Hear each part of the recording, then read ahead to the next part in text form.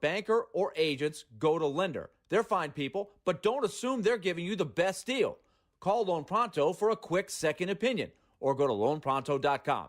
I'll bet they can get you a better loan, a lower rate, without all those annoying closing costs. What have you got to lose? You compare costs on everything else in your life. Why not do the same with your mortgage? Call 615-499-5780 or go to loanpronto.com. 615-499-5780.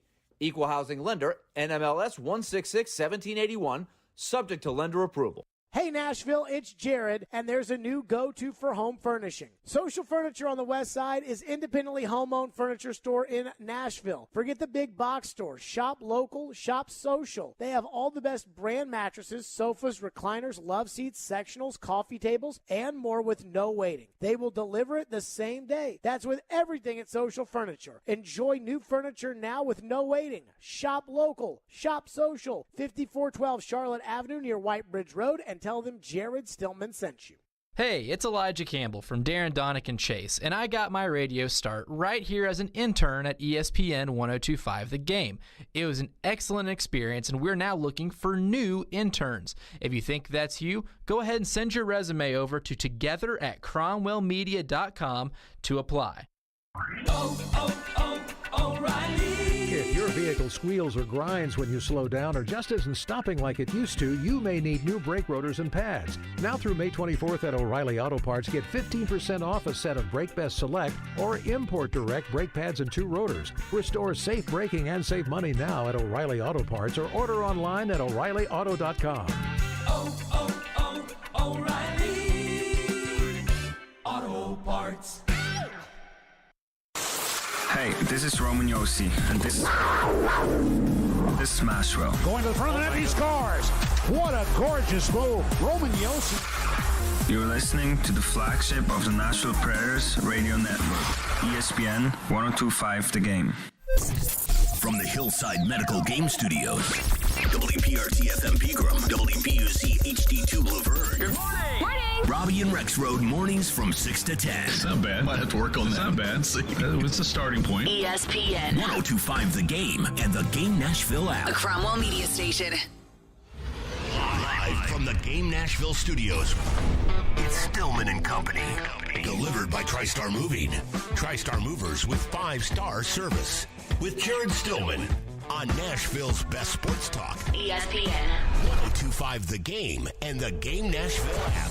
Stillman and Company is delivered by TriStar Moving, ESPN 1025 The Game, streaming live on Twitter, Twitch, YouTube, and Facebook Live. Thanks to the offices of Amanda Gentry, live from the Hillside Medical Game Studios. Caroline Fenton's here today. Hello, Caroline. Hello, how we doing? Outstanding. Ian Safari is here today. Ian, how are you? What up, what up?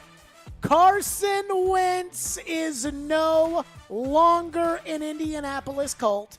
And I go back, I was looking for the video last February, the first day that I met Caroline Fenton via Zoom. Really a full circle moment between us. It really has been. I mean, this really has defined our relationship, is that of Carson Wentz.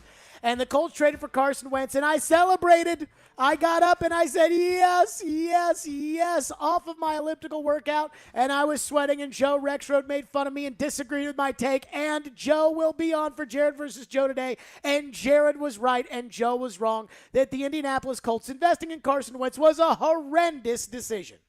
And it really was. Because if they had, let's say they had run it back with Jacoby Brissett, and they hadn't sent a first and a third over to Philadelphia in order to get Carson Wentz, and they hadn't taken on that cap hit, though the cap doesn't matter, but had that all happened, what are the chances?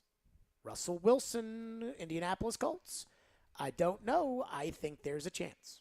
Now, I do want to start with this. We'll get to Carson Wentz in just a second. Mm-hmm. Harold Landry, yesterday, we said it on the show, that they had been working towards a deal. I felt like we kept people as updated as they could be. Then they didn't tag Landry. And I told you the Landry camp did not know if they were going to tag him or not. And I thought they had full intention of going to the market.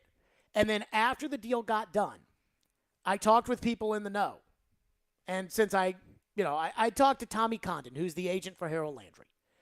And he told me last night that Harold Landry was never going to leave Nashville. That if the Titans had offered him a contract that most people would have been like, that's not a fair deal, what are you doing? He would have signed that. because he so badly wanted to stay with the Titans. And that apparently there was a lot of goodwill that was forged by the Titans not applying the salary cap or the franchise tag to Harold Landry. That had they applied the tag to Landry and been kind of like, all right, we kind of got you hostage now because we got the tag, so you can either negotiate with us or whatever, that could have made things apprehensive. But they weren't. And I think they felt like they had good dialogue, both sides through and through. And when I was talking to Tommy Condon about it yesterday, finally getting the deal done, he told me, he goes, that deal with Vin Marino and John Robinson was one of the easier deals that they've done.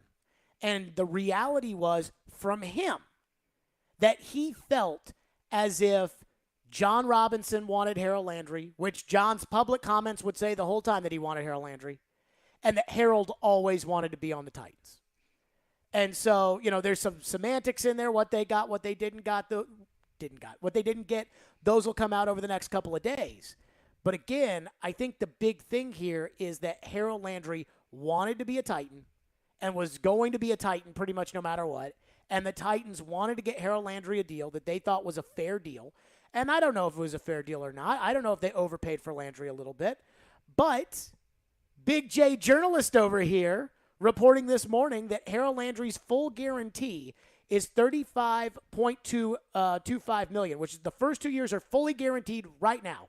Landry fully guaranteed this year, fully guaranteed next year, and the third year guarantees on the 5th day of the league year next year. So in order to get rid of Landry, you'd have to cut him before he gets into the second year and then pay him for the second year, and then all that signing bonus and everything else accelerate into the next year. So it's essentially a 3-year guaranteed deal for Harold Landry, 5 years technically, and the fully guaranteed total guarantee is 52.5, and that is fully guaranteed because, Ian, you remember Floyd was a real stickler for what the word guaranteed used to mean, but it is cap, injury, and skill, fully guaranteed at $52.5 million, and then after that they'll kind of go from there. And I also reported last night that the cap number, again, Big J journalist over here. Can we get big-time reporter, Jared Stillman. Harold Landry's cap number is going to be $5 million next year, 5.05. And apparently he'll make $20.25 million in cash this year, and the signing bonus is $19 million. So do with that what you want. But Harold Landry staying with the Titans. Harold never wanted to leave the Titans, from what I was told. His agent, Tommy Condon, telling me that it was a deal in which everybody, Condon, Landry, Robinson, Vin Marino, who manages the cap, this was a deal that they all wanted to get done. I'm sure Vrabel wanted to get it done as well. So the Titans have Harold Landry. Now, Carson Wentz. This is the Big Daddy news today. Yes, it is. Carson Wentz. And I thought we'd be talking about Russell and Aaron and the fallout from all of that because we're not done talking about Russell. Nope. Because, the Titans, I don't know how serious we get to, but we're not done there. But Indianapolis, they cut their losses. They did what I wanted the Titans to do, which is how I felt after the Cincinnati game, which was they lose to Cincinnati, and I know you can't win with Tannehill, and if I owned the team, I'd have gone to John Robinson and said, John, get me a new quarterback. Now, maybe John and Vrabel could have convinced me otherwise, like, hey, another quarterback, if you want Garoppolo, it's going to cost you 2 first-round picks anyways. So there's no point in really doing that. And then at the end of the day, they could have spelled it out for me. Now, I would have wanted us to be a little bit more vocal as far as being in the Aaron Rodgers sweepstakes or the Russell Wilson sweepstakes. But it is obvious to me that Irsay went to Ballard and Frank Reich and said, get this freaking guy out of here. So they get rid of Carson Wentz. He goes to Washington for 2 third-round picks. So they traded a first and a third and a bunch of money in order to get Wentz. And then they're getting 2 thirds. So they replace the third and get another third to get rid of Carson Wentz. So they had enough there. I think the real question for me with Indianapolis is, are they going to be able to figure out quarterback? Because unless Tom Brady unretires, which we have talked about as an option here, unless Tom Brady unretires, I don't see a single good quarterback out there. Now, is there a guy that is miscast as a bum who isn't technically a bum that's still out there? Yes, that exists. Like, maybe it's Trubisky. Like, I think Brian Daboll thinks he can fix Trubisky in New York. Maybe it's Marcus. I don't know. Maybe it's Dalton. But like Jimmy Garoppolo is not like a potential franchise quarterback. There is not one guy out there that is a franchise guy. Now, I don't know about the draft, but the Colts don't have a first-round pick. So I'm not sure I'm all that worried about the Colts drafting a quarterback here. But the biggest thing that I have to ask is the Colts got a team now. They don't have as good of a team as everybody was making it out to be going into training camp last year when everybody was like, oh, Reich's a great coach, Ballard's a great general manager. And remember, we pushed back on that a lot during the offseason, training camp, everything else. Mm-hmm. But can the Colts figure it out at quarterback? Number one question I got right now. Because the path to a quarterback for them, again, Brady is the ultimate wild card out there. And, oh, my God, how much would it hurt my rear end if Tom Brady unretired and went to the freaking Colts? But I don't think that's going to happen. So, other than that, who's quarterback? And I just don't see an option for Indianapolis. They must have hated Wentz so much. I think they made that pretty obvious. Oh, they hated I think him. Irsay made that very obvious. And I don't think it was just on the field stuff, albeit what was on the field wasn't great. I think it was the entire package of Carson Wentz himself that they just could not stand. Oh, God. And here's what's crazy about Wentz. Like, Wentz's second year in the league, he was awesome. Mm-hmm. I mean, he was like Mahomes before Mahomes. And then he got hurt. And then, like, you started hearing, like, little rumblings because they won the Super Bowl with Nick Foles. The leadership issue. But then they brought it back to Foles, and then they brought it back to Wentz. And you heard, like, some people prefer Foles over Wentz. And it's like, okay, I can kind of see it, but you can't have both guys, and Wentz is the younger guy. Okay, whatever. And then Floyd said this to me one time. I think this was in 2019. And it was during a commercial break. And Floyd used to look at the TV in the studio that was on NFL Network almost like with this catatonic glaze, where he would just stare at it. And I remember during a break one time he looks at me and just goes, the more I watch this Carson Wentz, the more I don't like. And I'm like, really? And he's like, yeah, I just can't get there. And he just never liked Wentz. He never liked Wentz. He never liked Flacco. He never liked Cousins. And remember, there was a point in time where it was popular to like Flacco and Cousins. Right. And he never liked them. And he never liked Wentz. And so then Wentz gets benched in Philadelphia, cries like a baby, gets the coach fired. Jalen Hurts takes over, cries his way out of there, goes to the Colts. I'm like, this is going to be an unmitigated disaster. And it was. But the two unmitigated disasters in the AFC South that I was hoping for, I needed 2 years of. I needed 2 years of Carson Wentz. 2 years of Urban Meyer. 2 years of Urban Meyer. And like that right now, because like Trevor Lawrence might be saved now. Because Doug Peterson's coming in there. And even though I don't think Peterson's like a great coach, I think he's a competent coach. And Urban and that coaching staff clearly was not competent. And so they weren't going to completely ruin Trevor Lawrence in 1 year, but they would have done it in 2. Wentz, if it had been a second year, it would have been more of the same, and then all these guys would have been up for contracts, like Jonathan Taylor and Quentin Nelson and Ryan Kelly and Darius Leonard, and all these guys would have been getting contracts, and then Indianapolis would have been all that cap space and all those picks and Reich, Ballard, this and everything. So it's not a bad day for the Titans by any means. Yesterday was a bad day for the Titans. It's not a bad day for the Titans. But now I think the bigger question is, okay, Wentz is out, so the automatic gimme that Indy's going to not be great next year isn't as there right now, but there's not a quarterback on the market that would make you think that they could overtake the Titans unless, they go get Jameis Winston, and I don't know. I don't know. So that's how I'm starting today. What's Indy doing at quarterback right now? Because that has to change everything about how you feel about the Titans if they go figure out quarterback. 615-737-1025 is our phone number, 615-737-1025. Who will be Indy's quarterback next year? Who should be Indy's quarterback next year? And there is one quarterback on the market that if Indianapolis goes and gets, because everyone's going to say they're going to get, if Indy gets this quarterback, we can go back to not caring about the Colts. We'll do that next. Stillman and Company. It's ESPN 102.5 The Game.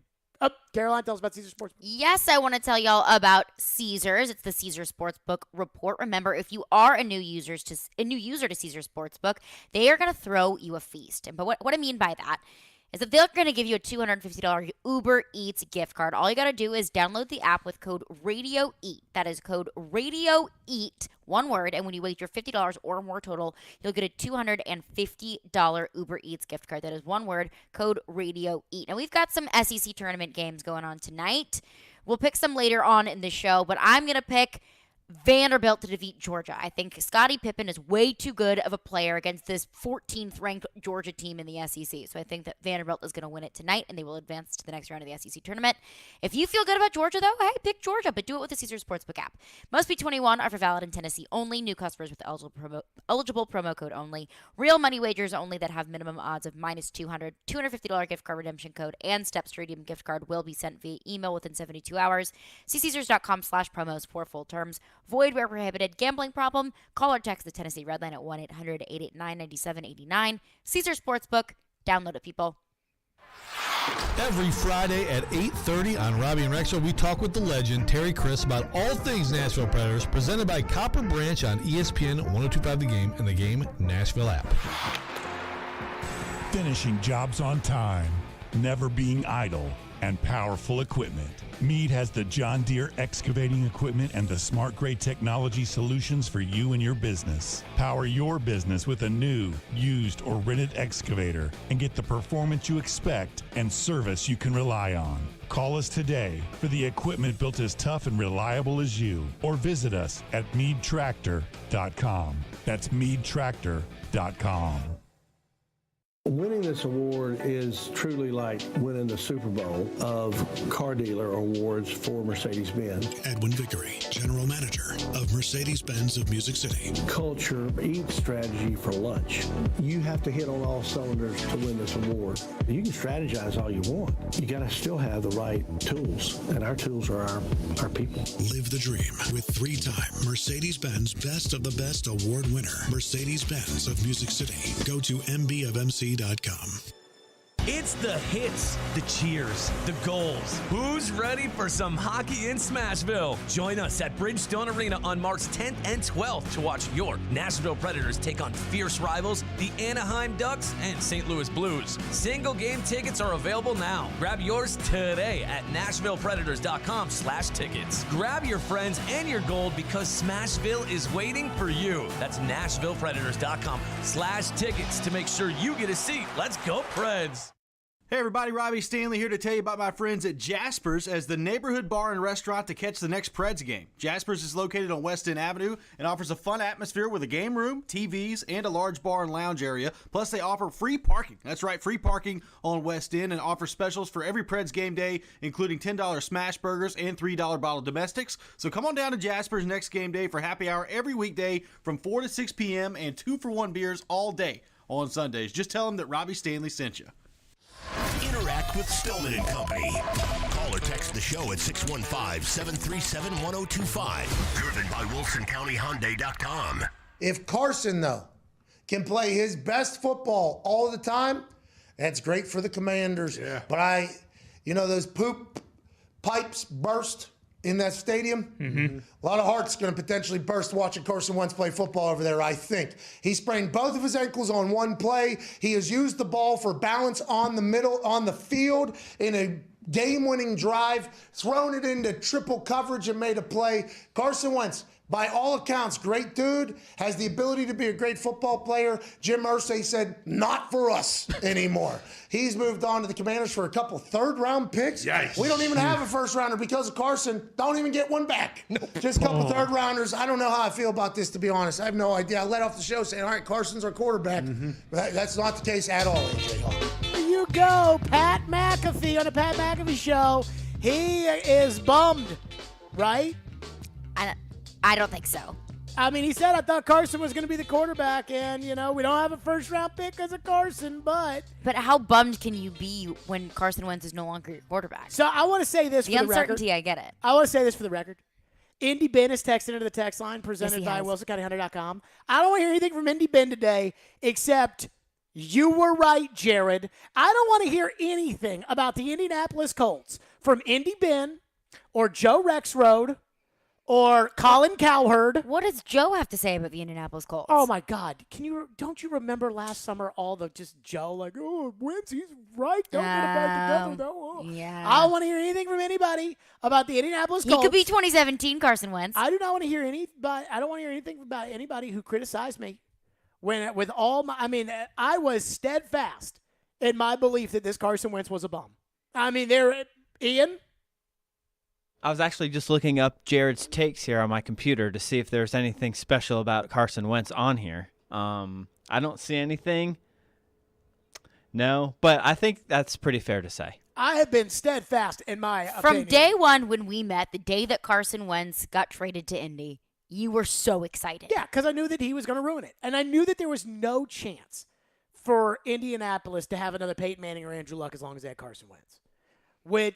So to everybody out there that challenged that, whether it was training camp when he got hurt, and then the vaccine stuff when he couldn't play, and then all the other things, you do not have a leg to stand on. He's going to whittle away into Washington where no one will ever hear from him again. So goodbye to Carson Wentz. Now, Ian Rappaport reported that the Colts have now entered the quarterback race again and expect him to be in the mix for Jimmy Garoppolo as well. And if there's been anybody over the last year that I've been more down on than Carson Wentz, it might be Jimmy Garoppolo. It's fair. And I got to tell you, if you're a Titan fan, you need to be like me and root like hell that the Indianapolis Colts trade for Jimmy Garoppolo. Because, I did not watch every San Francisco 49er game this year. Bang, bang, Niner game. But I did watch 7 of them. I watched 7 Niner games, like 7 straight-up Niner games.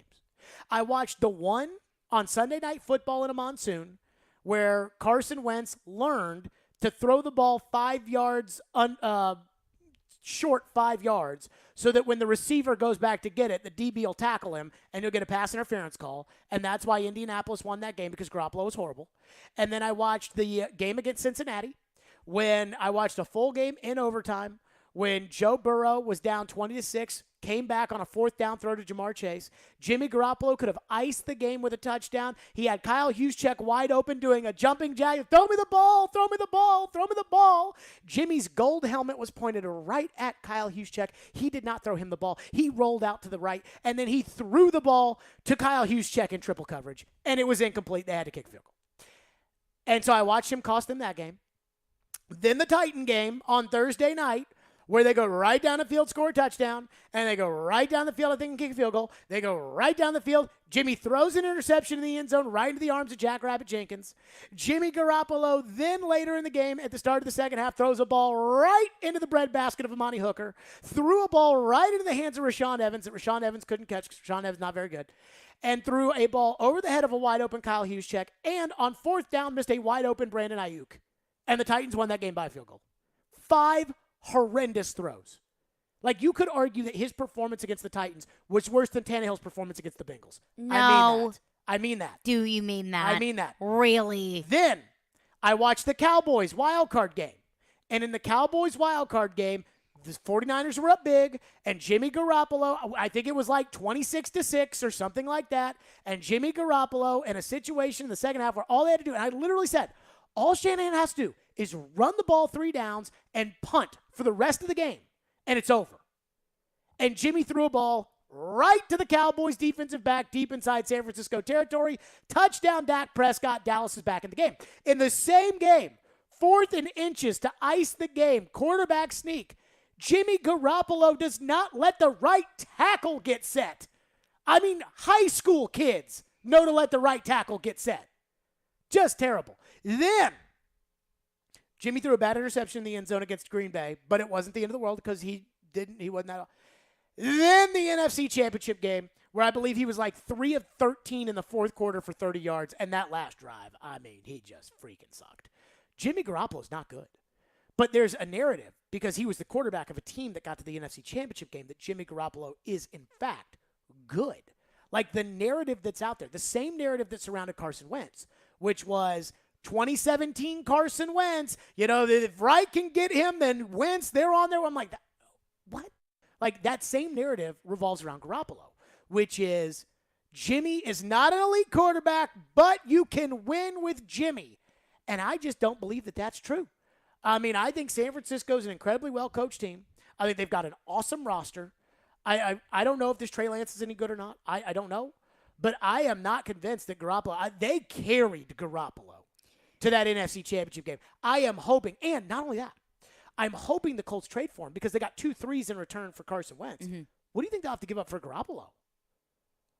They don't have a first-rounder this year, so they have to give up next year's first-rounder. And they'll probably And have like to give up a second or a third. They'll probably have to give up this year's second and next year's first. Man, 2 years in a row giving up your first-round pick for a quarterback that you don't even think will be your long-term solution. For mediocre dudes. Just a placeholder guy. But I do wonder, Jimmy Garoppolo plugged in with Jonathan Taylor. How much are the Colts looking at this like, look, we understand that Jimmy Garoppolo can be interception prone, but how much of this offense can be handed off to Jonathan Taylor? Yeah, but you can sign Andy Dalton and do that. Yeah. So, if the options are... but I think that Jimmy Garoppolo is a better quarterback than Andy Dalton. But I don't think he's that much better. But he can still I don't be think asked he's to make the throws that but he I don't needs think to he's be worth asked. the 1 and the 2. No, I would If not it's trade Andy a Dalton, first and a second for Jimmy Andy Garoppolo. Dalton and no extra pick. Like Andy Dalton and I get 2 extra players because I didn't trade a pick. Or Jimmy G. I would take Andy Dalton. I'm taking Andy Dalton. I mean, that's not even close for me. I think without a doubt. If you need a 1-year plug-in. I think without a doubt, Jameis Winston is the best free agent quarterback on the market.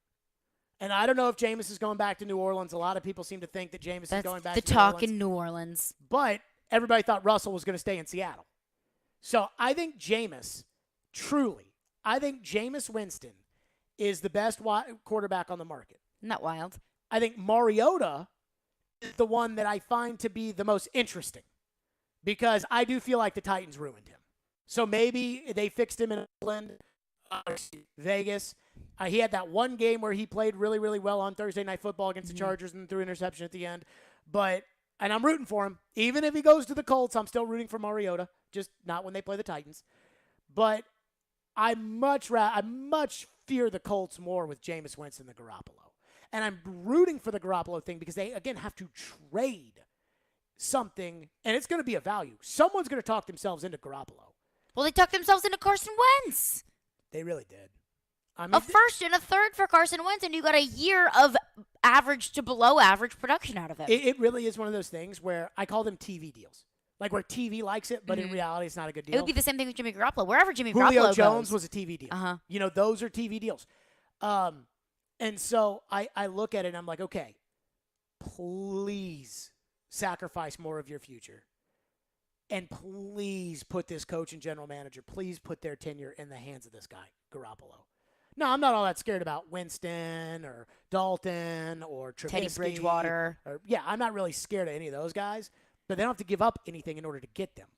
Whereas with Garoppolo, and San Francisco, this is the way I think San Francisco look at it. I think they want a 1 for Garoppolo, a 1 and something else, and then they can convince themselves that they traded 2 1s for Trey Lance, and then they got the third 1 back in Jimmy G. And that just goes to prove how little the 49ers believed in Jimmy Garoppolo. I really don't think the 49ers ever believed in Garoppolo. I mean, they traded 3 firsts to draft his replacement, who wasn't even like a Division I player. Then again, I don't know how much they believe in him because they played him in that Texans game, and they put Jimmy right back in there against the Rams in the last game of the season and went with Jimmy in the playoffs. And maybe and we do this with Radens, like the narrative of, he didn't play football last year.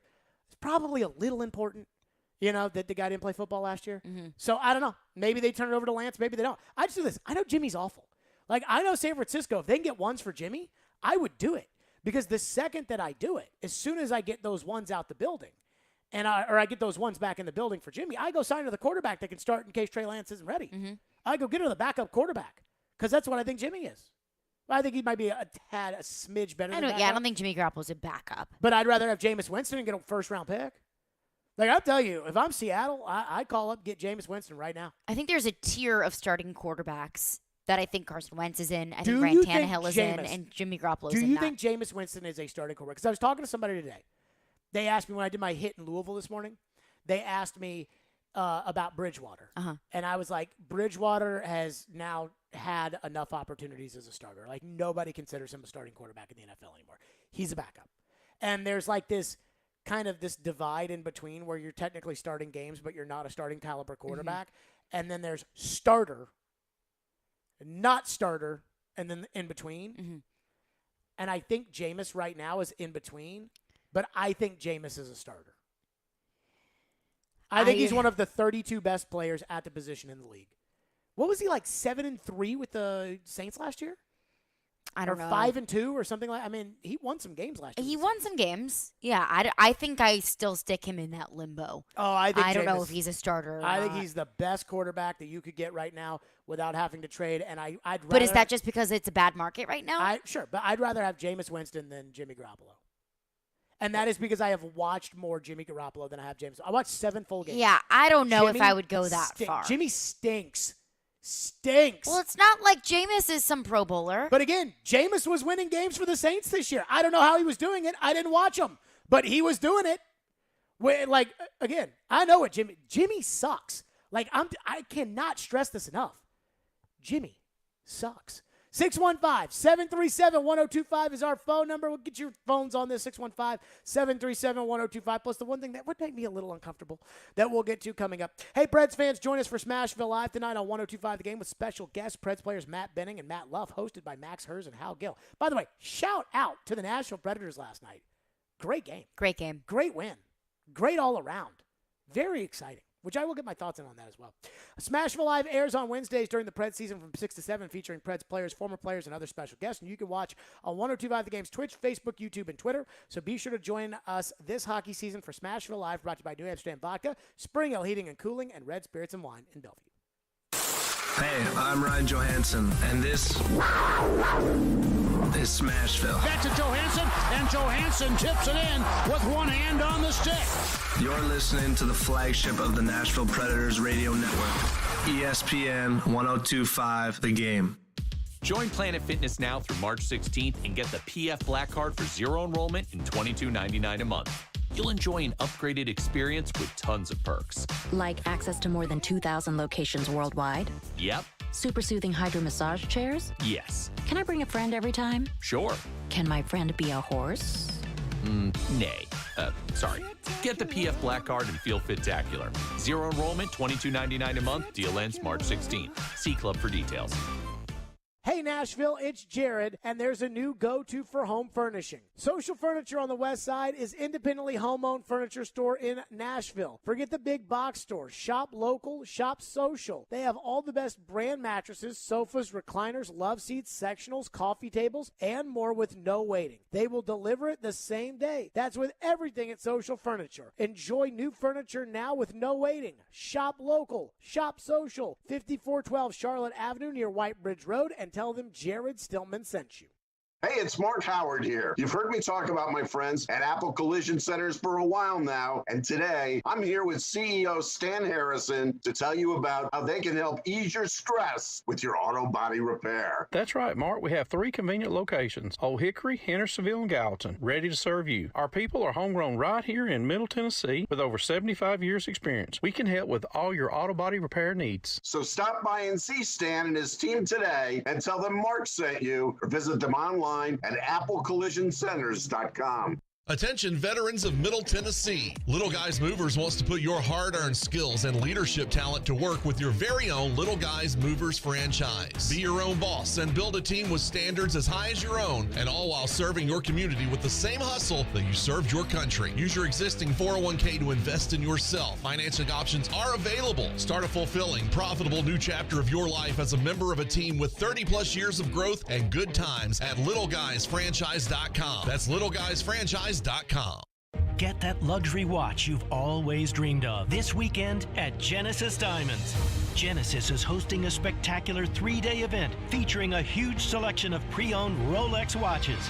Yes, these are the timepieces you can't find anywhere, but Genesis has them. Daytonas, Submariners, Pepsis, Datejust, Sky Dwellers, and more. Come pick out your luxury pre-owned Rolex and get up to $3,000 in Genesis gift cards, plus 60-month special financing. Our buyers are on site for this event, so if you already own a Rolex and want to sell it, you'll get top dollar. Or trade yours for a different model.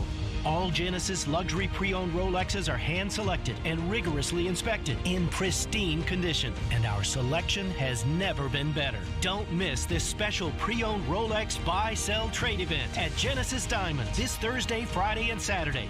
Genesis Diamonds and luxury pre-owned Rolexes. Both locations, Green Hills and Cool Springs. Tonight, the SEC tournament is underway. And a two-hand dunk by Scottie Pippen Jr. As Vanderbilt takes on Georgia. Cook, yeah, nice reverse layup. Coverage begins at 7 on 93.3 Classic Hits and the Classic Hits app.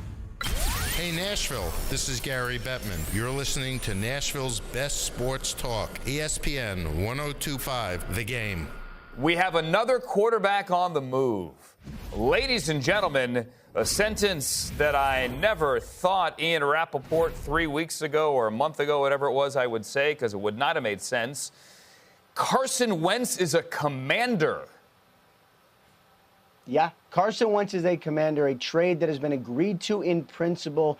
The Indianapolis Colts have been looking to move Carson Wentz after certainly a frustrating season on all accounts, specifically at the quarterback position. The way the season ended, played well at times in the middle, but when it counted, just did not play well enough. And certainly the frustration and angst from owner Jim Irsay was very clear here that they were going to move on. That they were going to move on from Carson Wentz and simply find another answer. We do not know who that answer for the Indianapolis Colts is going to be, but we do know it is the answer for the Washington football team. And do they ever, 90% of the reports Ian Rappaport has on TV are just no insight that we didn't already know. I think my favorite was with Aaron Rodgers. Either he's going to stay in Green Bay, or he's going to go somewhere else, or he's going to retire. The Packers are prepared for Aaron to stay in Green Bay, retire, or go somewhere else. That was Jeremy Those Fowler's are the okay, Jeremy Fowler. By Yeah. the way, did you see that doozy from Schefter that came out yesterday? Oh my gosh! Ian, did you hear about this? I don't think so. Adam Schefter tweeted out yesterday. Now you got to remember where Adam Schefter came from. He came from Denver. Mm-hmm. Adam Schefter, the same water carrier who told us that Nathaniel Hackett was not hired to lure Aaron Rodgers, said that the Broncos trade for Russell Wilson had nothing to do with Aaron Rodgers, and they were targeting Wilson the whole time. Does he think we're stupid? He must think Jerry Jeudy's stupid because Jerry Jeudy tweeted out the frowny face. He was disgusted. And then the happy face when they traded for Russell Wilson. Uh-huh. So, I don't know. But, yeah, I think Adam Schefter thinks we're all stupid. I do believe that. I do believe Adam Schefter. See, I think Adam Schefter. But there are probably some people that buy that. I think Adam Schefter thinks he knows more. Floyd used to always laugh about this stuff because he's you can tell these guys anything and they'll report it. But I think Adam Schefter thinks he is so much more plugged in than everybody else, so that makes him smarter. And then he goes on TV and says things like that, and it's unbelievable, unfreaking believable. So there's one thing I worry about with the Colts, and that's them getting Marcus Mariota as the quarterback. Now, as an analyst, I'm not that worried about Mariota as the quarterback of the Colts, though I do like Mariota, and I do believe the Titans screwed him up. As a fan, there's a little thing in my head that's what if Marcus turns it on and they got a running game and Marcus has won some games here with a running game. And again, I do think the Titans screwed him up. So if the Titans did screw him up, maybe he's. But at what point are you just too far gone? At what point has Marcus just not been a starter for too long? He got one crack at it. He got one crack at it in Vegas in a game Derek Carr got hurt, and he played great. Well, okay, but your sample size is one game in Oakland. I know. You look at Teddy Bridgewater, who when Drew Brees was hurt, when he had his finger thing happening, he came in and he won 4 or 5 games for the New Orleans Saints. And now Teddy Bridgewater may not even be a starting caliber quarterback in the league. I'm just worried about Mariota. I understand, and I think that's a legitimate fear, especially when he's a possibility for the Titans' divisional rival. But I need more of a sample size for Marcus Mariota to be shaking in my boots that he's going to the Colts. I'm not shaking in my boots. I'm not. On a scale of 1 to 10, 1, not scared at all, 10, you're pooping in your pants. 3, 4. Okay. I just don't want to root against Marcus. Well. And I would have to. Yeah. But I like Marcus. Well, sucks. And Marcus likes me. Well, not anymore. And I got to tell you, I'm not. Kiss that friendship goodbye. Well, I'll tell you this. I'm not. I haven't checked in on this. I'm not sure the current quarterback of the Titans likes me very much. Probably not. I don't know. Safe to say probably doesn't. I don't know. 615-737-1025 phone line driven by WilsonCountyHyundai.com. Oh, what do we have? I've been waiting to hear from him all day. Indy Ben. No. I don't want to hear from him unless it says Jared was right. Doesn't say Jared was right. Next one. All right. Says, regardless, Jimmy has been to 2 Super Bowls. In my opinion, he's an upgrade over Wentz. Jimmy has been to 2 Super Bowls. Which Super Bowl did I miss?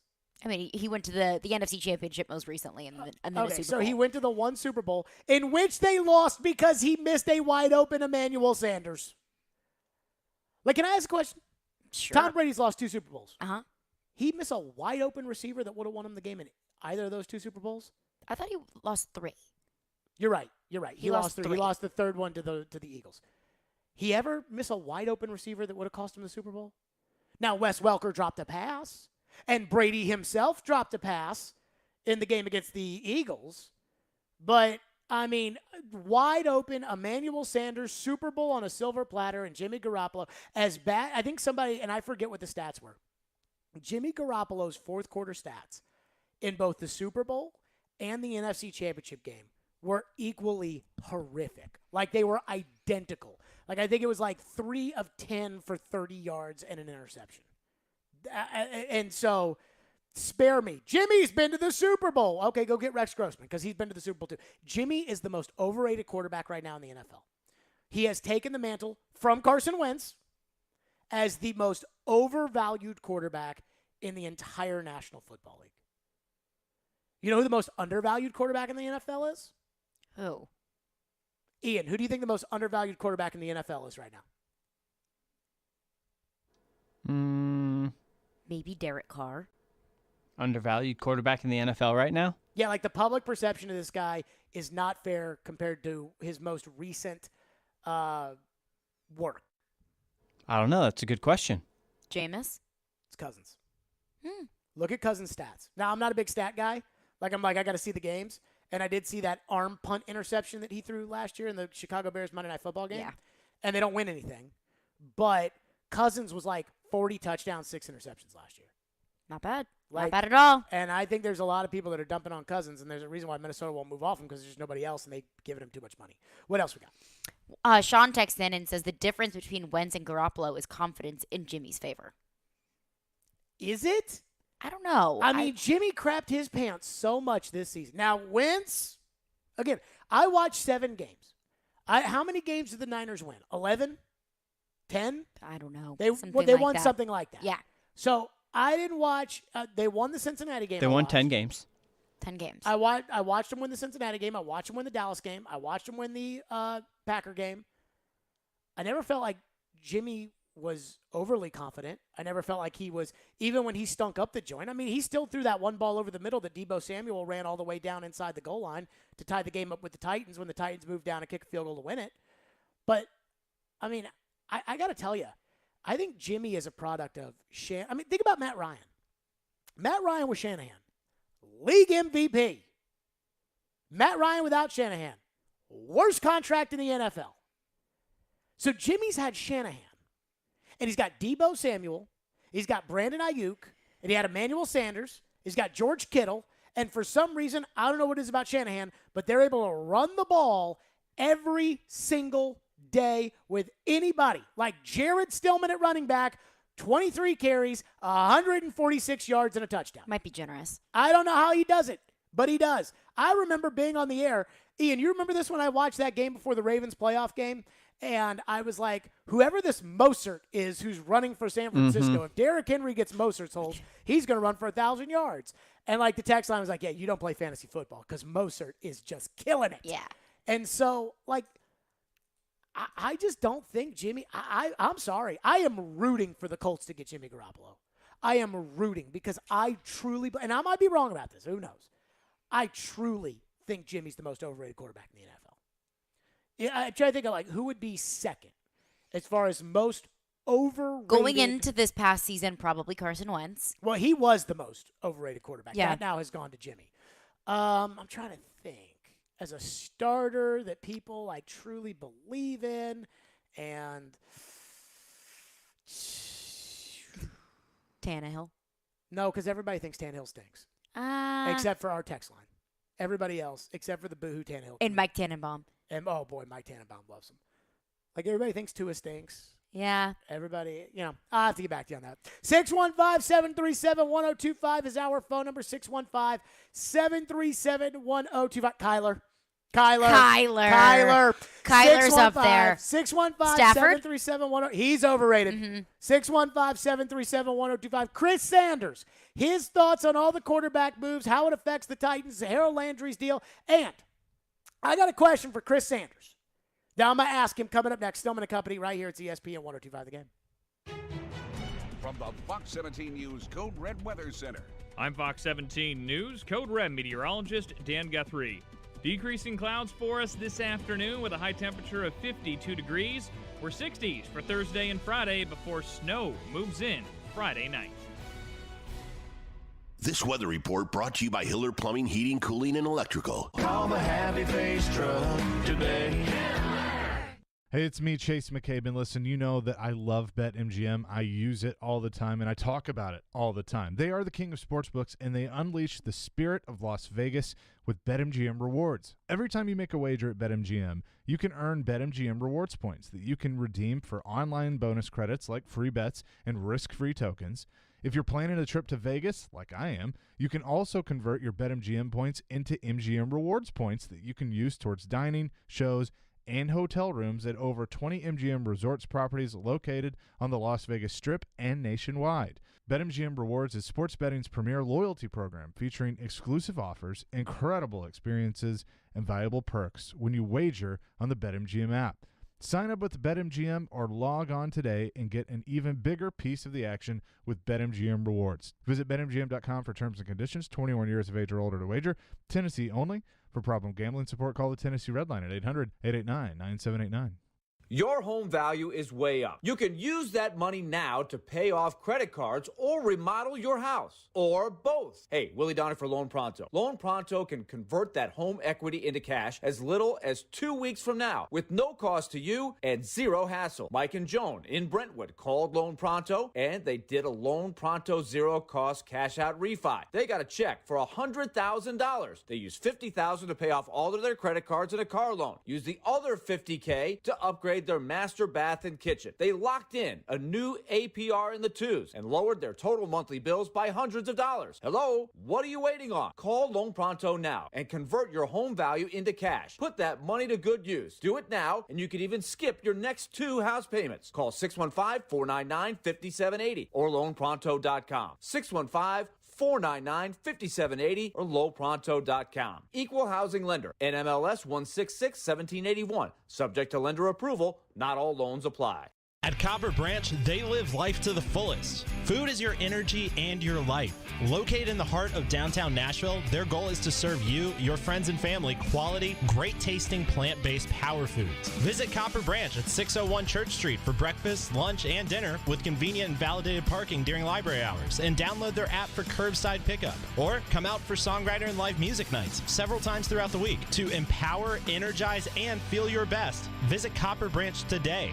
Sometimes their glass is half full. That was unbelievable. It was the best NFL draft they've ever had. Sometimes glass half empty. What are we getting ourselves into here? Tough game. And sometimes it's all about the numbers. 1 win, and they've gone on this streak, and now they're at 500. Hang out with Darren, Donick, and Chase from 10 to 2 during your workday. Presented by Curacion CBD on Nashville's best sports talk. ESPN 1025 The Game and the Game Nashville app. Watch live on Twitter, Twitch, and YouTube.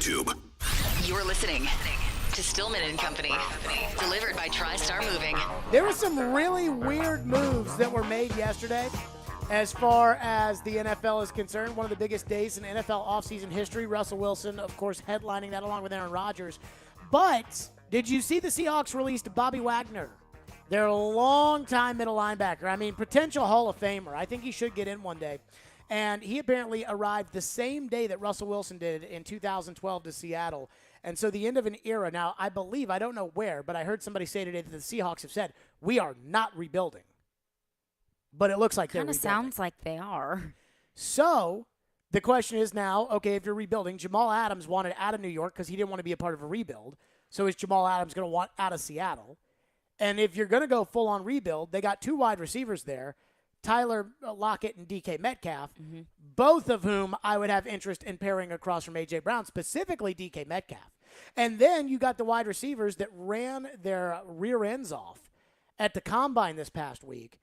And I'm thinking 26th pick, wide receiver. How would you feel about DK Metcalf being on the other side of A.J. Brown, just like in college? Then you can release Julio or maybe even sweeten the pot in order to get them to take Julio. Chris Sanders joins us now, former Titans receiver. So let me put it to you like this. If Seattle's going to rebuild Chris Sanders, would you offer the 26th pick to the Seahawks for DK Metcalf? Or after what you saw at the Combine, would you try to go wide receiver and fix it that way? That's a good question. I would go with Metcalf. The reason why I go with Metcalf is because you have two dogs on the outside. You have A.J. Brown, you have Metcalf, a guy we talk about, taking the top off the defense. When I say taking the top off the defense, is getting behind the safety. So if you have two guys like that and you can't double, I just think it makes your offense better, and it helps Tannehill because everybody keeps saying that they have to make for Tannehill to be great, everybody's got to be great around him. So you get a guy like DK Metcalf, it just changes your whole scenario. So I would go with the DK Metcalf. What did you think of the wide receivers at the Combine? Two guys that I love from The Ohio State University. Wilson looked good from Ohio State, and Chris Olave, man, smooth. That joker ran 4.39. His routes were good. And I just think that if he's sitting at 26 and they don't do nothing to try to get Metcalf or kind of what you're talking about, I think you run, I think you shout, I think you scream to go get that guy because he brings that vertical threat that the Tennessee Titans are missing. So I'm not a big mock draft guy, right? But I was kind of looking through like the mock drafts before the Combine and now the mock drafts after the Combine. And it looks like Chris Olave has ran his way out of the Titans' range at 26. And I believe somebody else ran their way out of it too. Jahan Dotson, Penn State, did not impress at the Combine. And Treylon Burks out of Arkansas, Chris, who a lot of people have been very high on, he had the exact same measurements as A.J. Brown, except A.J. ran 4.49 at the Combine. Burks ran 4.55. Yeah. And Burks was considered a top 15 pick in this draft, and he's sliding down the board after the other receivers impressed with speed. Would you look at a guy like that and say, no, at Arkansas he played like a top 15 pick so he can come in here and be like A.J., or do they need a burner to go opposite A.J.? Yeah, I mean, they need a burn. I looked at Treylon Burks, and it's not just about him being a vertical threat. I know at Arkansas, he had, 1,000 yards, 11 scores, but, the defense are going to take that away. You got to run routes in this league, and I just looked at him running routes and catching the ball. He did okay. There was no burst coming out the cuts because you got to understand that when you're coming into the league, the windows are so tight. I mean, the coverage is so tight. So if you don't get out of your cut, those are going to be interceptions. But away from that, there's a couple of other receivers that I definitely like in this draft. It's Skye Moore from Western Michigan. He ran a 4.41, caught the ball well. And here's a guy that I really love. Me and TD love this guy. It's Kristin Watson from North Dakota State. Ran a 4.36. Routes were good, smooth, caught the ball at the high point. So even though we may not get the Chris Olave or the, Garrett Wilson or the guy from Penn State, you still got some quality guys that could make some plays. And another guy that we looked at, too, that looked pretty good was Calvin Austin from Memphis. Ran a 4.32 burner. Not a big guy like these other guys, but a guy that consistently made plays and a guy that can take the top off the defense. So there's some variety guys that they can look at. Chris Sanders is our guest. The Titans signed Harold Landry to a contract extension yesterday. I talked to the agent last night, and he told me Harold was not going anywhere no matter what, that Harold was committed to signing with the Titans. Right. The Titans yesterday had the option of franchise tagging him as they tried to work out a deal. They couldn't get a deal done by the 3 p.m. deadline. Harold could have gone to the market and could have gone out and maybe gotten more money. I don't know. I mean, it looks like he got a lot of money, but he could have maybe gotten a better deal. I don't know. But when talking with the agent last night, the idea that the Titans didn't use the tag on Harold, that they didn't try to strong-arm him in these negotiations, that meant a lot to Harold and his team. And I was told today that, there was kind of this feeling that John Robinson and Vin Marino, who worked on the deal for the Titans side, that they all had the same goal going into this about Harold Landry being a Titan, and Harold Landry had the same goal about Harold being a Titan. As a former Titan, how much do you value that after the fact? Harold got his money, and we're going to want him to go out there and get 12 sacks this year, but how much personally do you value that idea that, hey, look, Harold wasn't leaving Nashville no matter what? Yeah, I mean, I value that, but here's the thing. I take my hat off to J-Rob and Mike Vrabel because behind the scenes, I really believe that they assured him that we will not franchise tag you, but we're going to make sure we get you a deal. So when you have a general manager and a head coach say those things to me, if I'm a player, to say we definitely want you. And I know sometimes a lot of coaches say that, but then they go a different way. But I guarantee you with a lot of lot of phone calls, with a lot of texts and a lot of emails saying, we want you here. So when you have that comfortability to knowing that this team wants to invest in you, that they love you, they care about you, they love you being on this team, then I think it was a no-brainer because he loves this city, he loves these players, he loves the camaraderie on the defense, he's one of the leaders. So why would you go and try to uproot here and go to another place and be in the unknown to being a great player with some great players around you? Chris, what'd you think of all the money for Landry? Do you think he's worth that?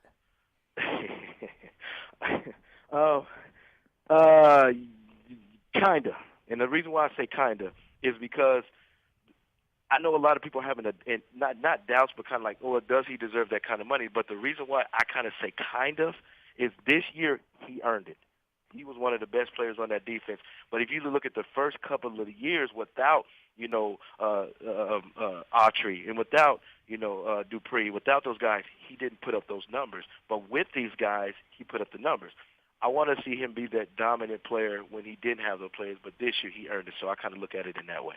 Chris Sanders is with us. It was a sad day around here yesterday, Chris. Oh, stop it. Aaron Rodgers stays in Green Bay, which the Titans reportedly were in the mix on, and Russell Wilson goes to Denver. Now, I heard D. Mace talking about this, and I don't completely disagree with it. I'm not convinced Denver's a Super Bowl team today because they got Russell Wilson. I don't either. But, I mean, the Titans are running it back with Tannehill, and I'm sad. Why? Because I don't think Tannehill's good enough to win the Super Bowl. Okay. And I look at the AFC, Chris. Look at the AFC. When you played in the AFC, your Super Bowl team, you went through a backup quarterback in Rob Johnson. And now Peyton Manning was good, but he was young. Peyton Manning. And then Mark Brunell to get to the Super Bowl.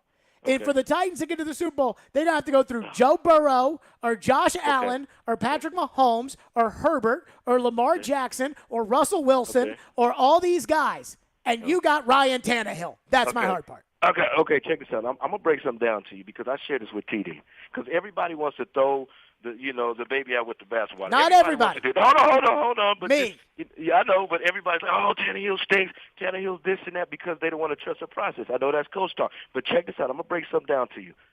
When Derrick Henry got in the league, his first 2 years were terrible. They wanted to get rid of Derrick Henry. But the general manager trusts the process and say, you know what, we're going to give you one more chance. What happens the next couple of years? Well, I think that was them screwing it up. But Okay. But so what I'm saying is maybe somebody's going to talk to Tannehill. Maybe somebody's going to say, listen, this is where you get your mojo back. This is where you get your confidence back. And if he plays a little bit in 2020 like he played, or a little bit like he played in 2019, you got a team that has a great defense, they got great weapons around him, they need a tight end that now's a Super Bowl contender. I believe in my heart that the Tennessee Titans are a Super Bowl contender. Chris Sanders, as always, joining us on the program. He is one of the people's favorites because of his enthusiasm, his optimism, and because he was a bad man wearing number 81 back in the day. Appreciate you, Doc. Love you, man. Chris Sanders, the best. We'll talk to you, Chris. Okay, bye. Chris joining us on the program. Boy, draft night's going to be spicy. I'm excited for it. Oh, it's going to be Last spicy. draft was spicy. Last draft was some tea. It was something. It was some tea. It was some tea. Gosh, the whole Derrick Henry narrative. I really wanted Aaron Rodgers to leave the Packers, if for no other reason to expose Matt LaFleur as the guy who stuck Derrick Henry on the bench. Mm-hmm. But instead, Matt LaFleur is going to keep winning football games because he's got Aaron Rodgers as his quarterback. 615-737-1025 is our phone number, 615-737-1025. How about the Preds? We got to talk about the Preds win last night because that was a big one. The Predators got a big, big win, and I got a theory on the Predators we'll get to coming up here on Stillman & Company. FanDuel Sportsbook is my official sportsbook app. It is Conference Championship Week in college basketball, and FanDuel Sportsbook has an offer you do not want to miss. Right now, new customers can place their first college basketball bet risk-free, and if you don't win, you'll get up to $1,000 back. Bet college basketball any way you'd like. Tonight, Vanderbilt. Heard Caroline talk about it earlier. Vanderbilt's playing Georgia. Georgia stinks. And You can go with different ideas like a same-game parlay. So get on that Scottie Pippen Jr. If you've been thinking about joining FanDuel, now's the perfect time to give it a shot because the app is easy and they're always hooking you up with great odds. So see for yourself why FanDuel is America's #1 sportsbook and my official sportsbook app. Download the FanDuel Sportsbook app today. Sign up with the promo code JGM to get your first bet risk-free up to $1,000. It's the promo code JGM. 21 and older and present in Tennessee. First online real money wager only. Refund issued is non-withdrawable site credit that expires in 14 days. Restrictions apply. See terms at sportsbook.fanduel.com. Gambling problem? Call the Tennessee Red Line 1-800-889-9789. The voice of reason. Now, you may say, well, a quarterback is more important than a running back. That's fine. You can say whatever you want. The voice of the fan. Even if we have to develop him while he's playing, I just want a boring first-round pick. The voice of Nashville sports is your home of Nashville's best sports talk. ESPN 1025 The Game and the Game Nashville app. ElectronicExpress.com. We make it happen. Attorney Joe Cordell. Think back to a time when you've had to contend with a difficult challenge in your life, but that, in the end, came out okay. I'm willing to bet that in almost all those cases, you had someone alongside you that you trusted, whether the challenge related to a career change, a health crisis, or even the death of a loved one. But if the challenge is divorce, and you're a guy, there's a good chance that your trusted friend for all life's challenges to date has been your spouse, whom the legal system now terms the opposing party. This is why guys notoriously are prone to feeling isolated and alone during the divorce process. The good news is you don't have to go through this alone. Let Cordell and Cordell be the partner that you can count on through the challenges of divorce. Call us at 866-DADS-LAW or visit CordellCordell.com. You are not alone. Schedule an appointment with one of Cordell and Cordell's Nashville area attorneys. 866-DADS-LAW, 810 Crescent Center Drive, Suite 160, Franklin, Tennessee, 37067. CordellCordell.com. Hey, it's Chase McCabe of Darren, Donick, and Chase. I started my radio career as an intern right here at ESPN 1025 The Game. Now we're looking for our next great batch of interns. You think that's you? Send your resume to together@cromwellmedia.com to apply today. Sheet Metal Workers Local 177 is looking for the next great skilled construction tradesman out there to join their apprenticeship program. If you're interested in commercial fabrication, ventilation systems, metal roofing, welding, and more, Smart Local 177 is the place for you. Get the extra training you need to excel in the career you've been waiting for. They offer great benefits, tuition-free, debt-free education, and job opportunities you can earn while you learn. Visit sheetmetal177.com or call 615-292-0587 and equal opportunity employer. Darren McFarland. A lot of dots to connect there, a lot of storylines. Willie Donick. Be careful what you wish for. And Chase McCabe.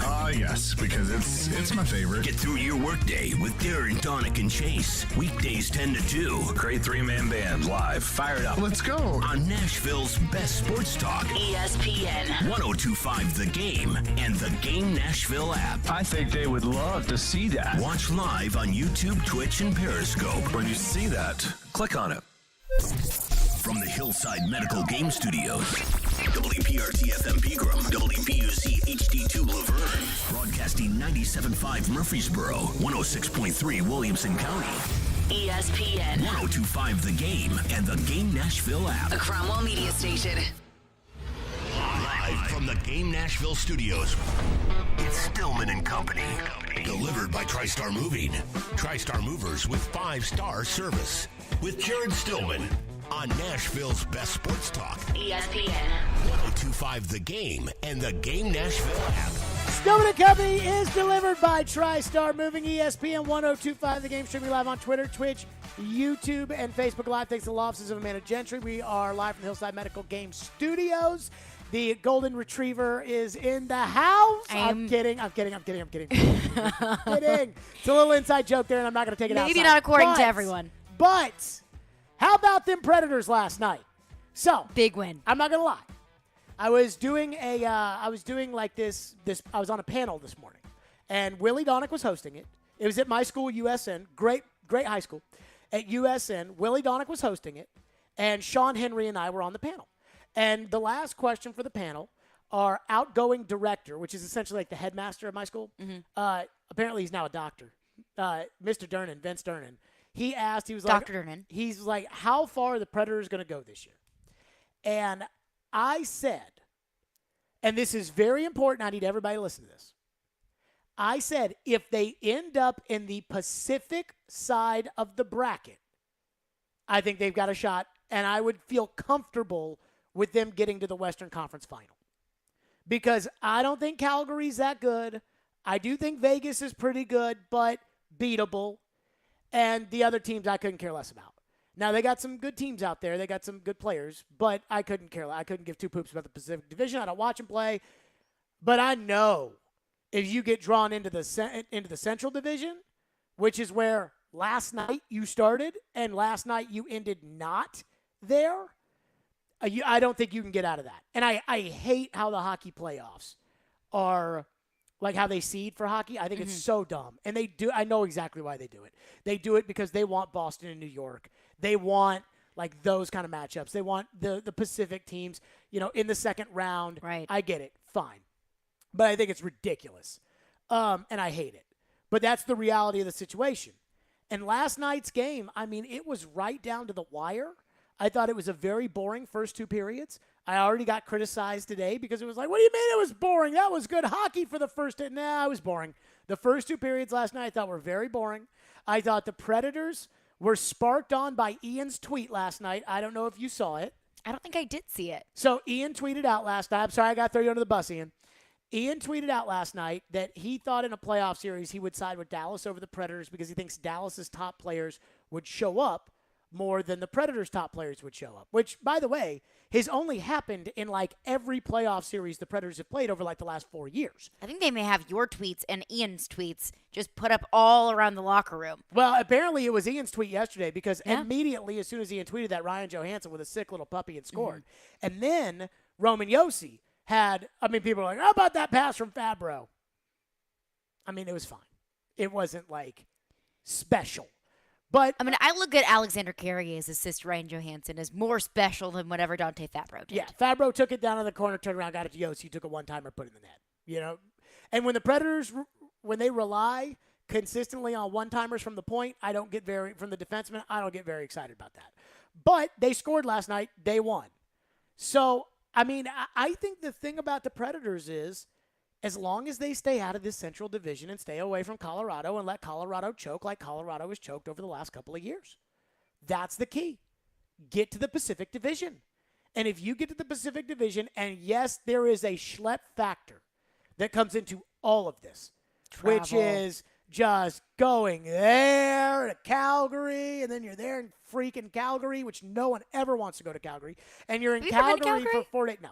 And you're in Calgary for 4 days, and then you go back to Nashville, and then you go back to Calgary for 1 day, then you get back to Nashville 1 day, you get back to Calgary, then you go to Vegas. Now, if they play Vegas in the playoffs, the Stillman and Company radio show might be on the road in Las Vegas for business purposes Golden Knights only and the Predators.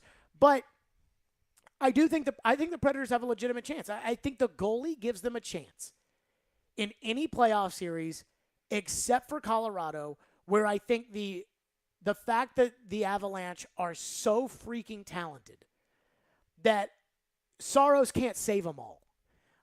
I think it's like the opposite. If they can get into the Pacific Division, it's the opposite of last year. Where last year it was like, no matter what the Predators do, they're going to have to play Carolina or Tampa Bay, and they have nowhere near good enough players to beat Carolina or Tampa Bay. And Saros gave them every opportunity possible in order to win that Carolina series, and they really didn't even get close. They got to 6 games, but they literally won their 2 games in overtime. So it was right down to the wire. But they still really never were on the doorstep. And if they had to play Colorado, which going into last night, that's who they would have had to play. If they had to play Colorado, then I don't think that there's any chance they could win that series. Going there, playing that team, and again, with the goaltending that the Predators have, it should keep them in most nights, but Colorado's just got too much power. So I really look at it and I think to myself, okay, this is the scenario they want to be in. I think the tougher teams are in the Central Division. I think St. Louis is a tough team. They'll be in here on Saturday. I think Minnesota, I love their coach, Dean Evison. I think they're a tough team.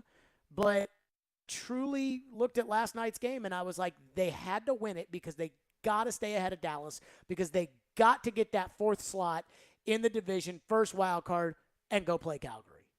So that, to me, that's the formula. And if they can get into the Pacific Division, I think they got a shot at going to the Western Conference Final. And as far as trade deadline's concerned, I don't know what's going to happen with Philip Forsberg. Supposedly, and I didn't hear it, but Darren told me that they asked David Poile yesterday about Forsberg, and apparently David Poile was like, "Yeah, you guys just pick a name out of a hat to see who asks me. Well, it's going." Or like apparently he did not have like a very optimistic sounding answer. Chase and I talked about that this morning. He was like, "You guys just go back and forth between who asked me about Philip Forsberg." First of all, it's a pretty valid question. I mean, the future of Philip Forsberg, which I mean, what's the deadline? Few days? No, what is it like, Ian? Like 3 Couple weeks? Next week? Next week? It's next week. I think next it's a week. week. Less than 2 weeks, I believe. We should probably know when that trade deadline Probably is. so. But We to got a that lot of point, deadlines coming up right now. Got a lot of dates. Got a lot of numbers going on. But to that It better point, not be on Wednesday because Wednesday, we got a lot of stuff going on Wednesday. and I think it was the tone also, not like, oh, you guys are always asking me every week about Philip Forsberg. I think it was more so like, I'm annoyed that you keep asking me this question because I'm annoyed that everyone's asking this question and I don't have an answer. Monday, for it. March 21st. Okay, good. Okay, so the NFL about will 2 be weeks. out of our way, and Yeah. then we can get to that. What'd you think of the win last night? Did you think it was like here's my problem with doing the hockey talk on a daily basis, is that what I don't like doing is I don't like tonight is a big game, and then they lose that game, and then everybody be It's like, just one "Yeah, it's game." one game." I felt like last night was a big game. Last night was a big game. I didn't feel like it was a playoff game or anything like that. Like last year down the stretch, I think it was Dallas when they would play Dallas down the stretch because I think that was the team. It was the 4 or 5 fringe, yeah. And like they would play those. That felt like a playoff game. Last night, while it was tough, fight early on, which you wouldn't have in a playoff game. But Dallas is not as physical as they used to be. The Predators are probably a little bit more physical than they've been. It Dallas is still a pretty physical team. It still didn't feel like a playoff game, though. It still felt like a regular season game. But we talked about it with Hal about how it was a big game, and Hal was like, these are the games that I miss playing in as a player and all of that.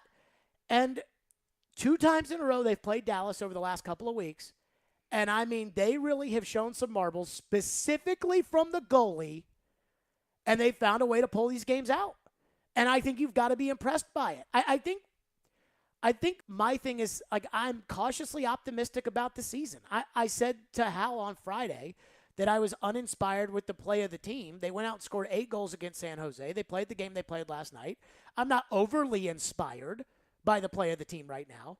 But I'd say, like, I guess I'm a little optimistic. Find your way into the playoffs, get into the Pacific Division, and I don't want to sound like the old man, but, just give me the playoffs, baby, and then we'll go from there because they got a goalie who can literally steal a series. So if you can get in the playoffs and Saros plays great and you beat Calgary, then at that point, now it really is just, all right, survive and advance.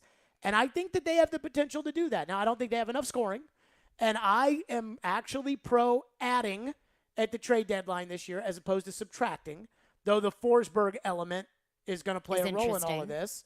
But I don't know. I guess I kind of just shrugged my shoulders, and everybody expects like this huge, like big opinion out of me on all of this. And it's my way of saying that I feel like if this team can get to the playoffs and get the right matchup at the right spot, I think they have potential this year. But there's nothing about the team that I'm going to put my hand in the air and say, this team's got a shot to win the cup, because I'm not convinced of that. But if they can get everything to go right, then I think they've got potential to win some games, in large part because they're just getting excellent goaltending every night. I mean, they're getting goaltending that you can steal a playoff series with if you can just hold your own. So I thought last night was a good win for the Predators. Good win, because I think the most important thing right now that you're getting into the nitty-gritty of the season, 4th spot. Stay above water. Fourth spot. Do not get that 3rd spot. 4th spot. 3rd place is no good. 2nd place is no good. 1st place is impossible. 4th place. Minnesota's going to have to start winning again. They've been on a little bit of a streak here. So I watched them on Sunday. As has St. Louis. So I was on the air Sunday from 2 to 6 on Sirius. And so I was just doing the show at my house, and I just was like, I'm on the air. I'm like, might as well put sports on. Right. But it was all boring basketball. So I ended up putting Dallas, Minnesota on. They did not look very good. Minnesota not impressive. All right, if you got a thought on the Preds, get it in. 615-737-1025 on that win yesterday. Plus, Crispy with a take that I like hearing from the Preds TV broadcasters, which you don't always hear. But this is how I feel about the Predators. It's how Crispy feels about the Predators. And I think it's how the city feels about the Predators, honestly. So I want to get to that next as well. 615-737-1025 is our phone number if you want to get in. 615-737-1025. TriStar Moving. I moved with those guys over a year ago, and it was a fantastic experience, and that's why they're my official movers. They are the best, 100% the best, hands down, moving company in Middle Tennessee. And it's fine. If you don't believe me, a lot of people think I'm crazy or trust me, but just go look at their hundreds of 5-star reviews on Google that will back up that opinion.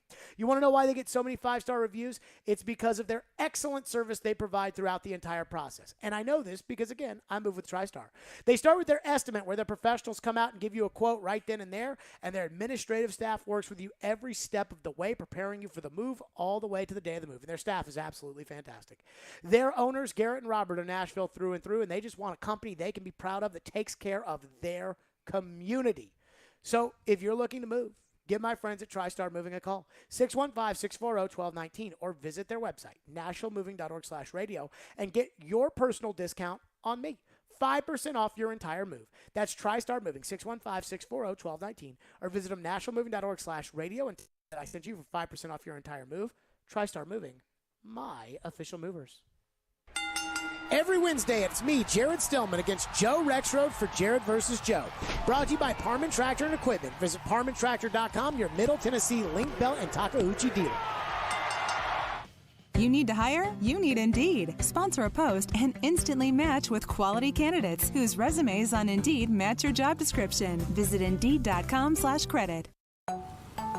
My crusade for the perfect pizza crust has led me here, pining over a backyard wood-fired oven. But how do I bake this build into my budget? Where can I get some solid guidance on my finances? Who can help me understand if I have the dough for this? A little financial advice. At Regions, we know that's important because your Life Green checking account comes with Greenprint, financial planning with a banker who will help you create a personal budget and live in the moment. Make your appointment at regions.com/Greenprint. Regions Bank, member FDIC. The Electronic Express tax refund sale is going on now. Get huge savings in every department, including 4K TVs, mattresses, computers and tablets, housewares, smart home, and more. We have all of your appliance needs in stock and ready to deliver. Plus, buy now, pay later with up to 36 months free financing. Shop in-store or online with free express delivery on most items. Electronic Express, we make it happen. Tee it up at Edwin Watts Golf Shops for the next generation of drivers, where titanium ends and the carbon age begins. Introducing the new Stealth Carbonwood driver from TaylorMade, with 60 layers of carbon twist-based technology designed for better energy transfer and faster ball speeds. Come into Edwin Watts Golf Shops and get custom fit today. Edwin Watts Golf Shops is home of the 90-day satisfaction guarantee, or shop us online at worldwidegolfshops.com. Hey, Robbie Stanley here, and it's Conference Championship Week in college basketball, and FanDuel Sportsbook has an offer that you don't want to miss. Right now, new customers can place their first college basketball bet risk-free, and if you don't win, you'll get up to $1,000 back. SEC tournament time this week. The top four is pretty set. I think we'll see an upset along the way. Give me Arkansas to come out of this weekend with the championship. I like the Hogs to get it done, but you take it any way you want to take it, whether that's the Wildcats, maybe you like the Vols to win the tournament this week. Regardless of what you do, make sure you do it on FanDuel Sportsbook. If you've been thinking about joining FanDuel, now is the perfect time to give it a shot. The app is so easy to use. They're always hooking you up with great odds, so you can see for yourself why FanDuel is America's #1 sportsbook. Just download the FanDuel Sportsbook app today. Sign up using promo code ROB to get your first bet risk-free up to $1,000. Once again, that promo code is ROB. Must be 21 or older and present in Tennessee. First online real money wager only. Refund issued is not withdrawable site credit that expires in 14 days. Restrictions apply. See terms at sportsbook.fanduel.com. Got a gambling problem? Call the Tennessee Red Line at 1-800-889-9789. If you've missed any of today's show, just search Stillman and Company on Apple, Spotify, or your favorite podcast platform. Puck fed back to Fabro. Left side. Yossi leaves for Fabro, who came over there. He carries down to the left half wall. Retrieves the puck out to Yossi. Scores! Yossi with the shot from the blue line. I believe tipped in front by Forsberg. And the Predators take a 2-1 lead. Yeah, it's huge. I mean, there's like you said, there's a lot of big games this week, and it's tight right now in the standings. Teams behind us, teams ahead of us are a couple points ahead of us in our division, and seems like all those teams keep winning. So I think once you play them head to head, you want to bring your best effort and obviously get the win. And this is definitely a good start. I just want Roman to know we do not care about the teams ahead of you. Stay You're at 4. You. 4. Stay at 4. Don't go to 3. 4. Avoid Colorado. Let somebody else do your dirty work and get ready for 9:30 p.m. hockey playoffs this year. But how much does the road trip contribute into that? Does that scare you? No, what bothers me more is the idea of series going 6 and 7 games. I think if you can take care of series in 4 and 5 games, I think that matters more than anything else. But then again, what the hell do I know? When the Preds have a weekday game this season, it's your chance to participate in Preds Pick to Click, brought to you by New Amsterdam Vodka. If you guess a Preds player that scores a goal in the game that night, you win a pair of tickets to a future Preds home game. Next chance to participate is tomorrow morning at 8:45 a.m. So I will say this about the Predators, which is, I mean, I go to the games. I'm a ticket holder. I watch games. I care. I keep up. I said, go add at the trade deadline. Like, go do what you want. But I've just realized this about Nashville, that in Nashville, like, if you're not competing for something big, we don't care. And I mean this more so like the Titans. Like, nobody cared about the Titans this year until the end of the season when the Titans got good. And then it was like, oh, my God, who's got tickets for the Titans? Oh, God, what are we going to do? You know, like, people were so jazzed up about the Titans because they were winning. And when the Predators were in the Cup final, like, everybody was like all about it. You couldn't get a ticket that next year. And while I do think that Preds fans care about the Predators, and I do think people in Nashville are rooting for the Predators, I just don't think that, like, people are 100% invested because it's just not the way it used to be now. It's like you got to get, you know, as Floyd used to say, get me to the playoffs. And we had Crispy on the show last week, and I was stunned to hear this out of Crispy's mouth. Now, you know I love Crispy, and we'll be talking to him tomorrow. But I was stunned to hear this because a lot of times people that live the hockey every single day of everything, they're like, they'll look at it like, hey, you know, got to win this game, you know, and he's a coach. You can't focus on the next game. You got to. This is what Crispy said on our show last week. We're in a dogfight. Nothing's changed from the start of this season. We knew we were in a dogfight, and we were happy to say we're going to be in a dogfight, that we're going to be in the running and make it. And I like saying, well, let's get to the playoffs. Well, I'm tired of that phrase too. I want to win. I want to get to the playoffs, and I want to win the first round, the second round, the third round, and get a crack at the cup. That's what I want. So in order to do that, if our goal is just to get to the playoffs, well, but I want it in our minds, playoffs, yeah, but that's the little step. I want to take it further, and that's what I think our team should be thinking right now. And we got a good team. Our guys work hard. The freaking work ethic is there. And I'm going to say we have to work smarter. Dude, I'm with Crispy. Like, last year, we argued tooth and nail with every single person that was like, anything can happen when you make the playoffs, Jared. But we knew that they couldn't beat Carolina. We knew they couldn't beat Tampa Bay. I mean, Mark Howard, when they didn't make a move at the trade deadline, Mark Howard was like, yeah, I thought that was bad. Adam Vingan was like, yeah, I thought that was bad. I was losing my mind. I wanted to fire the general manager after the trade deadline last year. Like, and it was because I knew they couldn't beat those teams. And I'm with Crispy. Like, the Predators are going to make the playoffs. I mean, barring a major collapse, which I would believe would be grounds to fire the coach, but that's neither here nor there. They're going to make the playoffs. So they make the playoffs. Then what? Because I don't think people care to hear just the talk of, well, they made the playoffs and anything can happen in the Stanley Cup playoffs. Like, I don't think we care about that. Which is true, but I think a lot of Predators fans look at the 2017 run, which nobody thought they were going to be able to beat, much less sweep Chicago. But that team won. And I think a lot of... And the year before that, they won. A lot of fans look at 2019 Blues. I heard so many Predators fans last year citing the 2019 Blues team. But see, those are the fans that care all the time.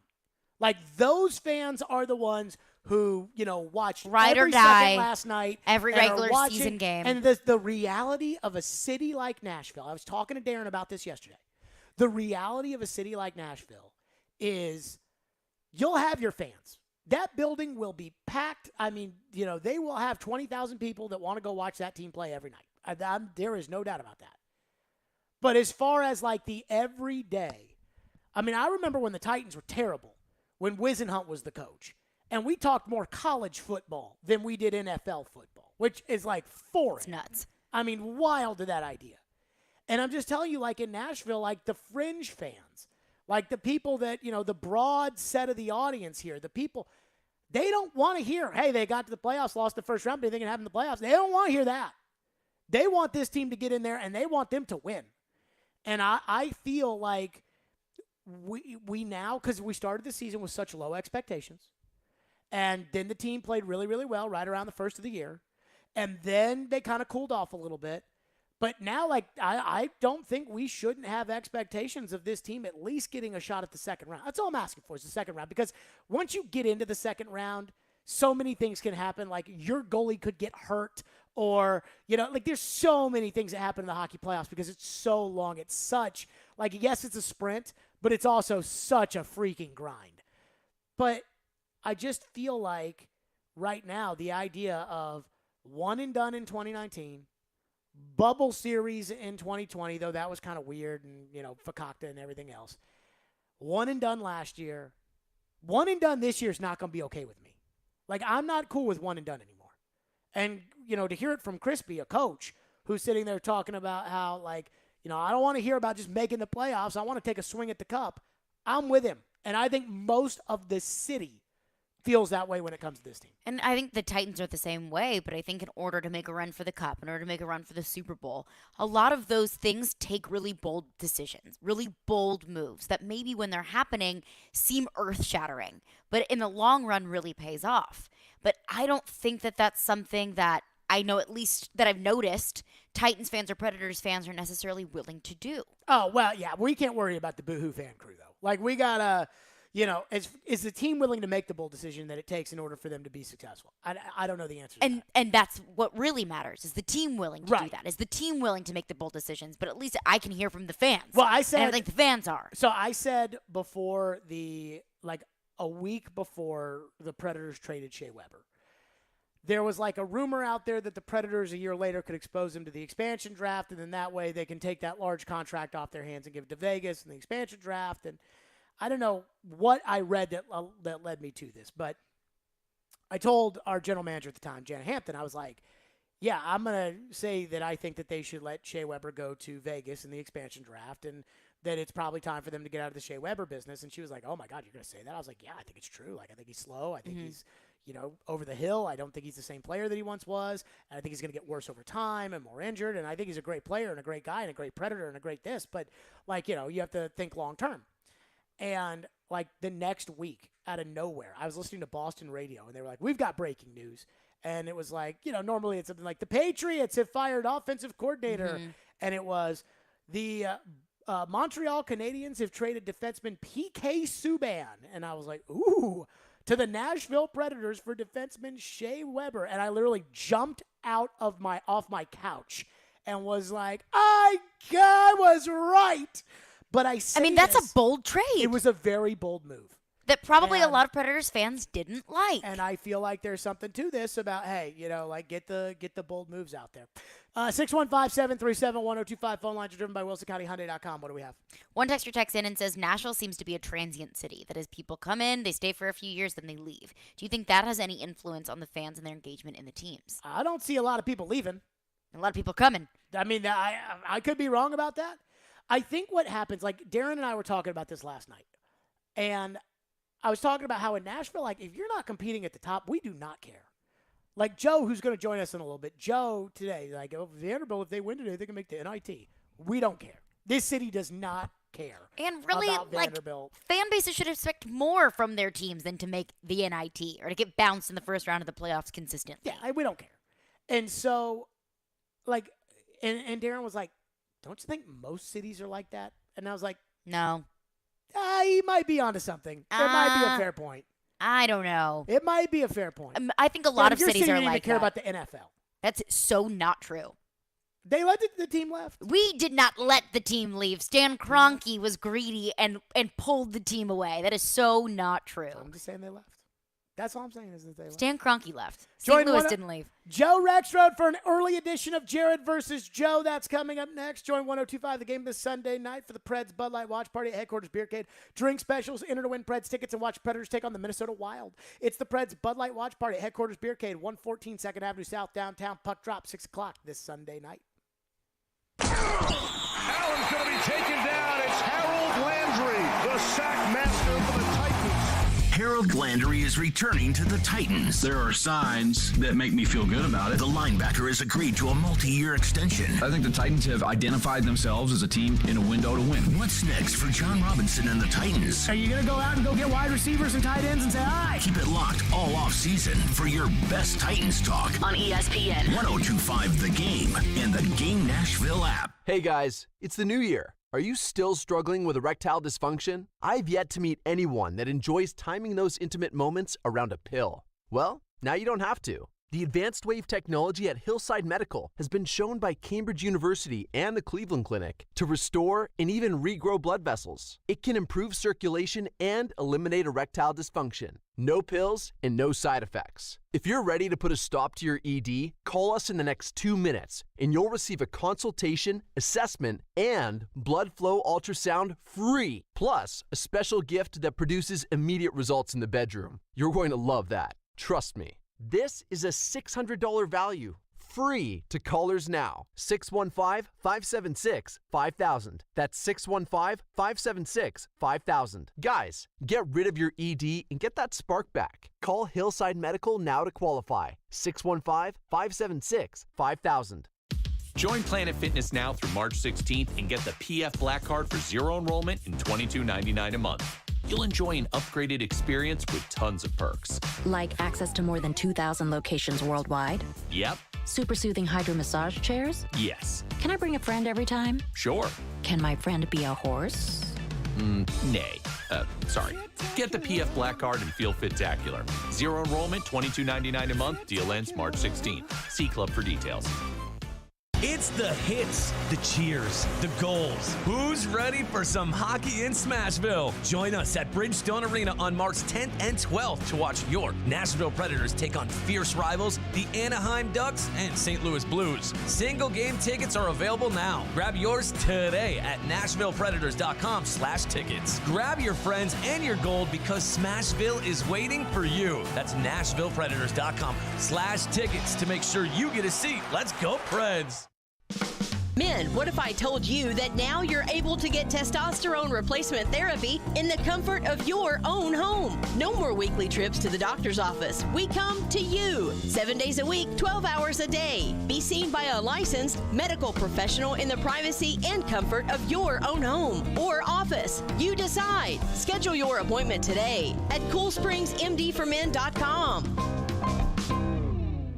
It's the official Bud Light Preds Watch Party as your Nashville Predators take on the Minnesota Wild this Sunday. Puck drops at 5 o'clock, but the party starts at 4:30 with all kinds of specials. See you at Headquarters Beercade, downtown Nashville on 2nd Avenue. Go Preds! Signs First is the official sign company for 102.5 The Game. Go to sfnash.com. ESPN's Turon Davenport breaks down the Titans like no other. On the field chemistry, I don't think it's going to be a problem. It's just going to be a process. Catch TD Mondays at 11, Thursdays at 3, and Fridays at 8. Plus, the Talking with TD podcast drops every Wednesday. When you draft players, it's not just for one season, it's for a career. Nashville's best sports talk. ESPN 102.5 The Game and the Game Nashville app. Hey, this is Jordan Rogers, and you're listening to Nashville's best sports talk, ESPN 102.5 The Game. The big news of the day, Carson Wentz is no longer an Indianapolis Colt. He's a member of the Washington Commanders, whatever the hell that is.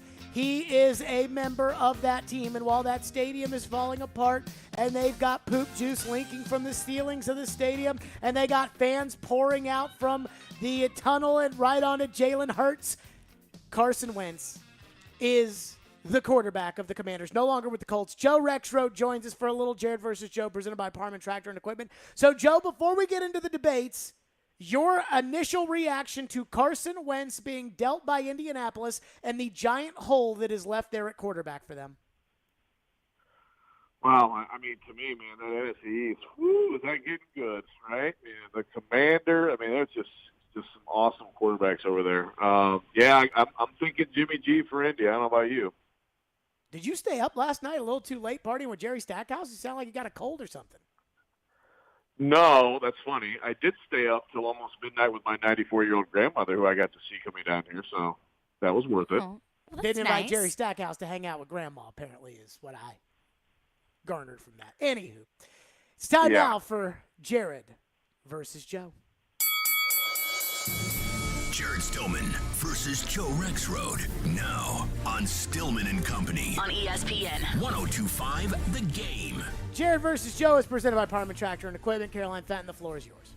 Joe, I want you to go first for this one, our guest of honor, if you will.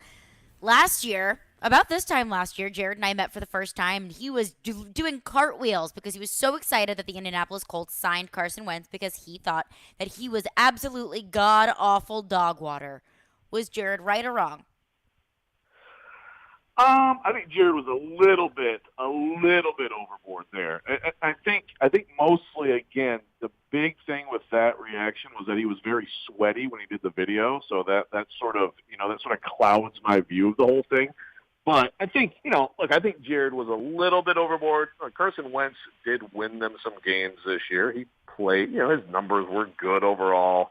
But I got to give Jared credit that ultimately, look at what Wentz did at the end. I mean, he botched it, man. He blew it. And so, there's some interesting stuff coming out today, too, about just him around the building and him in the facility. And so it turned out to be a big fail. So ultimately, I think Jared was right.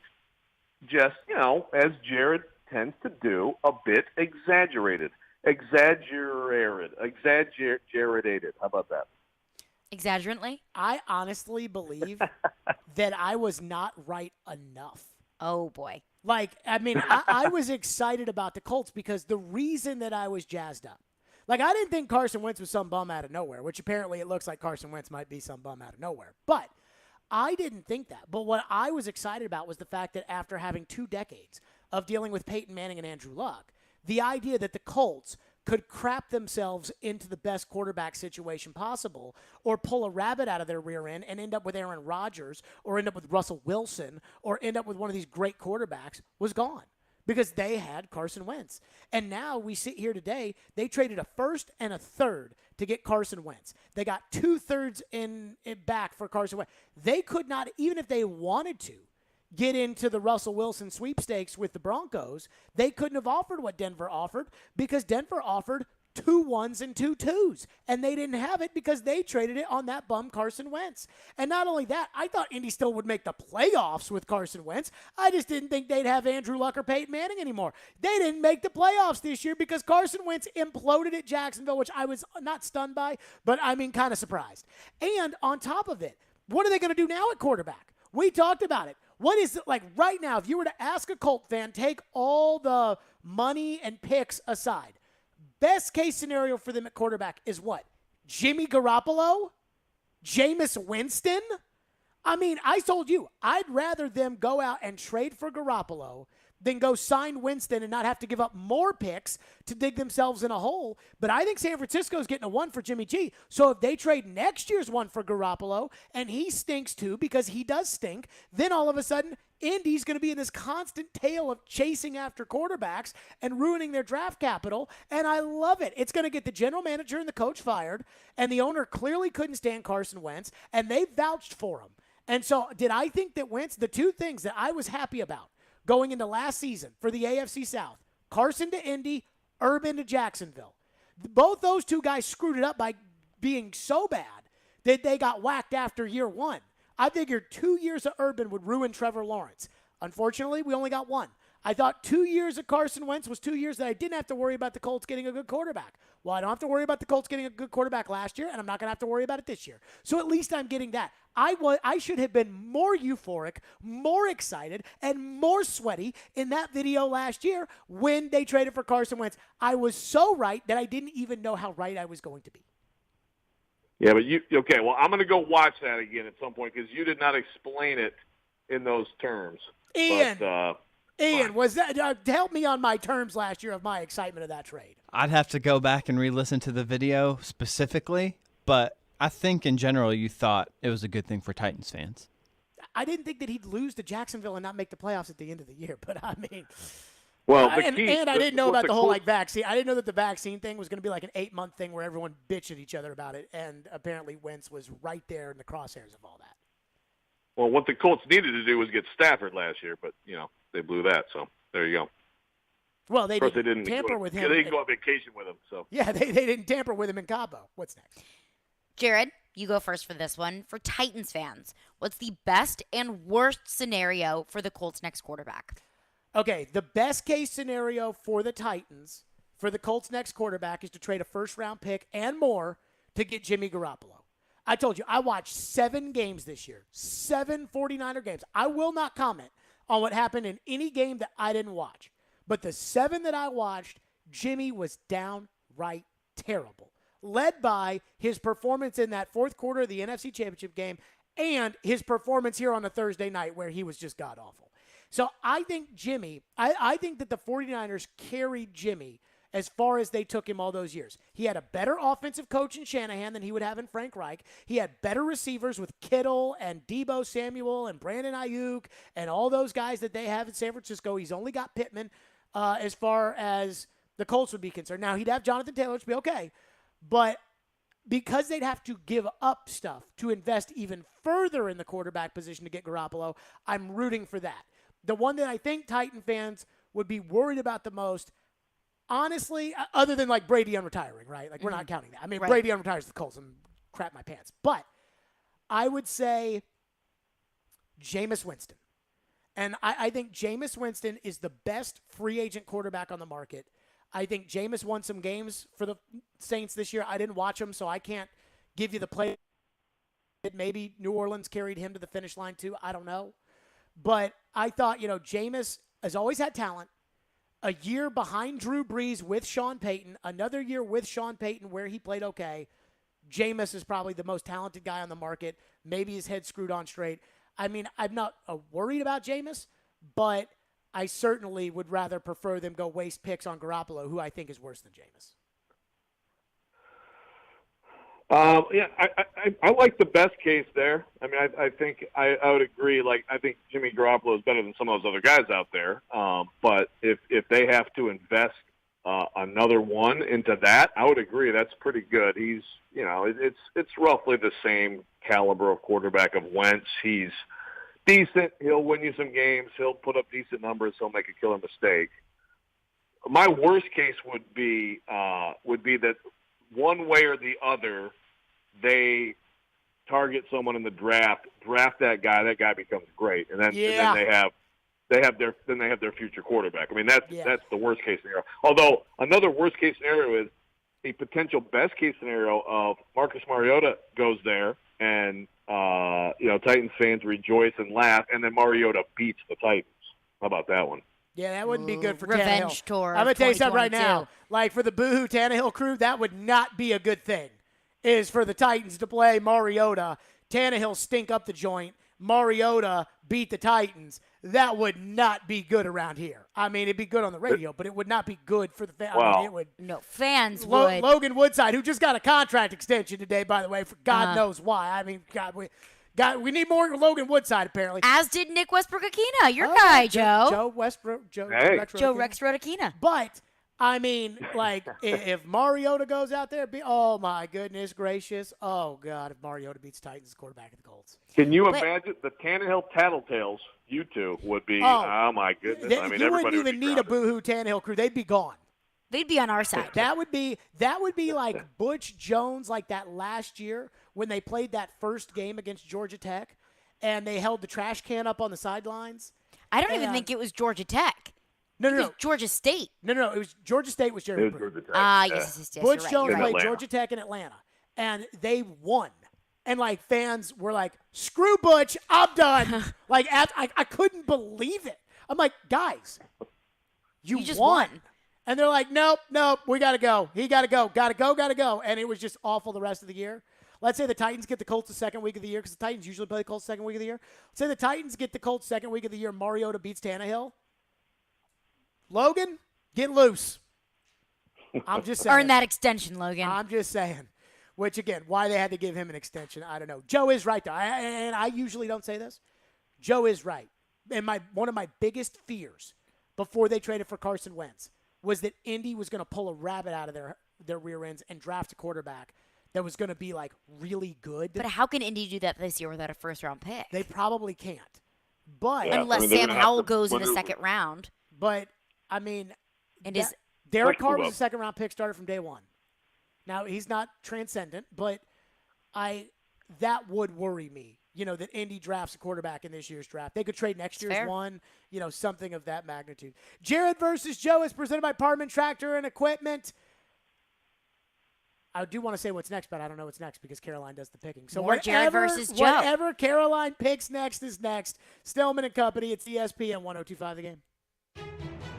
From the Fox 17 News Code Red Weather Center. I'm Fox 17 News Code Red meteorologist Dan Guthrie. Decreasing clouds for us this afternoon with a high temperature of 52 degrees. We're 60s for Thursday and Friday before snow moves in Friday night. This weather report brought to you by Hiller Plumbing, Heating, Cooling, and Electrical. Call the Happy Face Truck today. Presented for the people by Caesars Sportsbook. We are all Caesars. Terms and conditions apply. Must be 21 and up.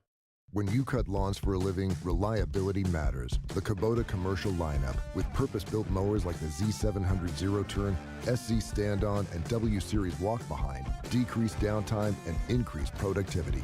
A comprehensive fleet program with special discounts and free loaners helps grow your business one perfectly manicured lawn at a time. Visit your local Kubota dealer today. Come see why Coleman Tractor Company is one of the largest Kubota dealers in Middle Tennessee, Paris, Clarksville, Nashville, and their new location in White House. Need cash for that home improvement or want to finally be credit card debt free? How does a check for 80 or 90 grand sound right now? Loan Pronto can do it for you, whether you have a VA loan or a conventional loan. They're helping local homeowners convert their home equity into cash with zero closing costs. Willie Donick here. Listen, your home value is up. Let Loan Pronto tap that equity and get you the cash you need. Pay off high interest loans. Start that home remodeling project.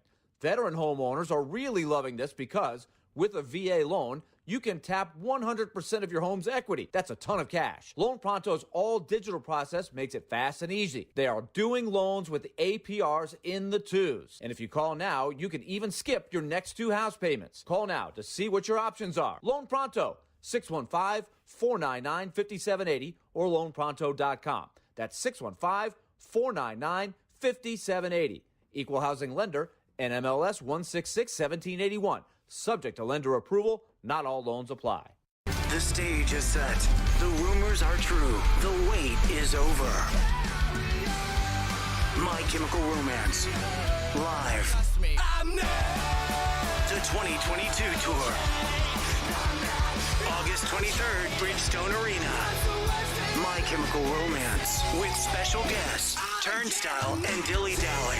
Tickets are on sale this Friday at noon. Buy tickets at livenation.com. My Chemical Romance in concert. Hey, it's Elijah Campbell from Darren, Donick, and Chase, and I got my radio start right here as an intern at ESPN 102.5 The Game. It was an excellent experience, and we're now looking for new interns. If you think that's you, go ahead and send your resume over to together@cromwellmedia.com to apply. Inside knowledge on the Titans. Todd Downey's got his notepad out right now, just writing things down. Ooh. Inside knowledge on the Predators. They can go right into the forecheck, and boom, you get a beautiful goal from Colton Sissons. And then there's a team in Knoxville. How excited should Tennessee fans be by what they've seen from Josh Heupel in year one? Wake up and hang out with Robbie and Rexroad. Weekday mornings from 6 to 10. Brought to you by Little Guys Movers on Nashville's best sports talk. ESPN 102.5 The Game and the Game Nashville app. Watch live on Twitter, Twitch, and YouTube. This is Stillman and Company, delivered by TriStar Moving. Jared Stillman versus Joe Rexroad. Now on Stillman and Company. On ESPN 102.5 The Game. Jared versus Joe is presented by Parman Tractor and Equipment, and it feels like now's a good time with Joe on to tell people that the NCAA tournament is right around the corner. It's time for you to sign up and play the official Game Bracket Challenge, brought to you by Coach's Corner Sports Grill in Spring Hill. Days Delta 8 and wager. Woohoo! Go to theGameNashville.com/bracket challenge or the Game Nashville app now to sign up to play. Brackets will be open after the teams have been selected on Sunday, March 13th. You know, it's one thing to see a gambling logo like on a football field, and you're like, oh, my God, that's kind of crazy. But now we got Delta 8 sponsoring the radio program. We're going so rogue. I got to tell you, Joe, I mean, we are apparently all over the place here. Again, Days Delta 8, I guess, proud partners of the radio program. Woohoo! Caroline, the floor is yours. All right. I believe Joe went first last segment. So Joe will go first again this segment. Joe, question. Did the Titans' 2022 season end yesterday? No. Of course it didn't. So do I think the Titans will win the Super Bowl next year? No. Did the Titans' season end? No. Jared picked the Titans to go 5-12. Did I hear that correctly today? Did I hear that correctly? I do not remember 5-12. saying that. Where did that come from? Where did that come from? That's what I was told this morning. I was informed that you went through the entire schedule and you called out 12 L's. No? Oh, you did. You said, Green Bay, loss. Buffalo, loss. I don't think that you There's not 12 of those. They play all those quarterbacks once. You stamped your foot in what, games would be losses, but not necessarily a prediction of a 5-12 Yeah, but we didn't get season. to 12 of them. No, we didn't break down the season. All right. Well, regardless, no. The season did not end yesterday. What do you think the record's going to be, Joe? They're going to have a good season. Huh? What do you think their record's going to be? I think their record will be 10-7 or 11-6. 10-7. I mean, good God. Well, we can break it down, shall we'll do that later. Yeah. Well, I haven't gone through the schedule, but I think they're like a 10-6, 11, or 10-7, 11-6 kind of team. I think they're going to win the division. They're going to have a good season. They're going to be in the playoffs, and then we'll see. So, I mean, look, have a little bit of perspective here.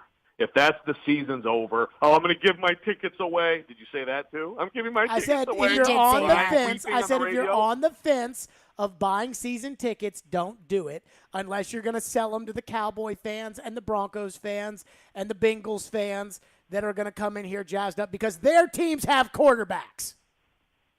Yeah. Okay. I understand. You're being a little bit dramatic here. No, the season did not at all end. It should be a very interesting, entertaining, and good season. Everybody knows what I think, but I just think that Ryan Tannehill is maxed out. The AFC Championship game was, you say this when it comes to the NFL, that's like, if everything goes your way, right? Mm-hmm. It's like if everything goes your way, then Matthew Stafford can win a Super Bowl because he got lucky that Jaquiski Tartt dropped the ball in the NFC Championship game. He got lucky that Brady's Buccaneers didn't show up for the first half in that playoff game. He got lucky that, whatever. Like, you can come up with all these reasons why Stafford got lucky and the Rams won the Super Bowl.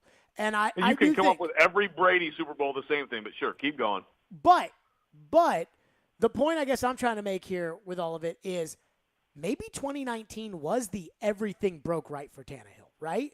Like, you play a playoff game against Brady and the Patriots because we were cheering when we did the pregame show before the season finale. Me, Chris, and Floyd were cheering for the Dolphins to beat the Patriots the last year, the team that was paying $100,000 to lose. We were cheering for that Dolphins team because we wanted the Titans to play the Patriots and not the Chiefs in the first round of the playoffs because we didn't think they could beat the Chiefs. So they got that. Then they played the Patriots. Patriots had no offense. Julian Edelman dropped the ball. They got 2 goal line stands. They got an interception out of Lamar Jackson that led to a touchdown. They got a beautiful catch from Johnny Smith. Maybe that was everything broke right for Tannehill in 2019, and that is the max point no matter what. And the reality is 3 playoff games in a row, Tannehill has lost all 3 of them and has not done anything of note in any of them. And, this past season, we can say a lot of people are like, well, he had one bad game. He didn't have one bad game. He had a horrendous playoff game on the heels of a bad season after having another bad playoff game that preceded it. He's maxed out. He is what he is. He ain't going to take the Titans to the Super Bowl. That's why I got sad today when they extended Logan Woodside, because I was like, can we at least get a better backup quarterback in here in case Tannehill starts to crap his pants next year? They take him out and put somebody else in, but apparently not because they're going to stick with Logan Woodside. But, I mean, he's maxed out. He is what he is. Trevor Maddich said on this show yesterday, go get receivers and tight ends for Tannehill because he can win with them. No, he can't. They are maxed out. 9 sacks in a playoff game and they lost. He is what he is. Yeah. So, again, Trevor Maddich, who, knows thing or two about football. But that's just, no way. Can't win. No chance. I understand that if I don't right now say that Tannehill will never complete another pass, I lost. I get it, but that's okay because you have to take it here every time and exaggerate how bad he is. Did I exaggerate anything about Tannehill right there? Yes, you said he has I don't care what they get, no chance. He never did anything of note at any playoff game. I mean, is throwing a touchdown pass of note? He was terrible. He made 4 passes he lost over 2 games in which he didn't even throw for 100 yards in those games. Yeah. So, again, if you throw congratulations, you hit Anthony Ferguson twice. Congratulations. Does that matter or does the accumulation of stats matter? I mean, that Patriot team was so bad that the Titans beat that Tom Brady was like, I'm out. I don't even know what you said right there, but it's just the same. It's just circular here at this point. I mean, it's just ridiculous. Tail sticks. What's next? Jared, you go first for this one. How big of a role does the salary cap play in the Titans' free agent signings this offseason? 0. I have decided what the salary cap is. And Joe Rexroad pointed this out to me during COVID when there were a lot of COVID shutdowns, and people did get laid off because, of financial hardships with businesses. But there were a lot of businesses that laid people off that probably didn't have to. But it was like, we kind of really don't want to pay this person any more money anyways. So, sorry, COVID, and they would lay the person off. And Joe was the one who kind of brought that to my attention. I'm like, you know what? That's probably fair. And I think that's what the salary cap is, right? It's like, I don't want to pay this player that much money. Goodbye. The only player, there's 2 players in the NFL. Well, I guess 3 now. There are 3 players that are completely salary cap proof. So the bull crapness of the salary cap does not allow you to get rid of these 3 players. Because, Julio Jones has a big cap number because they restructured his contract, but they can wait till June 1st and cut him and be fine. The 3 players you can't cut because of the salary cap. Kirk Cousins, who has all guaranteed money, which the day that contract was signed, Floyd was like, that was stupid, and the general manager has subsequently gotten fired. Matt Ryan in Atlanta, where they literally kick the can down every season on his contract, and so they can't get rid of Matt Ryan.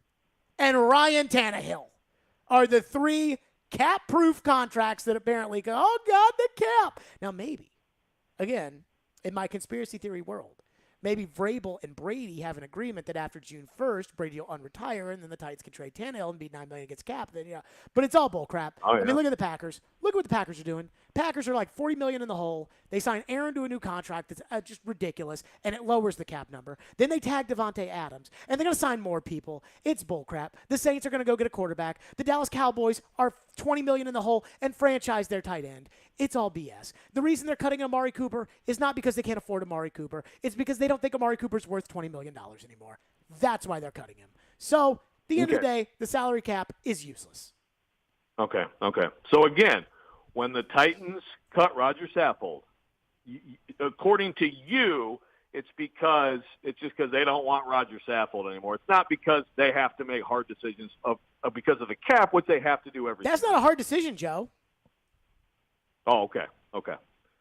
So how is that a hard the decision? The easy decision is, hey, Aaron Brewer, maybe Raiden slides in there. Let's draft somebody. That's the easy decision is you never stay healthy. You make too much money. Goodbye. If he'd come back for $3 million, then they'd keep him. If he was an all-pro and played and didn't get hurt every 5 minutes, he'd stay. But he does get hurt every 5 minutes, so goodbye. Yeah. So again, we can all agree that the cap is very easily manipulated and it can be kicked down the road and all those things. The cap is real. There are hard decisions every year by every team. And the math on all of these decisions, again, Jared, it's easily looked up online. It's on the Internet, on websites. You can go through the math and count it up. It actually adds up. It has to. If it doesn't add up, you start getting fined millions by the day, or you start losing draft picks. I can't do this anymore with the cap. Joe, if the cap was real, the Kansas City Chiefs would not be able to keep every single good player on their team You're talking every again year in fantasy, and sign to a max fantasy, contract. blah, blah, blah. They are actually there for you on the internet. Dude, this is dumb. Caroline, who wins this week? So the segment's called Jared versus Joe, but I sometimes feel like it should be Bitcher versus Moaner because it doesn't matter if I pick Jared to win, then Joe is complaining. Oh, Joe'll spend an hour on it tomorrow if you I pick pick me. Joe to win, and Joe's wrong. And I'm sick and tired of it. I'm sick of the text line, I'm sick of Twitter, and I'm sick of YouTube bitching and moaning. So I brought in some backup to help me out today. Hello, gentlemen. How are we? This is your program director speaking. I have thoroughly enjoyed the last 30 minutes because you two have entertained me and the masses. But Joe Rexroad is your winner this week because why? Because Jared, because you almost make a good point, and then you go to this fantasy land of the salary cap not existing. Can you manipulate it? Sure, you can manipulate it. The Chiefs. Okay, you can The manipulate. Chiefs. I understand. His argument is Roger Saffold. So the Titans don't want to pay $12 million to a 500-year-old grandpa that plays 3 plays and then has to come out because he's hurt. The Kansas City Chiefs give Patrick Mahomes $45 million a year. Does it mean they have to get rid of Travis Kelce? No. They extend him. Does it mean that they need to get rid of Tyreek Hill? No. They extend him. Does it mean that they get rid of Chris Jones? No. They extend him. What about Frank Clark? They extend him. What about Tyrann Mathieu? They're going to bring Honey Badger back. The cap is bull crap. It's a bull crap, people. It's not. It's not real, boy. I got really Jared. Just because you're on Mad Dog Radio doesn't mean you can be Chris Mad Dog Russo. No, That's what you're turning into.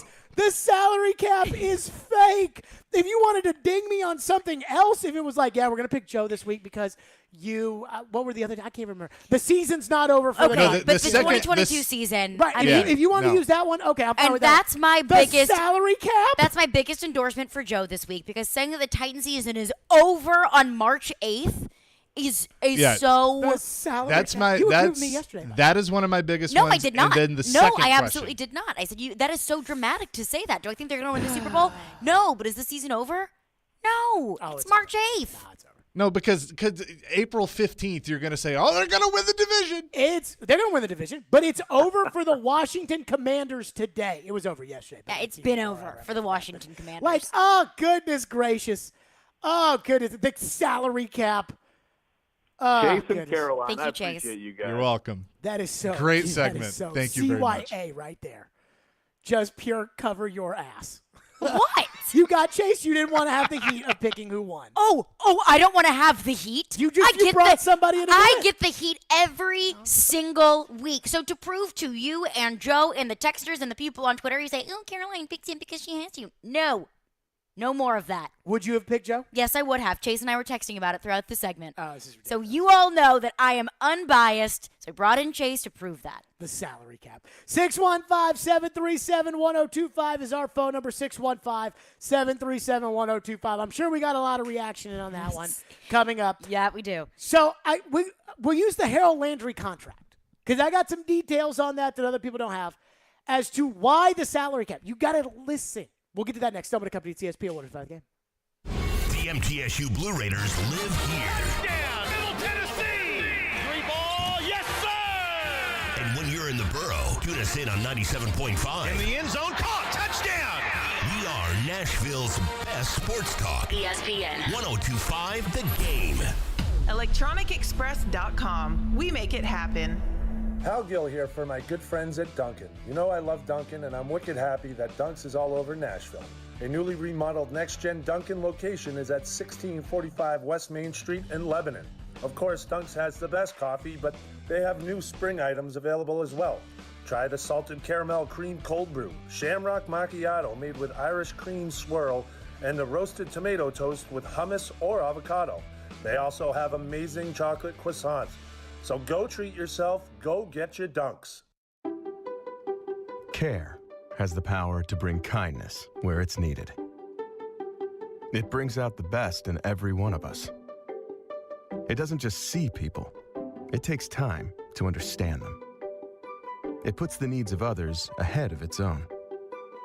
And when you start with care, you end up with a very different kind of bank. Truist. Truist Bank, member FDIC. Get that luxury watch you've always dreamed of this weekend at Genesis Diamonds. Genesis is hosting a spectacular 3-day event featuring a huge selection of pre-owned Rolex watches. Yes, these are the timepieces you can't find anywhere, but Genesis has them. Daytonas, Submariners, Pepsis, Datejust, Sky Dwellers, and more. Come pick out your luxury pre-owned Rolex and get up to $3,000 in Genesis gift cards, plus 60-month special financing. Our buyers are on site for this event, so if you already own a Rolex and want to sell it, you'll get top dollar. Or trade yours for a different model. All Genesis luxury pre-owned Rolexes are hand-selected and rigorously inspected in pristine condition, and our selection has never been better. Don't miss this special pre-owned Rolex buy, sell, trade event at Genesis Diamonds this Thursday, Friday, and Saturday. Genesis Diamonds and luxury pre-owned Rolexes. Both locations, Green Hills and Cool Springs. Hey, it's Chase McCabe here to tell you about Dr. Kelly Rice Family Cosmetic and Dental Sleep Medicine. Dr. Rice, listen, we all have cavities, but what's the best way to try and keep them from happening? Cavities are like any other health condition. You don't really know you have one until it gets bad. Recently, I saw a patient for treatment that they had been putting off. Something that could have been simple to fix 6 months ago turned out to need a root canal and a crown. Postponing treatment costs more and takes time away from work. Nobody wants a root canal, so you're right. Regular checkups are very important. Well, we do things differently. I want to let people know that if they're afraid of pain or worried about the cost, they are not alone. Don't be embarrassed. We understand. Give us a call at 615-373-4488. That's KellyERice.com. Dr. Kelly Rice Family Cosmetic and Dental Sleep Medicine. If you don't have dental insurance, no problem. Be sure to join their membership club. Just visit KellyERice.com or call 615-373-4488 now to schedule your cleaning and checkup. You'll certainly be glad you did. From the Hillside Medical Game Studios, WPRT-FM Pegram, WPUC HD2 Laverne, with Stillman and Company. Surprise, surprise! I write down what was good, what was bad. Afternoons from 2 to 6. On ESPN. 102.5 The Game and the Game Nashville app. A Cromwell media station. Live from the Game Nashville studios, it's Stillman and Company. Delivered by TriStar Moving. TriStar Movers with 5-star service. With Jared Stillman on Nashville's best sports talk. ESPN.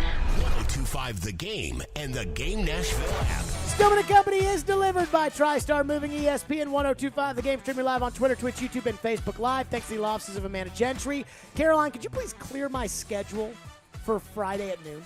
That is not my job, but you're more than welcome to do that. Okay. I have a very interesting discussion that I need to have on the midday show on You Just Made the List. I have some people to put on said list after that last segment of Jared versus Joe. And I would like to say the biggest thing that bothered me about the entire thing was that the example that Chase picked in order for me to lose is that the salary cap is in fact real. And we have documented, well documented, time and time again, that the salary cap is a figment of your imagination. It's not real. So when people talk about having hard decisions to make, you can go on overthecap.com and you can play with the cap calculator, right? So they can they'll pull up the whole Titans team and you can just cut dudes and you can decide cut them after June 1st, cut them before June 1st, whatever. Cut, bang. All right, save this money. All right. For me, the Titans are I think it's somewhere around $7 million in the hole. And then whatever Landry's going to be as reported by me, $5.05 million. So they're $12 million in the hole. I literally did 4 clicks. They weren't hard decisions to cut Jackrabbit Jenkins. There's 4 clicks, and bang, I got $24 million in cap space. Voila.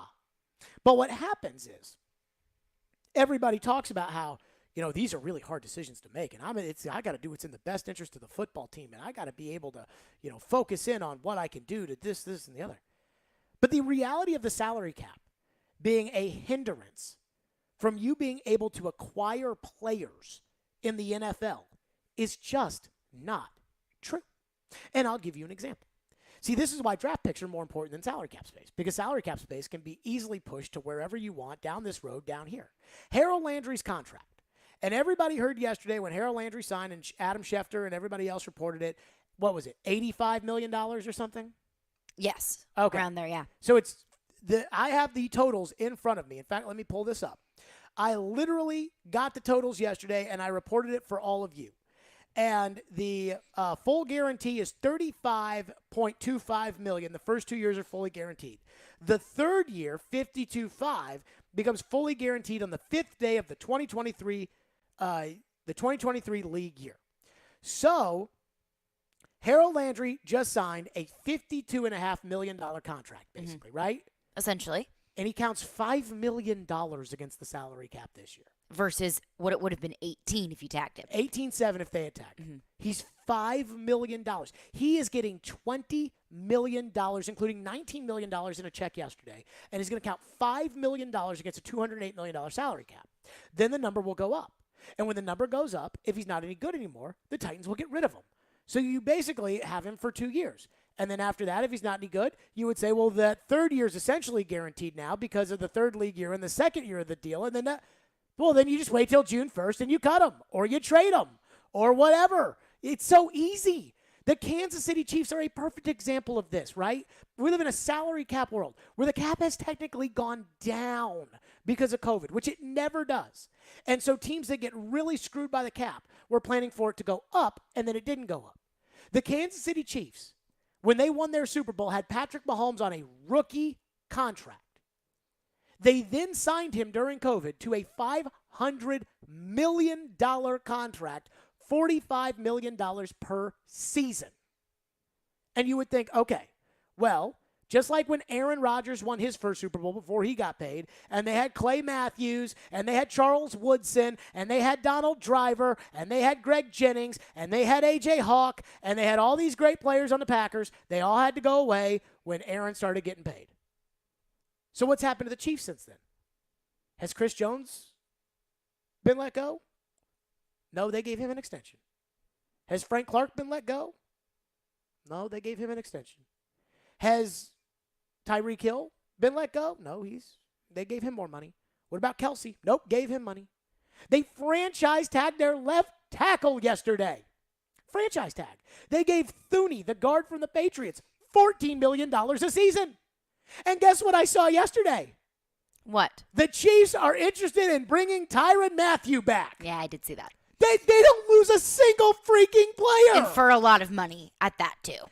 They don't lose a single freaking player. It's all fake. Like, that's the thing. And so what happens is the reason the cap exists is so you don't pay guys that you don't want to pay anymore. It's like, take a radio host, me, and you sign another contract, right? Yep. Well, you would assume that the next contract's going to be more than the last contract, right? You'd think. Just in general. Well, what if there comes a point where all of a sudden, when I was first Jared in the GM and I was on my second contract here at the radio station, that I'm 65 years old. I'm not that good anymore. I'm mailing it in every day. I'm taking phone calls on Major League Baseball or whatever. And it's like, gosh, we really want to get rid of Jared. Now, Jared's a good radio host, but we don't want to pay him all the money that we're paying him. Then you say, hey, we got to make this tough decision. We just can't afford you anymore. That's what this is. It's a scapegoat. It's like the guys they're going to cut. The guys the Titans are going to cut. They're going to cut Jack Rabbit Jenkins. Anybody got a problem with that? Nope. They're going to cut Roger Saffold. Anyone got a problem with that? Nope. Joe does, but, he doesn't even play. Roger Saffold's hurt every other play. And I understand that Roger Saffold leaves a hole in the offensive line, and that's another position group that the Titans are going to need to address. I understand that. But why pay him that much money? Hey, I got to tell you, the Titans aren't cutting good players. Saffold. And that's the thing that I think a lot of people struggle with is, first of all, saying that it doesn't exist. Yes, the salary cap does exist, but you can manipulate it to work in your favor. You can push money down the line. You can make signing bonuses. You can manipulate the cap so it feels like it pretty much is kind of a non-contributing factor. And I think Joe may look at it as, okay, well then why don't you just keep every single player on your team? Because there's no point in paying players a lot of money when they're not good. And if I owned the team, I wouldn't want to pay Roger Saffold $12 million to get hurt every 3 plays. No. That's part of it. So you can call it a cap casualty when in reality, Roger Saffold is too expensive and is too injured and is too old. To me, there are four major sports in America, right? Mm-hmm. By the way, did you see the MLS ratings on ESPN? No, I didn't. Oh, it's like so the whole day. Do they stink? It was like SportsCenter, kind of starts a little bit low, but it's, whatever. Yeah. And then women's basketball goes up, Mm-hmm. and then MLS down to the bottom. Eek. Then NBA pregame up a little bit, then NBA games up. Yeah. I mean, it was just embarrassing. But the four major American sports all have some form of a cap. You got baseball, where they are just complaining and every day. And nobody cares about it. But they have that, which isn't technically a cap, which they very it's much not want a it to be cap, but it's a cap. But only 2 teams even go into it. So, all the teams are using it as a cap. The NBA has a cap. But all the NBA is, if you go over the cap, you pay the luxury tax, and then they got the bird rights, and they have the mid-level exception, and they got sign and trades, and they got all kinds of just. Yeah, I the mean, NBA cap doesn't exist. No. And then there's the NHL. That exists. And the NHL is if you sign it, unless you trade it, you pay it. Mm-hmm. The end. And there's no, we'll give them this signing bonus and kick this into net. No. It's the average value of the contract. So Harold Landry, whatever that $80 million divided by 5 is, which the Titans will never pay on the salary cap, whatever that is, that's what you pay in the NHL. That's a real cap. That's real. Teams have to make decisions based upon that. Here, it's just like, oh, we don't pay this guy that much money anymore. Goodbye. That's what it is. It's just like if you have an employee who's a good employee and they end up getting a job offer somewhere else. And you like this employee. You're like, hey, I really like you as, you're a good member of our team. And you come to us and you say, hey, I've got something that's going to pay me 5 times what I'm making now. I'm really happy for you and Doug. I hope you guys, just know that you're always part of our family and our hearts. We wish you nothing but the best in the future. We will miss you guys so much. It's the same. So do not do this salary cap. So when Chase picked the winner for Jared versus Joe and was like, well, the salary cap. See, the 2022 season being over was really my biggest highlight of the Jared versus Joe.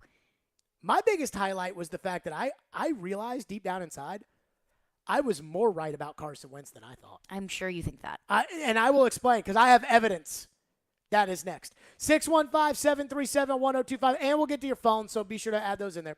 FanDuel Sportsbook's my official sportsbook app. The Players' Championship is back with one of the best fields in golf, and now you can take a shot at the Island Green with FanDuel Sportsbook. Because right now, new customers can get 30-1 odds on defending champion Justin Thomas, 2-time major winner Colin Morikawa, or Olympic gold medalist Xander Schauffele to make the cut at the Players. That's right. If any of those players make the cut at TPC Sawgrass, you win $150 on a $5 bet. Give me Justin Thomas. I heard Robbie today say he thinks he's going to win it, so I'm in all that too. Go ahead, Justin Thomas. He's a great player. There's no better time to get in on the action with the FanDuel Sportsbook app than right now. So step up to the tee and take a swing at beating and betting the Players' Championship. Just download the FanDuel Sportsbook app now with promo code JGM. 30-1 odds on JT, Colin, or Xander to make the cut at the Players. Sign up with the promo code JGM so they know that I sent you. That's FanDuel Sportsbook, an official betting operator of the PGA Tour. 21 and older in present Tennessee. New users only must wager in a designated offer market. Max bet $5. Restrictions apply. See full terms at sportsbook.fanduel.com. Gambling problem? Call the Tennessee Red Line at 1-800-889-9789. Do you have that one person or thing that just makes you mad? Join us every Friday at noon on the DDC for You Just Made the List. Fueled by Parman Energy. Visit ParmanEnergy.com, your one-stop petroleum solution, and TriStar Movie on the DDC on ESPN 102.5 The Game. You just made the list. Presented for the people by Caesars Sportsbook. We are all Caesars. Terms and conditions apply. Must be 21 and up.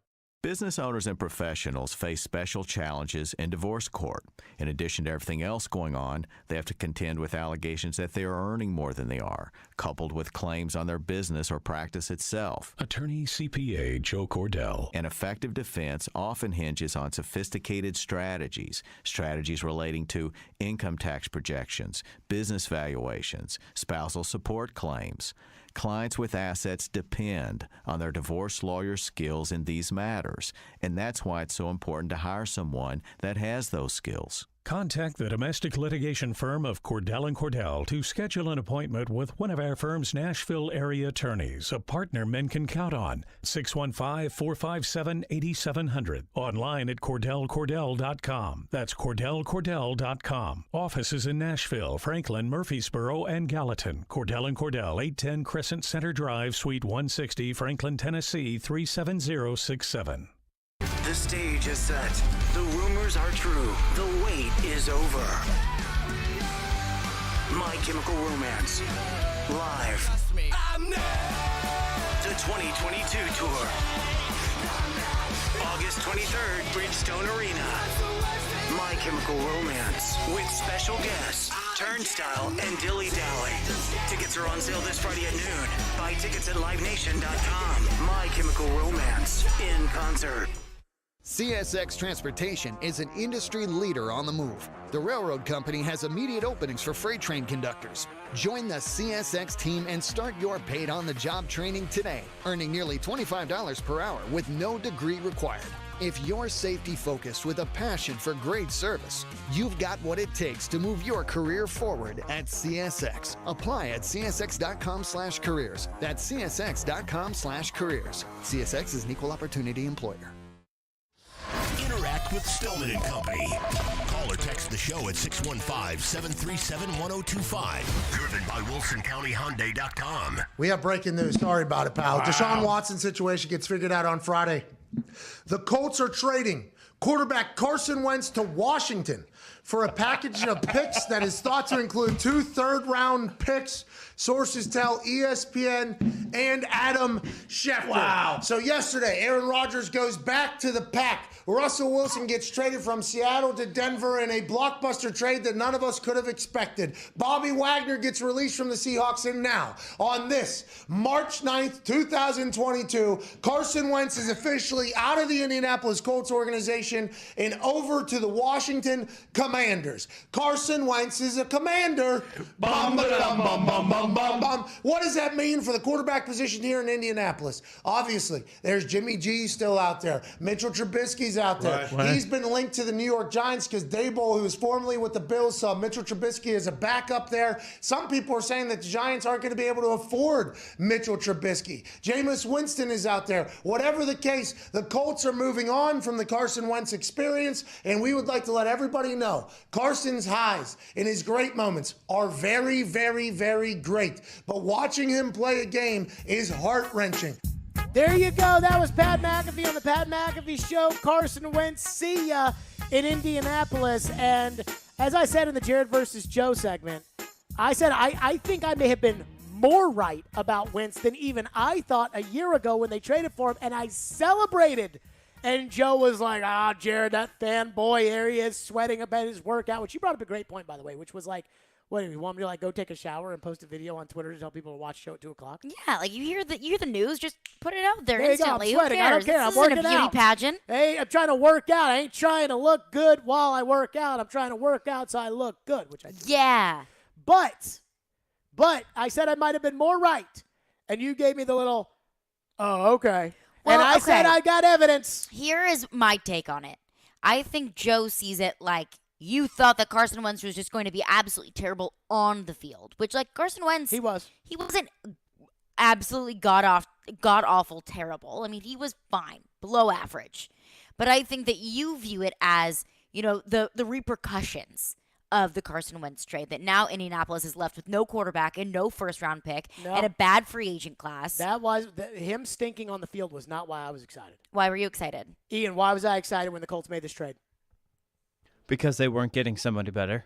Bingo, because they weren't going to have Andrew Luck or Peyton Manning. Because I'm sick and tired of the Colts having Andrew Luck and Peyton Manning. And so when they did this, I'm like, here's Wentz, who's got leadership questions, always has, acted like a little crybaby bitch in Philadelphia at the end. I mean, there was no way around that. And on top of it, and this, I think, was always hurt. So, I mean, I think Wentz was a horrible player, but I thought that, you know, I'm not going to have to worry about Indianapolis with Peyton Manning anymore, which the Colts keep lucking their way into these great quarterbacks. No pun intended. No pun intended. They keep figuring it out by stinking and getting these great quarterbacks and then being good for decades that I was tired of it. And so when you go get Carson Wentz, I don't have to worry about that anymore. That was my excitement. And then where I was more right was like the leadership stuff. We had TD on the show. It was a TD Power Hour the day that this happened. And I remember talking about it. There's a book. You can literally buy a book about Carson Wentz on Amazon right now, written by TD. And so I'm like, he literally wrote the book on Carson Wentz. And like TD's like, yeah, no, the Eagle players prefer Nick Foles, and they prefer Jalen Hurts. That's all I need to hear. So Zach Kiefer in The Athletic, to prove again that I might have been a little bit more right, said that, quote, this decision wasn't just about Jacksonville, and it wasn't solely about the way the season ended either. Truth be told, some inside the Indianapolis Colts West 56th Street facility were finished with the Carson Wentz experiment long before the team's late season collapse, according to several recent conversations with sources inside the organization. It continues on to say that the issues with Wentz stretch back to before the season began, one source said, and over the course of the year, some grew frustrated at what they deemed a lack of leadership, a resistance to hard coaching, and a reckless style of play, which had a role in several close losses this year. Quote, this wasn't just a football move. And it goes on and on and on. According to one source, the Colts' divorce with Wentz this offseason was only a matter of time. All that needed to be decided was whether the team would trade or cut Carson Wentz. And the fact that the Colts were willing to move on from him without a viable plan B in place, not to mention a thin free agent class and no first-round draft choice, is especially telling. That's how determined the Colts were in their decision. They were moving on from Wentz, period. The quarterback, who learned he was on shaky ground with the organization over the last month, reached out to owner Jim Irsay in hopes of setting up a meeting to, quote, clear the air, a source said. Irsay declined the meeting because he was out of town. He has bigger plans. Irsay's in Cabo. That is F you. Yeah, that's like, I don't need to bother talking to you. Tom Brady is thinking about unretiring. Robert Kraft is in his massage parlor with his new fiance and his masseuse. And Tom Brady's on the phone and wants to unretire and come back for the Patriots. Robert Kraft is taking the call. His butt's getting out of that massage chair. Out of the massage parlor on the jet, and he's going to go meet Tom Brady. Now, the good thing about it is Brady and Giselle have a $17 million mansion that is in the Miami area, and I believe Robert Kraft's massage parlor is in the.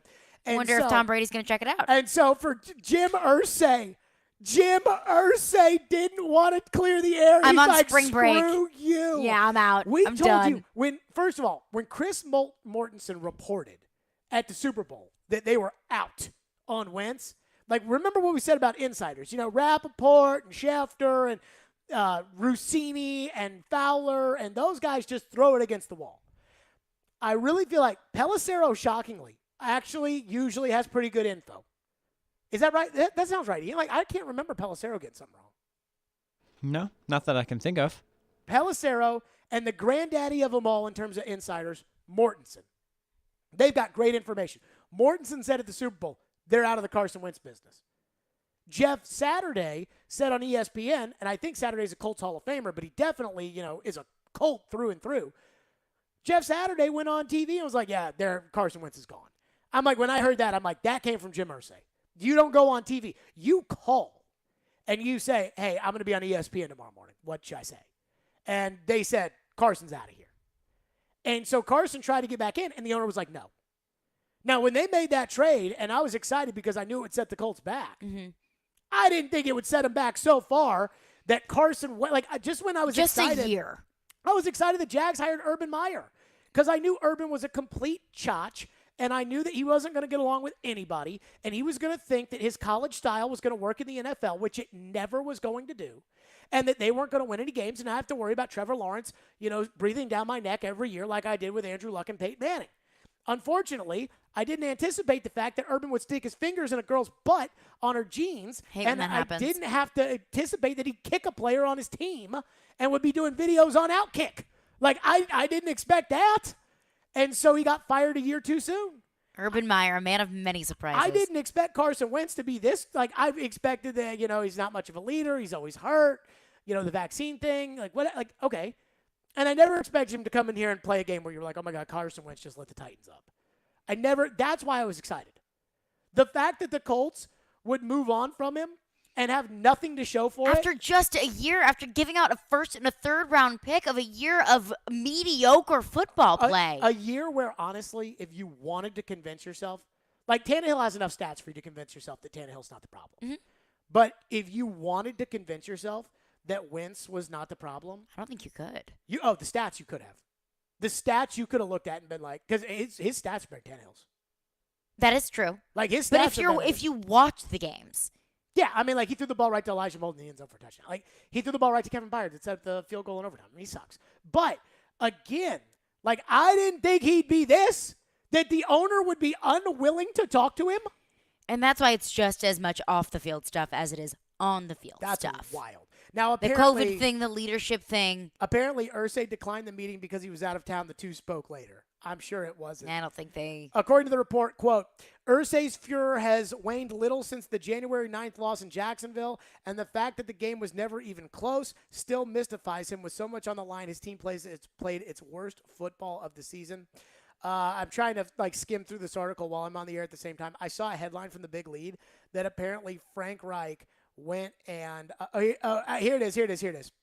Money was never the primary factor in the decision to move on from him, nor was the uninevitable reality that the team now finds itself in looking for a new starting quarterback for the third straight offseason. Reich, who originally pushed for the trade to acquire Wentz last winter, apologized to Irsay after the season, according to a source. The coach believed he could resurrect Wentz's stalled career and solve the Colts quarterback conundrum.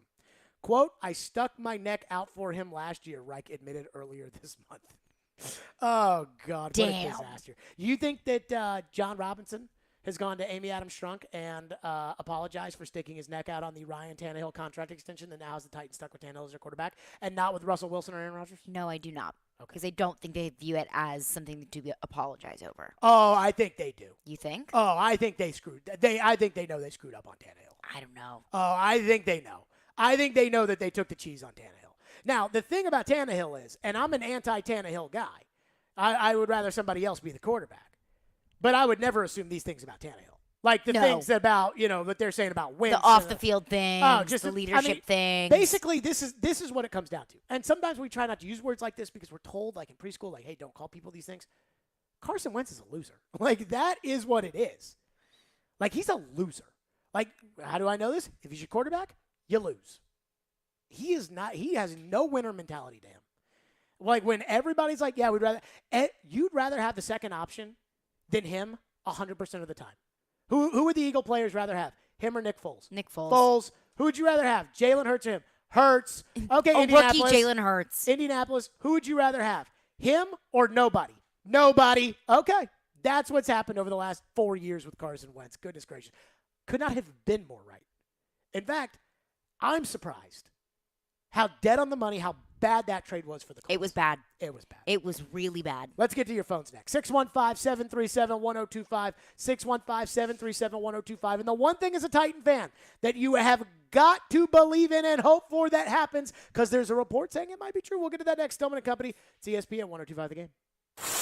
Jump in the mind of an NHL veteran as Predators analyst Hal Gill joins Stillman and Company Tuesday afternoons at 5:30. Here they are in a pressure situation every night because they need 2 points. And Robbie and Rexroad Thursday mornings at 9:30. Goaltending, I think it might be an issue at some point. Presented by Duncan on Smashville's best sports talk. ESPN 102.5 The Game and the Game Nashville app. Middle Tennessee, you can count on an award-winning service team for all your home maintenance and improvement needs. Lee Company, we're A+ rated with the Better Business Bureau and trusted by thousands of homeowners in our community. Our team is ready to assist with all your home maintenance projects, heating and air conditioning, plumbing, electrical, appliance service, and more. Experience the convenience of calling one phone number for all your home maintenance needs. Call Lee Company today at 615-567-1000 or visit leecompany.com. Get that luxury watch you've always dreamed of this weekend at Genesis Diamonds. Genesis is hosting a spectacular 3-day event featuring a huge selection of pre-owned Rolex watches.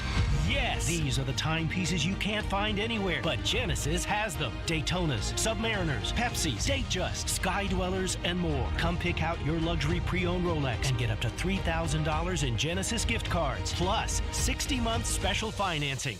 Our buyers are on site for this event, so if you already own a Rolex and want to sell it, you'll get top dollar. Or trade yours for a different model. All Genesis luxury pre-owned Rolexes are hand-selected and rigorously inspected in pristine condition, and our selection has never been better. Don't miss this special pre-owned Rolex buy, sell, trade event at Genesis Diamonds this Thursday, Friday, and Saturday. Genesis Diamonds and luxury pre-owned Rolexes. Both locations, Green Hills and Cool Springs.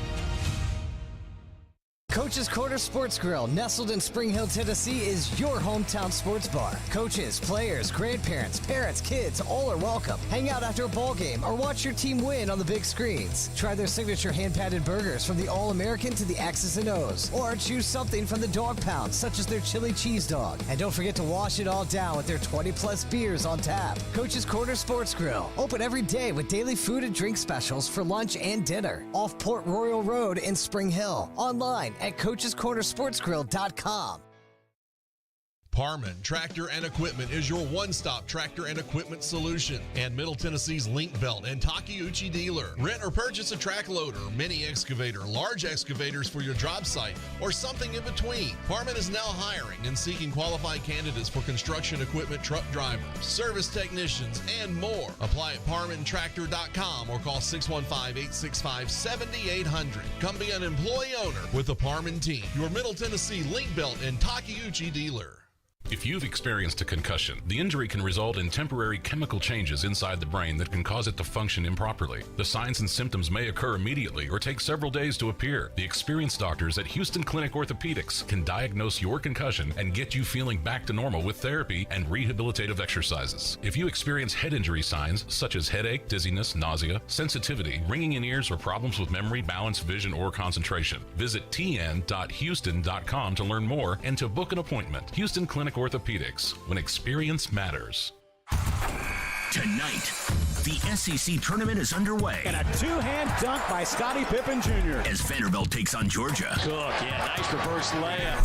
Coverage begins at 7 on 93.3 Classic Hits and the Classic Hits app.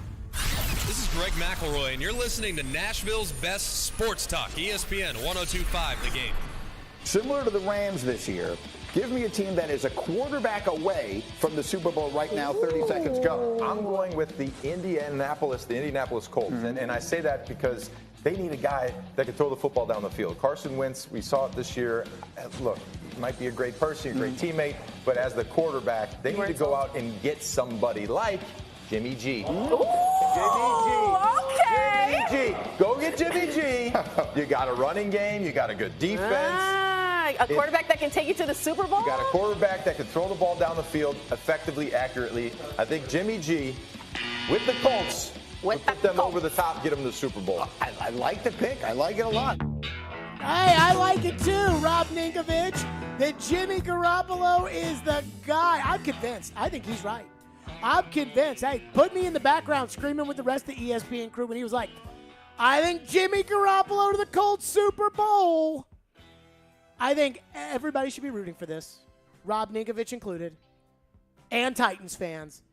Because, again, I watched 7 Jimmy Garoppolo games this year. I thought I was going to get more pushback from Joe Rexro when we argued about this earlier today on the show. I figured I'd get a lot more pushback about this. But I saw 7 games this year. Jimmy did not perform well once. Now, the other games, I believe they were 10-7 on the season, and 4 of those were in the playoffs. So the other 14 games, maybe Jimmy was just great. But I highly doubt it. I think when you watch 7 games during a season of somebody, It's a pretty decent sample size. even games that they win, you're like, I just cannot talk myself into Jimmy Garoppolo. I just don't think he's very good. In fact, I think he's terrible. And I hope the Indianapolis Colts end up spending draft capital that they don't really even have in order to get him.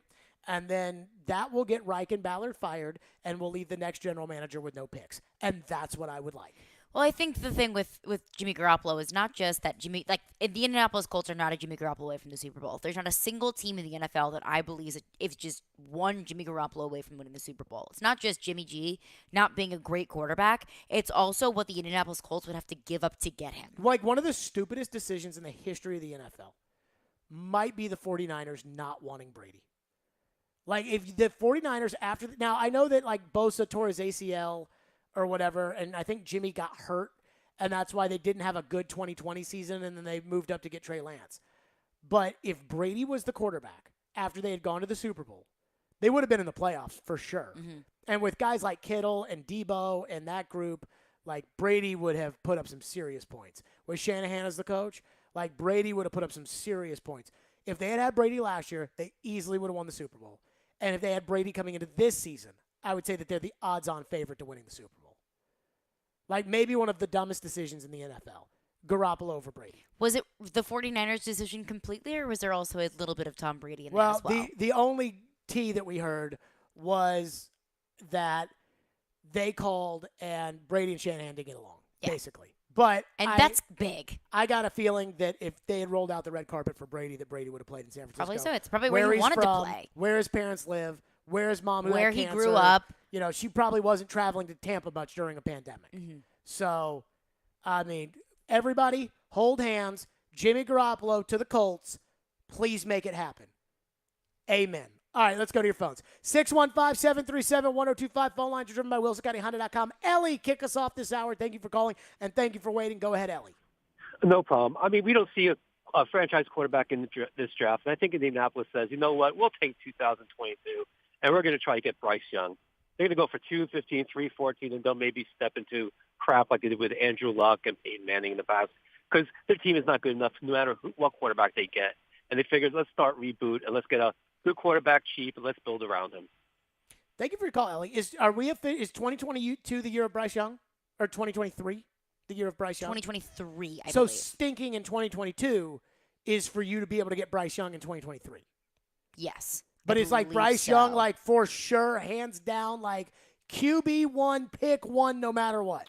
I don't think so. I think Spencer Rattler's also in that class. Oh, isn't he kind of a, like, didn't he He's kind of a crybaby, whiny Wasn't he supposed fraud. to be QB1 this year? He was he eligible this year? I think he was supposed to be Maybe QB1 this year. so. I think he him was. and Sam Howell were supposed to be the two QBs And then he before the year. They stunk it up and then threw a fit, and then he got benched, and now he's transferring. Where is he? South Carolina. Okay, and then the other guy who apparently everybody loves now, too. Caleb Williams. So he wasn't is good enough to win the job, but now everybody loves him. Everybody loves him because when Spencer Rattler was benched, then Caleb Williams came in, really, like, lit things up. He was the biggest name in the quarterback transfer portal this year, and now he's at USC with Lincoln Riley. Yeah, I mean, I don't know enough about it. Like, with Andrew Luck, I knew. You know, with Andrew Luck, I just don't think you've seen enough.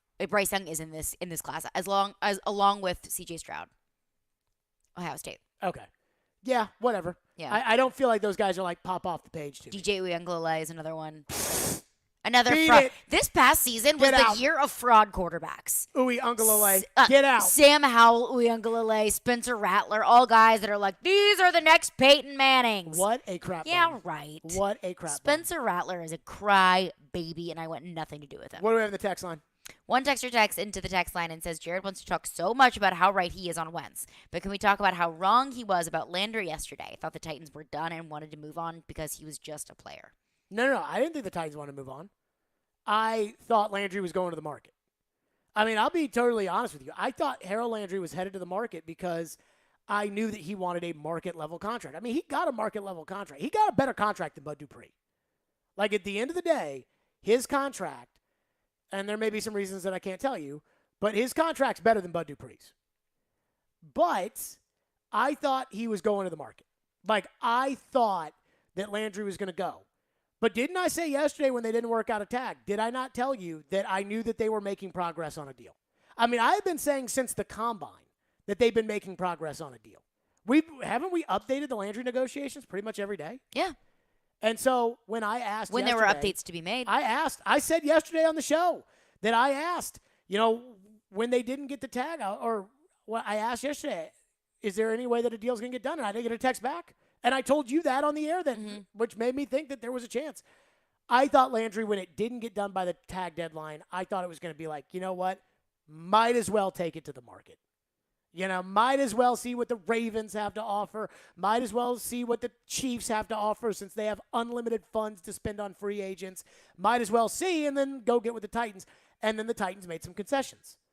And that's why they ended up making the deal, because the Titans didn't want him going to the market, though he got probably what was a fair market contract. And again, I think when all is said and done, will be a better contract for him, for the player, than Bud Dupree's contract was. What's next?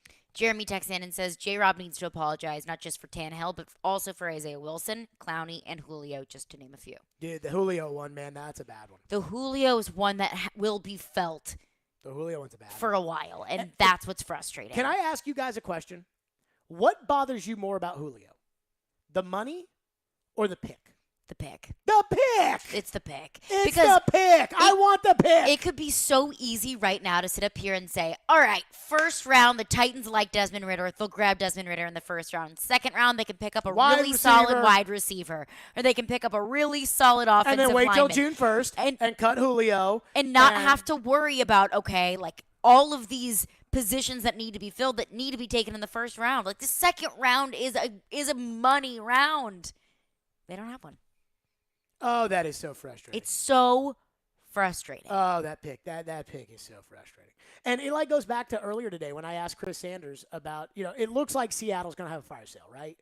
And so why not the 26th pick for DK Metcalf? But right now you do that because you could do that if you had the second round pick, and then you could do whatever you wanted with the second round pick, edge rusher, tight end, offensive line, whatever. But you got your first round pick, DK Metcalf, and then you turn around and you don't worry, like the money doesn't matter. They can June 1st cut Julio and get out from under that contract. It's the pick.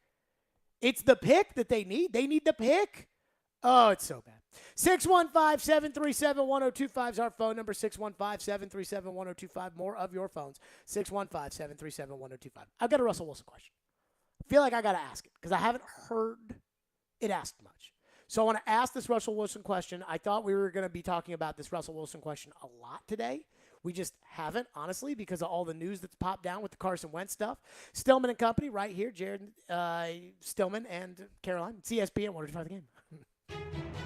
From the Fox 17 News Code Red Weather Center. I'm Fox 17 News Code Red meteorologist Dan Guthrie. Decreasing clouds for us this afternoon with a high temperature of 52 degrees. We're 60s for Thursday and Friday before snow moves in Friday night. This weather report brought to you by Hiller Plumbing, Heating, Cooling, and Electrical. Call the Happy Face Truck today. Presented for the people by Caesars Sportsbook. We are all Caesars. Terms and conditions apply. Must be 21 and up. Erectile dysfunction ruins sex, but it's more than that. It harms otherwise good relationships. It destroys marriages. It can cause depression and anxiety, and it can be extremely hard on a man's self-esteem. This is Kim for the Tennessee Men's Clinic, and if you're suffering with ED, if it's affecting you, I want you to know that if you're like most men, we can treat it and get you back to the man you used to be. At the Tennessee Men's Clinic, we're ED experts. Our protocols have success rates as high as 90%. We've successfully treated thousands of men in the Music City, and we have a variety of treatment options and treatment combinations that could have you performing like you haven't in years. You could even last up to an hour and experience great sex again that is satisfying for both you and your partner. In treating your health, expertise matters, so make an appointment today. Your initial appointment is only $99 and includes blood work and a medical consult. Call 615-208-9090 or go to TennesseeMen'sClinic.com. Visit our website to learn more, including side effects. Treatments extra. Results vary. Okay, folks, this is exciting. This is Conference Championship Week in college basketball, and FanDuel Sportsbook has an offer you don't want to miss. Joe Rexford here to let you know that new customers can place their first college basketball bet risk-free, and if you don't win, you get up to $1,000 back. Huge week. I mean, take it to Tampa, Florida, where Tennessee and Vanderbilt. I would look at Tennessee, a money line winner to at least get to Saturday. I'd also be looking at Kennedy Chandler, his scoring under on a Tennessee game because I think their defense is really going to travel to Tampa. Lots of ways you can go with this, of course. Got to do it on FanDuel. Easy to use app. Great odds. Get paid quickly. See for yourself why FanDuel is America's #1 sportsbook. Download the FanDuel Sportsbook app. Sign up with promo code Joe102. Get that first bet risk-free up to $1,000. That is, again, promo code Joe102. You must be 21 or older in present Tennessee. First online real money wins. Your only refund issue is now a double site. Credit expires in 14 days. Restrictions apply. See terms at sportsbook.fanduel.com. Gambling problem? Call the Tennessee Red Line, 800-889-9789. Cutting the price of your wireless bill feels good. Really good. Actually, it feels great. You should try it out. So cut your bill by switching to Straight Talk Wireless. Now offering our $45 Silver Unlimited plan with 5 gigabytes of hotspot and nationwide 5G on America's largest, most dependable networks. The $45 Silver Unlimited plan from Straight Talk. Straight Talk Wireless. No contract, no compromise. A month equals 30 days. See terms and conditions at straighttalk.com. 5G capable device required. Actual availability, coverage, and speed may vary. Meshing journalism. They are 2 scores behind you. The math says that increases your chances of winning. With sports fandom. I stayed up till 1:30 in the morning, just emotionally numb from Titans and Packers. And sarcasm. You guys are the worst. Robbie Stanley and Joe Rexrode are Robbie and Rexrode. No duh. Weekday mornings from 6 to 10. Brought to you by Little Guys Movers on Nashville's best sports talk. ESPN. 102.5 The Game and the Game Nashville app. Watch live on Twitter, Twitch, and YouTube. Stillman and Company is on. Delivered by TriStar Moving. Yeah, and the reality is, Tom, for Russell Wilson, he had his choice here. We knew that there were several teams that inquired with Seattle to potentially try to trade for Russell Wilson. Washington Commanders were one of them. There was at least one more team that told Seattle, we want to come and trade for Russell Wilson. He had a no-trade clause, which really is the big hammer here. This is something that gives Wilson control over where he goes. He wanted to go to Denver. This was his preferred location in part because of the roster, the young receivers, a pretty baller defense, a new young coach in Nathaniel Hackett, who obviously had so much success. With Aaron Rodgers. Russell Wilson wanted to be a member of the Denver Broncos. That is why this deal happened. And for Denver, they have really spent the last several years trying to find a quarterback. Ever since Peyton Manning, really, they got one. That was Ian Rappaport yesterday on the Russell Wilson trade. We got some breaking news that I'm sad about. Johnny Greer, the first black referee in the NFL. If you Google Johnny Greer, I'm sure a lot of you are like, who are we talking about Johnny Greer? If you Google Johnny Greer, you will know exactly who I'm talking about. Like, you know how referees are. Like, you can't, like, put the face with the name. But then you see the face and you're like, oh, yeah, I know that guy. Yeah. Johnny Greer passed away at the age of 74. Apparently it's just out now. Troy Vincent confirming it from the NFL. And I'm kind of bummed. I really liked Johnny Greer when I first got into football. He was referee. I believe his career ended at Nissan Stadium. I think he got hurt during a Titans game and had to come out of the game. And I don't think that he reffed again after that. But Johnny Greer, and I don't know if he was a good ref or not, because how do you know these things? One time I thought Bernie Kukar was a good ref, and Floyd looked at me like he was going to kill me the second I said that. Like, I literally was talking about how, these old referees, that the new referees are terrible and the old referees were good, like Bernie Kukar. And Floyd looked at me like, I swear to you, he turned over like, what are you talking about? And I was like, really? He's like, Bernie Kukar almost threw me out of a game once. And he was complaining about Bernie Kukar. But Johnny Greer, like, I thought he was a great ref. And I didn't even know he was the first black referee in the NFL. But Johnny Greer passed away. And I am a Johnny Greer fan. So I just saw this on Twitter pop up, and I was like, oh, no, not Johnny Greer. And again, I think his career ended at the leg injury at Nissan Stadium in like a really weird. Here it is. NFL officiating has officially released a post. RIP to a trailblazer, Johnny Greer. Sad. The NFL's first black referee had a distinguished 24-year career as an official, including 15 postseason games, before becoming the official officiating supervisor for the NFL. R.I.P. Sad. Rest in peace. To Thoughts Johnny to his G. family. T's and P's. T's and P's. But R.I.P. to Johnny G. So I got one thing on this Russell Wilson thing that I want to talk about, because I find this to be incredibly interesting, which if you look at the last two Super Bowl winners, they were all hired guns. Matthew Stafford, Tom Brady, Peyton Manning won a Super Bowl in Denver. And so now I feel like there's this big, like, it's kind of turned into the NBA, right? Like, we got to get our superstar, because if we don't have the superstar, we don't have a chance to win the title in the NBA. And then when we get the superstar, we got to do everything to get more superstars to go with the superstars for the super team. And, like, there was kind of a feeling in the NFL that they didn't want to be the NBA. Mm-hmm. Like, they didn't want, like, these diva players, like, basically demanding, like, where they go and crying about everything. And then not playing. Yeah, like, they didn't want any of this. Ben Simmons, if you will. And so the Denver Broncos make this trade. And this, in theory, could be a Herschel Walker-like haul for the Seattle Seahawks. Like, they literally could turn this around. They could move back in this year's draft and get more picks, and move back in next year's draft and get more picks, and turn it into, like, I mean, the Titans haul for the Jared Goff pick was Jack Conklin, Corey Davis, Jonnu Smith, Derrick Henry, and, like, Kalen Reed. Pretty good haul. Like, it was a great haul. So you can do this, and I think they can do this too. It depends on who you pick. You know, if you pick Derrick Henry, like Austin Johnson was also part of that deal. Who cares? Kalen Reed, who cares? But they got Derrick Henry. They got Jack Conklin. They got, whatever. So Seattle could do this. Seattle could win this trade. But what gets me is these people that are like, Denver is there. I don't feel that way about the Broncos. I heard D. Mace talking about this today, saying that he thinks the Titans are more Super Bowl contenders than the Denver Broncos. And I agree with him. I don't think Denver, like, I wish Russell Wilson was the quarterback of the Titans, and I think Russell Wilson is better than Ryan Tannehill, and I think Russell Wilson is better than whatever they've been putting at quarterback in Denver. But I'm not putting that, they're not going to win that division next year. Like, they're not that good. The Denver Broncos ain't that good. And we don't even know if this coach can coach because he's never coached. And it's not like they can go draft players to help him out this year because they just spent all their draft picks to get Russell Wilson. So, like, they're fine. Like, the Broncos are a good team, and I certainly wouldn't want to play them in the playoffs. But I don't think Denver's better than Cincinnati today. I don't think Denver's better than Buffalo today. I don't think Denver's better than Kansas City or the Chargers today. I think Denver is better than the Raiders. They're better than the Raiders. They're better than the Colts. They're better than the Steelers.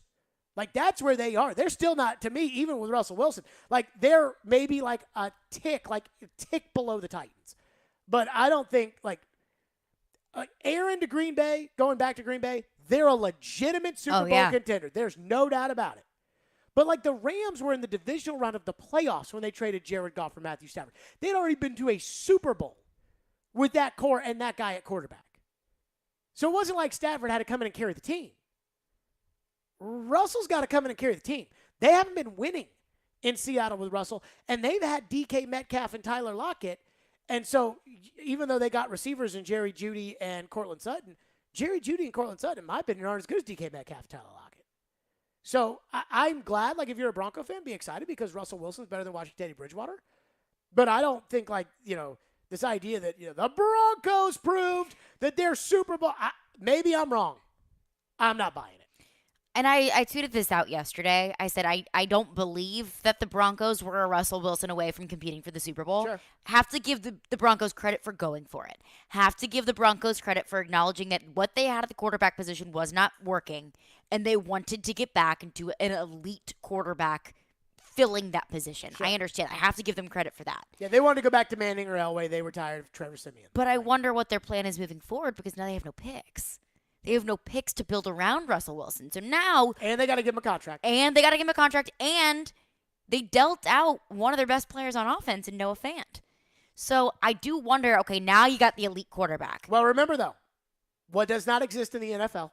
The salary cap. The cap doesn't exist, so but they we don't have to worry picks. about them. That's true. Picks matter. Picks matter. I mean, that can be part of a trade That's deal. how you get Micah Parsons. That's by picking him. That's how you get more wide receivers. That's how you get another tight end to fill in Noah Fant's spot. So I do wonder what is the plan to build around Russell Wilson because Cortland Sutton and Jerry Jeudy, I don't really know if that's going to work long term. I don't really know if they've got an offensive line that can, keep Russell Wilson vertical. So I think this is it's an upgrade. Like, they're a better football team. For sure. An upgrade. Yes. This 100%. is not what I call a TV deal. Like a deal where TV. Like, no. I'll use what's a good TV team? Julio. No. Like, what's a good TV team? What's a team that TV likes? Oh, the Cowboys? No, well, they're the opposite of this. But Pittsburgh. Pittsburgh acquires Ezekiel Elliott. Oh, God, Pittsburgh's going to be unbelievable. Breaking news on SportsCenter. Right now, Sunday Night Football. Zeke's return to Dallas. Whatever. But, the Steelers they're not any different. Same thing if Juju goes to Dallas. They're not any different. But TV would freaking piss their pants over this. Is Pittsburgh the favorite to win the AFC? They got Zeke. Even though he's 20 pounds overweight, they got Zeke running that ball. And so I say this because, like, TV will definitely love the Broncos this year. They will be on TV. I mean, they will be Monday Night Football, Sunday Night Football, Thursday Night Football, Tuesday Football. If COVID makes it happen, Every night Amazon football. They will be on because of Russell Wilson. And I'm fine with that. I get it. Makes sense. But I still think they're probably third in their division right now. I mean, they could make the playoffs this year, but they also could not make the playoffs. Yeah. Whereas, like, Green Bay will make the playoffs. Green Bay will make the playoffs. Green Bay's going to make the playoffs. Buffalo will make the playoffs. The Titans will make the playoffs unless Indy pulls a rabbit out of their rear end. Indy will make the playoffs. Like that, I mean, but as far as like this train of thought that Russell Wilson is going to take the Broncos to the promised land, like, I mean, I love Russ. They're better. I love Russ. Do you know what awards Russ has won in his career? The Walter Payton Man of the Year award. He's been in 9 Pro Bowls. Yep. But he's never been like league MVP. Now, he's been close. Mm-hmm. I mean, Russ a bad boy. There's no doubt about it. But I just don't see this as like the transcendent breakthrough move that is going to culminate with the Broncos, for the next 5 years competing at the top of the league. That's all. 615-737-1025 is our phone number, 615-737-1025. Joe had some takes I want to get to involving the Carson Wentz situation, the quarterbacks. We'll get to that coming up next. Stillman and Company right here. It's ESPN 102.5 The Game. Stillman and Company is delivered by TriStar Moving ESPN 102.5 The Game. Carson Wentz is the commander. There's so much to pay attention to. That, by the way, is going to be the only time that I was looking for commanding something else. It was again 30 days. What else does he command? So here's the question. You can watch it. Trust me. As we Twitter, YouTube, podcast, G and whatnot. Can I tell you something? What? I have one big, wherever you find your podcast, as far as YouTube, Twitter, Facebook, and I take Carson Wentz out because I don't care about it. So the SEC, more so, it just started. Because remember, we talked about Vanderbilt earlier today. Georgia. Joe got all bent out of shape. It was a year ago. It was the first day that you and I ever met.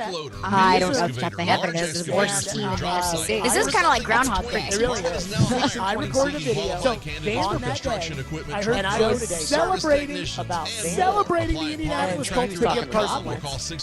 And after celebrating the Colts picking up Carson Wentz, there was a part in IT that, and I'm like, he was going to screw up in Indy, but more so I was celebrating the fact that I felt comfortable that, by the way, Vanderbilt gets to be heard on 93.3. It was not going to pull a rabbit out of their hat and end up with I thought it'd be more jazzed up for It doesn't just see people. It takes time to understand them. It puts the needs of others ahead of its own. And when you start with care, you end up with a very different kind of bank. Truist. Truist Bank, member FDIC. Hey everybody, Robbie Stanley here to tell you about my friends at Jasper's. Jasper's is a casual restaurant and bar located on West End Avenue, equipped with TVs, a game room available for private events, a grab-and-go market, and free parking. Yes, free parking. This neighborhood spot is Nashville's new go-to restaurant and bar. You can try their selection of elevated bar food ranging from appetizers to chicken sandwiches to flatbread pizzas and the famous Smash Burger, as well as any of their delicious cocktails. So visit my friends at Jasper's, located at 1918 West End Avenue, and tell them that Robbie sent you.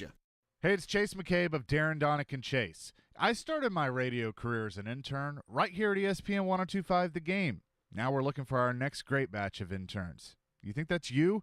Send your resume to together@cromwellmedia.com to apply today.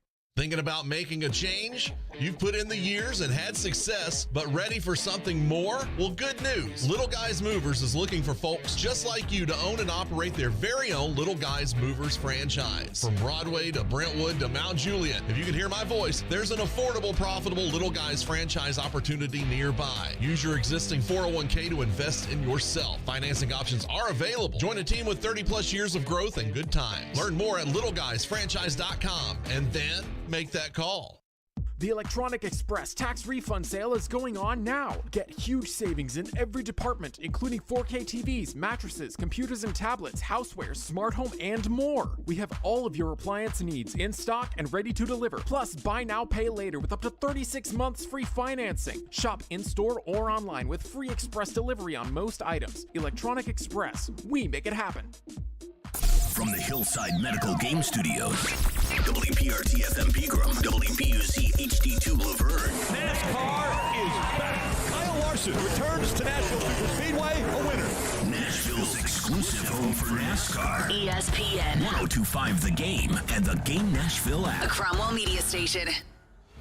Live from the Game Nashville studios, it's Stillman and Company. Delivered by TriStar Moving. TriStar Movers with 5-star service. With Jared Stillman on Nashville's best sports talk. ESPN. 102.5 The Game and the Game Nashville app. Stillman and Company is delivered by TriStar Moving, ESPN 102.5 The Game, streaming live on Twitter, Twitch, YouTube, and Facebook Live. Thanks to the law office of Amanda Gentry, live from the Hillside Medical Game Studios. The big news of the day. Carson Wentz shipped out of Indianapolis. T's and P's to Mr. C. T's and P's. T's and P's. Carson Wentz shipped out of Indianapolis and on to the Washington Commanders. So CW to the WC. There you go. There you okay, go. took me a second. T's and P's for CW to the WC. Anywho, so Carson Wentz to the Washington Commanders. And today we had Jared versus Joe on, which normally is at 5 o'clock on a Wednesday. Joe had to go early because, God forbid, he missed 1 second of basketball. That is his job. Is it? Yes, that is his job. How is it Joe's job to watch? What's the first game? Missouri and Florida? Missouri, Ole Miss. How is it possibly Joe's job? I don't to work be for the watching Athletic. I don't know. Missouri. It's not. Okay. All right. It's not. Now, Vanderbilt plays later today. That is Joe's job. That is his So job. God forbid Joe miss, game tips off right now anyways. But he said worst case scenario for the Titans is that Indianapolis drafts a quarterback in this year's draft and goes out and that guy ends up being a franchise player. Now, they don't have a first-round pick, and we don't know which direction the Colts could go. I honestly lean towards the idea that Indianapolis could go with a veteran free agent. Because I don't think if I'm Indy and I've already given up all these picks for Wentz, I don't want to give picks for Jimmy. But maybe they're stupid. They were stupid enough to do Wentz, so maybe they're dumb enough to do this one. But I think Indy goes veteran. So Mariota, Winston, Dalton, Trubisky, Foles maybe. Although I don't think at this point you could take Foles and say this is our starting quarterback. No, I think that's a stretch. I think that ship has sailed. He's gotten his opportunities. He's screwed up. The second, though, is that, and Joe brought this up today on Jared versus Joe, is that Indianapolis drafts a quarterback and that quarterback becomes a great quarterback. And the one thing that I will say about quarterbacks, you never know.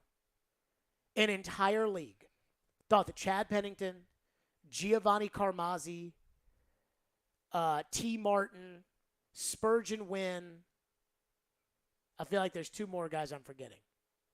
But they thought that all of those guys were better than Thomas Edward Brady Jr.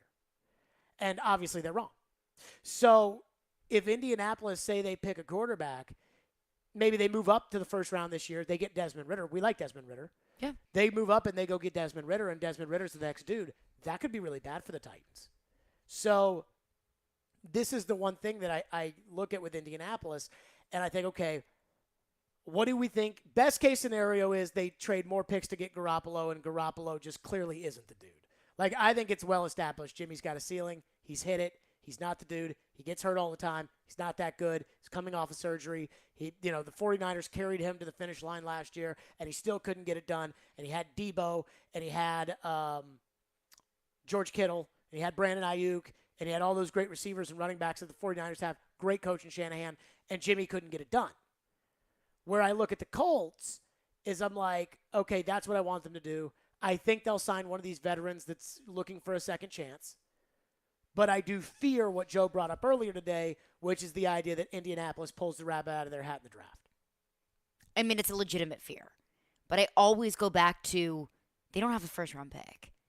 And there could be, just a gem of a quarterback that falls into their laps into the second round. I'm not counting that out. But I don't want to hear Tom Brady was a 6th-round pick. He was. He was a 6th-round pick, but is that the rule or is that the exception? I'm just saying. I mean, he was. It's true. I mean, the Indianapolis could find their next franchise quarterback in the second round. Crazier things have happened. My problem with Indianapolis is this. As somebody who has been watching football for about 25 years now, I feel like the Indianapolis Colts, for 20 of those 25 years, have had unbelievable quarterback play. And it's all because they were completely inept and they got lucky and they found the dude. And so it bothers me to think that Indianapolis could be inept again and end up with unbelievable quarterback play. Mm-hmm. Like, this was my hope, was Urban Meyer in Jacksonville. I knew it wasn't going to last more than 2 years, but I thought it was going to last 2 years. And when I heard the amount of money that they paid Urban, and I was like, oh, yes, they're not going to, no matter how bad the first year is, they're not going to fire him. And I was never one of these believers who thought that Urban was just this great coach. And, if he can learn not to coach his style, I'm like, well, if you're hiring Urban, aren't you hiring the style? Right. Like, that's why he was good at Ohio State. And so I knew that, I didn't have to worry about Trevor Lawrence. And I was so happy that I wasn't going to have to be worried about Trevor Lawrence. And, of course, it was an unmitigated disaster with Urban as coach. But they fired Urban, and they got a competent coach in there in Doug Peterson. And so now there's a chance that Trevor Lawrence could be the next Andrew Luck or the next Peyton Manning, which for years people had highlighted the fact that Trevor Lawrence was going to be the next great one. So that scared me. That was okay, now that Urban's fired, what's that mean?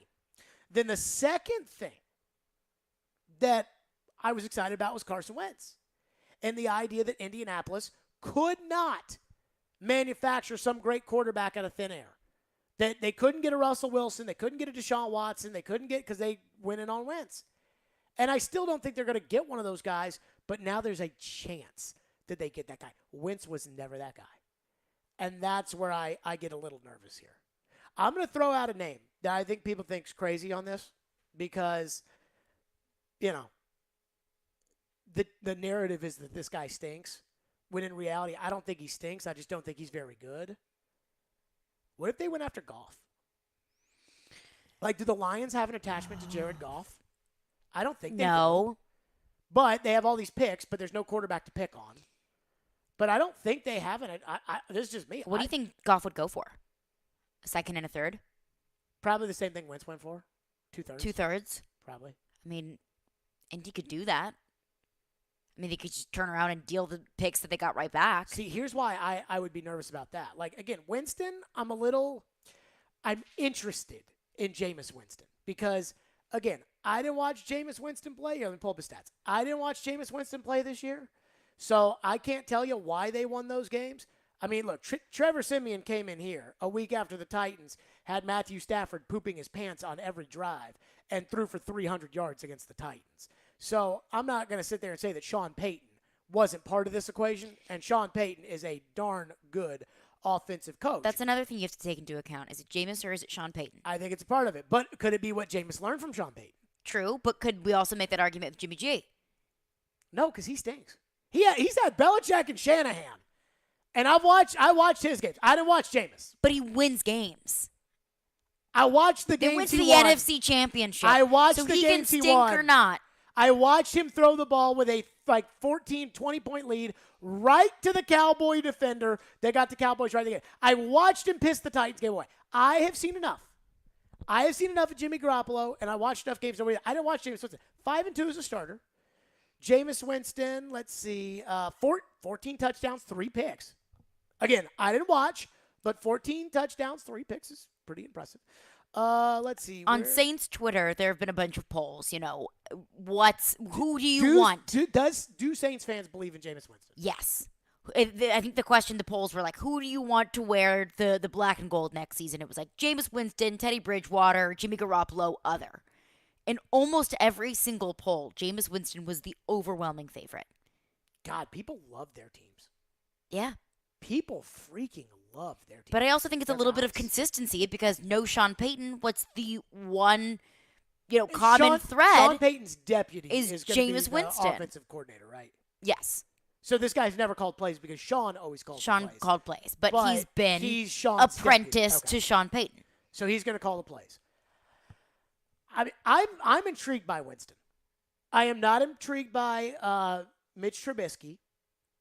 I like Marcus. I root for Marcus. I hope Marcus does well, but I don't think Marcus is going to make it. I think Andy Dalton kind of is what he is. Jameis, I would worry about. But Trubisky? No, I already said Giants. I'm not worried about him. I just don't think he'll ever be any good. I don't think he was any good in college. I honestly don't think he really has any talent. And I don't think he was any good in Chicago. So, I mean, how many times do you have to be bad before it's like, hey, he's just not very good? He's just bad. Winston would be one that – so the two that I wouldn't like, Winston I wouldn't like, and I wouldn't like the idea of them drafting a quarterback and that quarterback coming out and being like the dude. Mm-hmm. Now, they're going to have a lot of competition for this because Pittsburgh's going to pick a quarterback this year. Now, Washington, like Todd McShay just released a mock draft. So he picked Kenny Pickett. At 11 to Washington. Well, obviously, Washington's not going to be interested in Kenny Pickett. So take them out of it. But Carolina's going to be interested in quarterback. Winston's going to have a market now. 14 touchdowns, 3 interceptions. The Saints are probably going to want him. Mm-hmm. The Colts are probably going to want him. Yep. I Pittsburgh? would be nervous about Jameis Winston. 615-737-1025 is our phone number, 615-737-1025 here on the program. We'll get back to your phones, your thoughts on this as it kind of weighs in there. But if my fear of the Colts was at a 3, maybe, as of yesterday, now we kind of all knew at some point they were going to get rid of Wentz anyways. But what is the fear of the Colts with the unknown today? 615-737-1025 is our phone number. Hiller Plumbing, Heating, Cooling, and Electrical. Those are my guys. They take great care of me at my home, and they will do the exact same for you. And I've been talking about Hiller for 4 years now. They are proud supporters of the Nashville Predators. You see the logo right there on the ice at Bridgestone Arena. Proud supporters of the Tennessee Volunteers and the Vanderbilt Commodores as they take on the SEC basketball tournament. Hiller is giving away free vacations for you and your family this month. With every purchase of a new whole home generator or select new HVAC systems, Hiller is giving you a free week-long vacation. With every purchase of a new tankless water heater, Hiller is giving you a free weekend vacation, and they're giving you a Visa Rewards gift card to pay for your gas to get you there. Choose from over 400 Marriott, Wyndham, Hilton, or Hyatt hotel properties. Take advantage of this unbelievable deal while you can, because these deals are only available for a limited time. So make sure you schedule today. Visit happyhiller.com for all the details. As always, Happy will be here. The service is free. Hiller Plumbing, Heating, Cooling, and Electrical. My guys, call the Happy Face Truck today. It was a battle in Smashville as the Predators defeat the Dallas Stars. Yossi scored! Yossi with the shot! And the Predators take a 2-1 lead!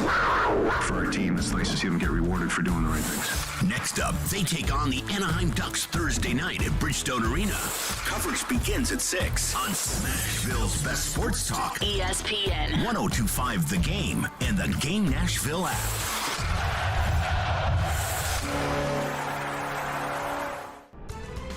The Law Office of Amanda J. Gentry, our team is dedicated to helping you navigate the court system. We defend your rights, we protect your rights, and we enforce your rights. Whether you've been charged with a crime, you have children that you want to parent, we will go wherever justice demands. Call our team today, 615-604-6263. Call the Law Office of Amanda J. Gentry at 615-604-6263 or visit amandajgentry.com for more information. Get that luxury watch you've always dreamed of this weekend at Genesis Diamonds. Genesis is hosting a spectacular 3-day event featuring a huge selection of pre-owned Rolex watches. Yes, these are the timepieces you can't find anywhere, but Genesis has them. Daytonas, Submariners, Pepsis, Datejust, Sky Dwellers, and more. Come pick out your luxury pre-owned Rolex and get up to $3,000 in Genesis gift cards, plus 60-month special financing. Our buyers are on site for this event, so if you already own a Rolex and want to sell it, you'll get top dollar. Or trade yours for a different model. All Genesis luxury pre-owned Rolexes are hand-selected and rigorously inspected in pristine condition, and our selection has never been better. Don't miss this special pre-owned Rolex buy-sell trade event at Genesis Diamonds this Thursday, Friday, and Saturday. Genesis Diamonds and luxury pre-owned Rolexes. Both locations, Green Hills and Cool Springs. Prescription products require an online physician consultation and are only available if the physician determines a prescription is appropriate. Subscription required. See website for full details and important safety information. Dealing with ED is difficult enough, but the pressure of not satisfying your partner makes it even worse. ED can be tough on a relationship, but at HIMSS, you can contact a medical provider online and, if appropriate, get the prescription medication that treats ED at affordable prices. HIMSS ED medication has the same active ingredients as Viagra, but because it's generic, you pay 90% less. That's right, 90% less. A whole month's supply is just $30, and it's sent right to your home for free in discreet packaging. HIMSS offers the same medication you'd get from your doctor, but without the copay, expensive appointments, or awkward face-to-face conversations. And with HIMSS, every online visit is free, and your relationship right back on track. For a free online consultation, go to forhims.com/joy. That's forhims.com/joy for your free visit. forhims.com/joy. If you've missed any of today's show, just search Stillman and Company on Apple, Spotify, or your favorite podcast platform. Ari Miroff about the Colts. The Colts being able to trade Carson Wentz and have Washington take on the entire contract is massive, says Ari Miroff. His entire $28.2 million cap number comes off the books, and there's no dead money left over. Colts are now set to have the most cap space, over $70 million in the NFL, entering free agency. Let's go to work. Yeah. Let's go to work. Let's get a quarterback that can make the throws. Maybe it's Malik Willis. Hey, how about it? We don't have Sure. Here's hoping the Colts maybe use the money this year. Matt Corral. They extended all their guys already. They paid everybody within the barn. Saying they've been the most cap space for the last 3 years. Every Colt that has come through the stable that has performed up to snuff has been paid. Yeah. You come in here, you perform, we will pay you. Chris Ballard wanted to set that culture. Like, hey, you do well for us, we are going to pay you. That's already been done. Now we got $70 million to go to work. Maybe we'll be able to lure some other quarterback off their team. There you go. By the way, I would like to say this for the record, that while it sounds good of, hey, we're going to set the standard around here, that whomever comes in here, we're going to pay. You know, we want Colts through and through. We want to set that culture. You perform, you get paid. If I was hiring a general manager and they told me that, I'd be like, thank you, next. Why? Because I need you to figure out how to go get me better players. I need you to go get other teams' good players and make them better, and then that's what I need you to do. Anywho, I asked this question, a scale of 1 to 10, with 10 being the most scared that you could be of the Colts. Like 10 is Brady unretires and is going to Indianapolis. Mm-hmm. What are you that the Colts will get it figured out at quarterback on a scale of 1 to 10? I'll start. I'll say 5. I'm like a 3 or a 4. I'm pretty skeptical. Like the Colts are usually they paddle their way into this. There's stuff. just not great options out there. I know, but they always find. If Aaron Rodgers and Russell Wilson didn't have their designated landing spots for 2022, I'd be like a 7. Oh, if Russell was still out there, oh my God, I'd be concerned. I'd be scared to death. But today. Russell's going to Denver. Aaron Rodgers is staying in Green Bay. Their best option that would scare us the most is either Jameis Winston or drafting a quarterback. And drafting a quarterback probably won't give you an immediate return. So I'm not very scared. And the market is hot for Jameis Winston. It's not like Indianapolis is the only team going after him. Ian? If they are going after him. What was it exactly, the question? 1 to 10. 10 is Brady unretires and goes to the Colts. How worried am I? Yes. The cap situation, the cap space is concerning as far as they have a lot of money to do a lot of different things. But without the picks, they don't have as much bargaining chips to make a deal. There's not a lot of great free agency options. I don't know, 3.5. Okay. I'm going to go 5 just because for 25 years I've watched the Titans get sunk by the Colts, even though the Colts have an inept owner and an overrated general manager and coach. Now, Caroline's got some tea. I do have some tea. Please give it to me. Per Sean King. The former quarterback of the Buccaneers who's gained about 500 pounds since he got out of football. That is irrelevant. on the Vegas Insider channel? Sports Insider Network, says, hearing if things go well on Friday, which will be Deshaun Watson's hearing, Deshaun Watson to the Steelers is happening soon after. Oh, no. Oh, no. So now, let's just say he's right. Uh-huh. This for argument's sake. It's operating. And also, by the way, doesn't that seem like a very not Steelers thing to do? That seems like a Raider thing to do. It not seems like a very, hey, if you don't get indicted on 22 accounts of sexual assault, you're our quarterback. But that's a giant if. But it should be noted, I said this on Sirius a couple weeks ago, when the lawyer for Deshaun came out and said that they'll know whether or not there's criminal charges by April 1st. Mm-hmm. And I was like, to me, that was an invitation to all quarterback teams. Ding, ding, ding, ding, ding. April 1st, we might know. We're open for business. Now, if he goes to the Steelers, it would be good that it's not the Colts. But your AFC would now be Josh Allen, Patrick Mahomes, Joe Burrow, Russell Wilson, Justin Herbert, Lamar Jackson, Deshaun Watson. Oh, my gosh. Ryan Tannehill, good luck. Oh, my gosh. I mean, the season's over, folks. If they go out there and if Deshaun Watson is playing quarterback for the Steelers, there is no chance that you could play a playoff game next year and face a quarterback who's not as good as you.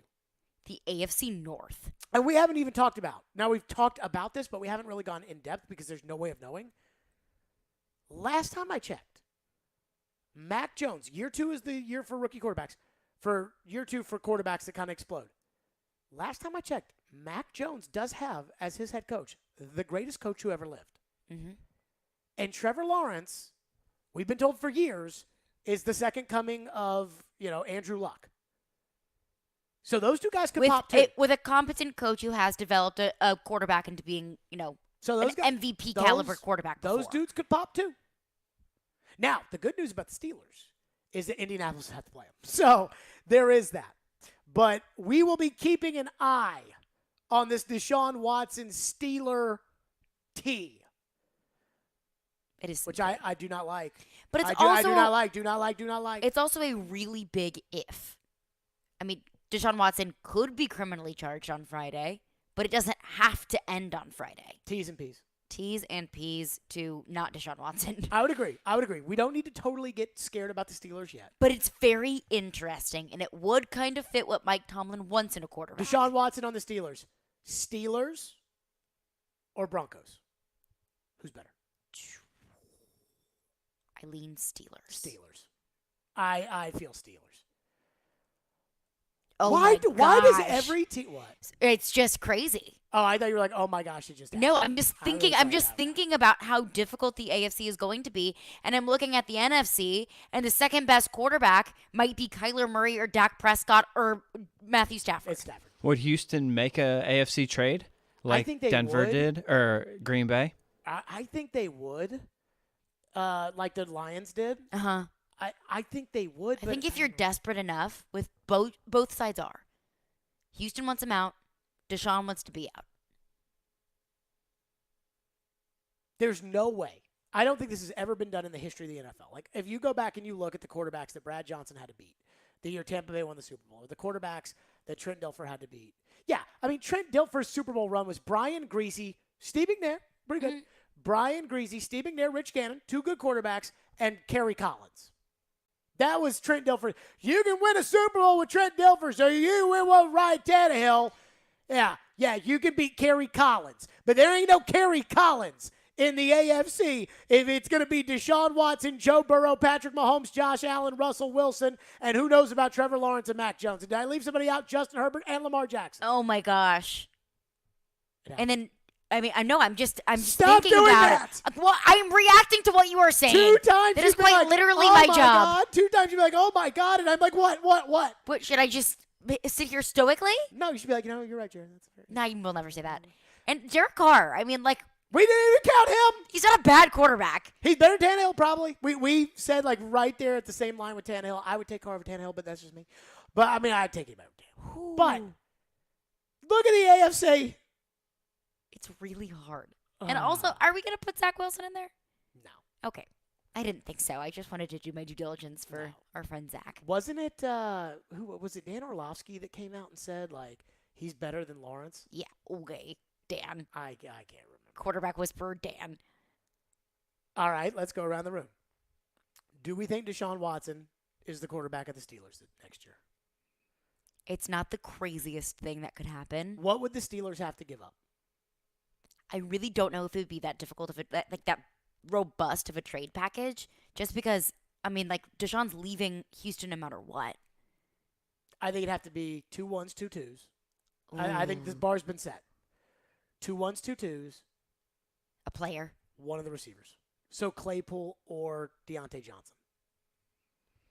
And then the Steelers would turn around and go sign, probably Will Fuller. Mm-hmm. Like, they could give up on Claypool, who's a fast guy from Notre Dame, and sign Fuller, a fast guy from Notre Dame that's played with Watson in Houston who never stays healthy. What are the Steelers' pick situations looking like? Do they have all their picks? I think they have all their picks. Okay. They are a proud picking team. They like to keep their picks, and, we're the Steelers. And but we for like Deshaun Watson? Well, I mean, look, it ain't like the Steelers. It's not like it's anti-Steeler to have a quarterback who's been accused of rape. It's so true. I mean, like, it's not like the last guy was true. totally. He didn't have a clean slate. Oh, goodness gracious. Oh, this is so tough. Trent, quickly, get your thoughts in. Go ahead, Trent. Hey, real quick. So Seattle just loaded up on picks thanks to moving Russell Wilson. What's the chance that maybe they offload some of those to get Deshaun Watson? Maybe. Thank you for your call, Trent. Maybe, but they didn't have any picks to begin with, so it's not like they have extra picks. And I would say, in general, with Seattle, it looks like they're rebuilding. And would Deshaun want to go there? I don't know, because he's got a no-trade clause, and apparently, even when you're accused of sexual assault, you can say, like, oh, no, got my no-trade clause. All right, coming up next, going back to the Colts. Their situation, it seems pretty complicated. Stillman and Company, it's ESPN 102.5 The Game. Hey, this is Phil Forsberg. And this is Smashville. Forsberg a shot, broken up in front, given back to Forsberg, and here come the Habs. You're listening to the flagship of the Nashville Predators radio network, ESPN 102.5 The Game. Join us in Smashville to experience hard hits, big goals, and golden moments. Your Nashville Predators are in action at Bridgestone Arena, and now is the time to get your tickets. Introducing the Paint the Town Preds pack, complete with 3 games, a $25 Yeehaw Brewing Company gift card, 2022 Stanley Cup playoff priority, and more. Visit NashvillePredators.com/paint to secure your pack. These are the games you don't want to miss as the Preds make their push to the playoffs. Join us in Painting the Town Preds and secure your ticket package today. NashvillePredators.com/paint. Hey Nashville, it's Jared, and there's a new go-to for home furnishing. Social Furniture on the West Side is independently home-owned furniture store in Nashville. Forget the big box store. Shop local, shop social. They have all the best brand mattresses, sofas, recliners, love seats, sectionals, coffee tables, and more with no waiting. They will deliver it the same day. That's with everything at Social Furniture. Enjoy new furniture now with no waiting. Shop local, shop social. 5412 Charlotte Avenue near White Bridge Road, and tell them Jared Stillman sent you. Hey, Robbie Stanley here, and the Players' Championship is back with one of the best fields in golf, and now you can take a shot at the Island Green with FanDuel Sportsbook. Right now, new customers can get 30-1 odds on Justin Thomas, Colin Morikawa, or Xander Schauffele to make the cut at the Players. That's right, if any of those players make the cut at TPC Sawgrass, which is a great course, by the way, one of my favorites, you win $150 on a $5 bet. I really like Justin Thomas to do well this week at TPC Sawgrass. I think he makes the cut for sure, but you take it any way you want to take it. There's no better time to get in on the action with FanDuel Sportsbook. So step up to the tee and take a swing at betting the Players' Championship. Just download the FanDuel Sportsbook app with promo code ROB to get 30-1 odds on JT, Colin Morikawa, or Xander Schauffele to make the cut at the Players. Once again, that promo code is ROB. FanDuel Sportsbook, official betting operator of the PGA Tour. Must be 21 or older, present in Tennessee. New users only. Must wager in designated offer market. Max bet of $5. Restrictions apply. See full terms at sportsbook.fanduel.com. Got a gambling problem? Call the Tennessee Red Line at 1-800-889-9789. Here's the deal. I've had constipation with belly pain, discomfort, and bloating for years. I've tried a lot of laxatives and fiber supplements, but my symptoms keep coming back. You could have a chronic condition called irritable bowel syndrome with constipation, or IBS-C. Linzess, or linaclotide, is a prescription medicine that treats IBS-C in adults. Linzess works differently than laxatives. It lets you have more frequent and complete bowel movements and helps relieve overall abdominal symptoms, belly pain, discomfort, and bloating. These symptoms were studied in combination, not individually. Do not give Linzess to children less than 2 years old. It may harm them. Do not take Linzess if you have a bowel blockage. Get immediate help if you develop unusual or severe stomach pain, especially with bloody or black stools. The most common side effect is diarrhea, sometimes severe. If it's severe, stop taking Linzess and call your doctor right away. Other side effects include gas, stomach area pain, and swelling. There could be more to your story with IBS-C. Talk to a doctor today. Say yes to Linzess. Learn more at linzess.com or call 1-800-LINZESS. Sponsored by AbbVie and Ironwood Pharmaceuticals. Hey Nashville, this is Mookie Betts. You're listening to Nashville's best sports talk, ESPN 102.5 The Game. Stillman and Company is delivered by TriStar Moving, ESPN 102.5 The Game. Carson Wentz is a commander. That, by the way, is going to be the only time that I ever say that, like that he's commanding something because, you know, again, Carson Wentz. What else does he command? So here's the question I got to ask. As we play this all day about Indianapolis and everything else and the Jimmy G and the whatnot and the – can I tell you something? What?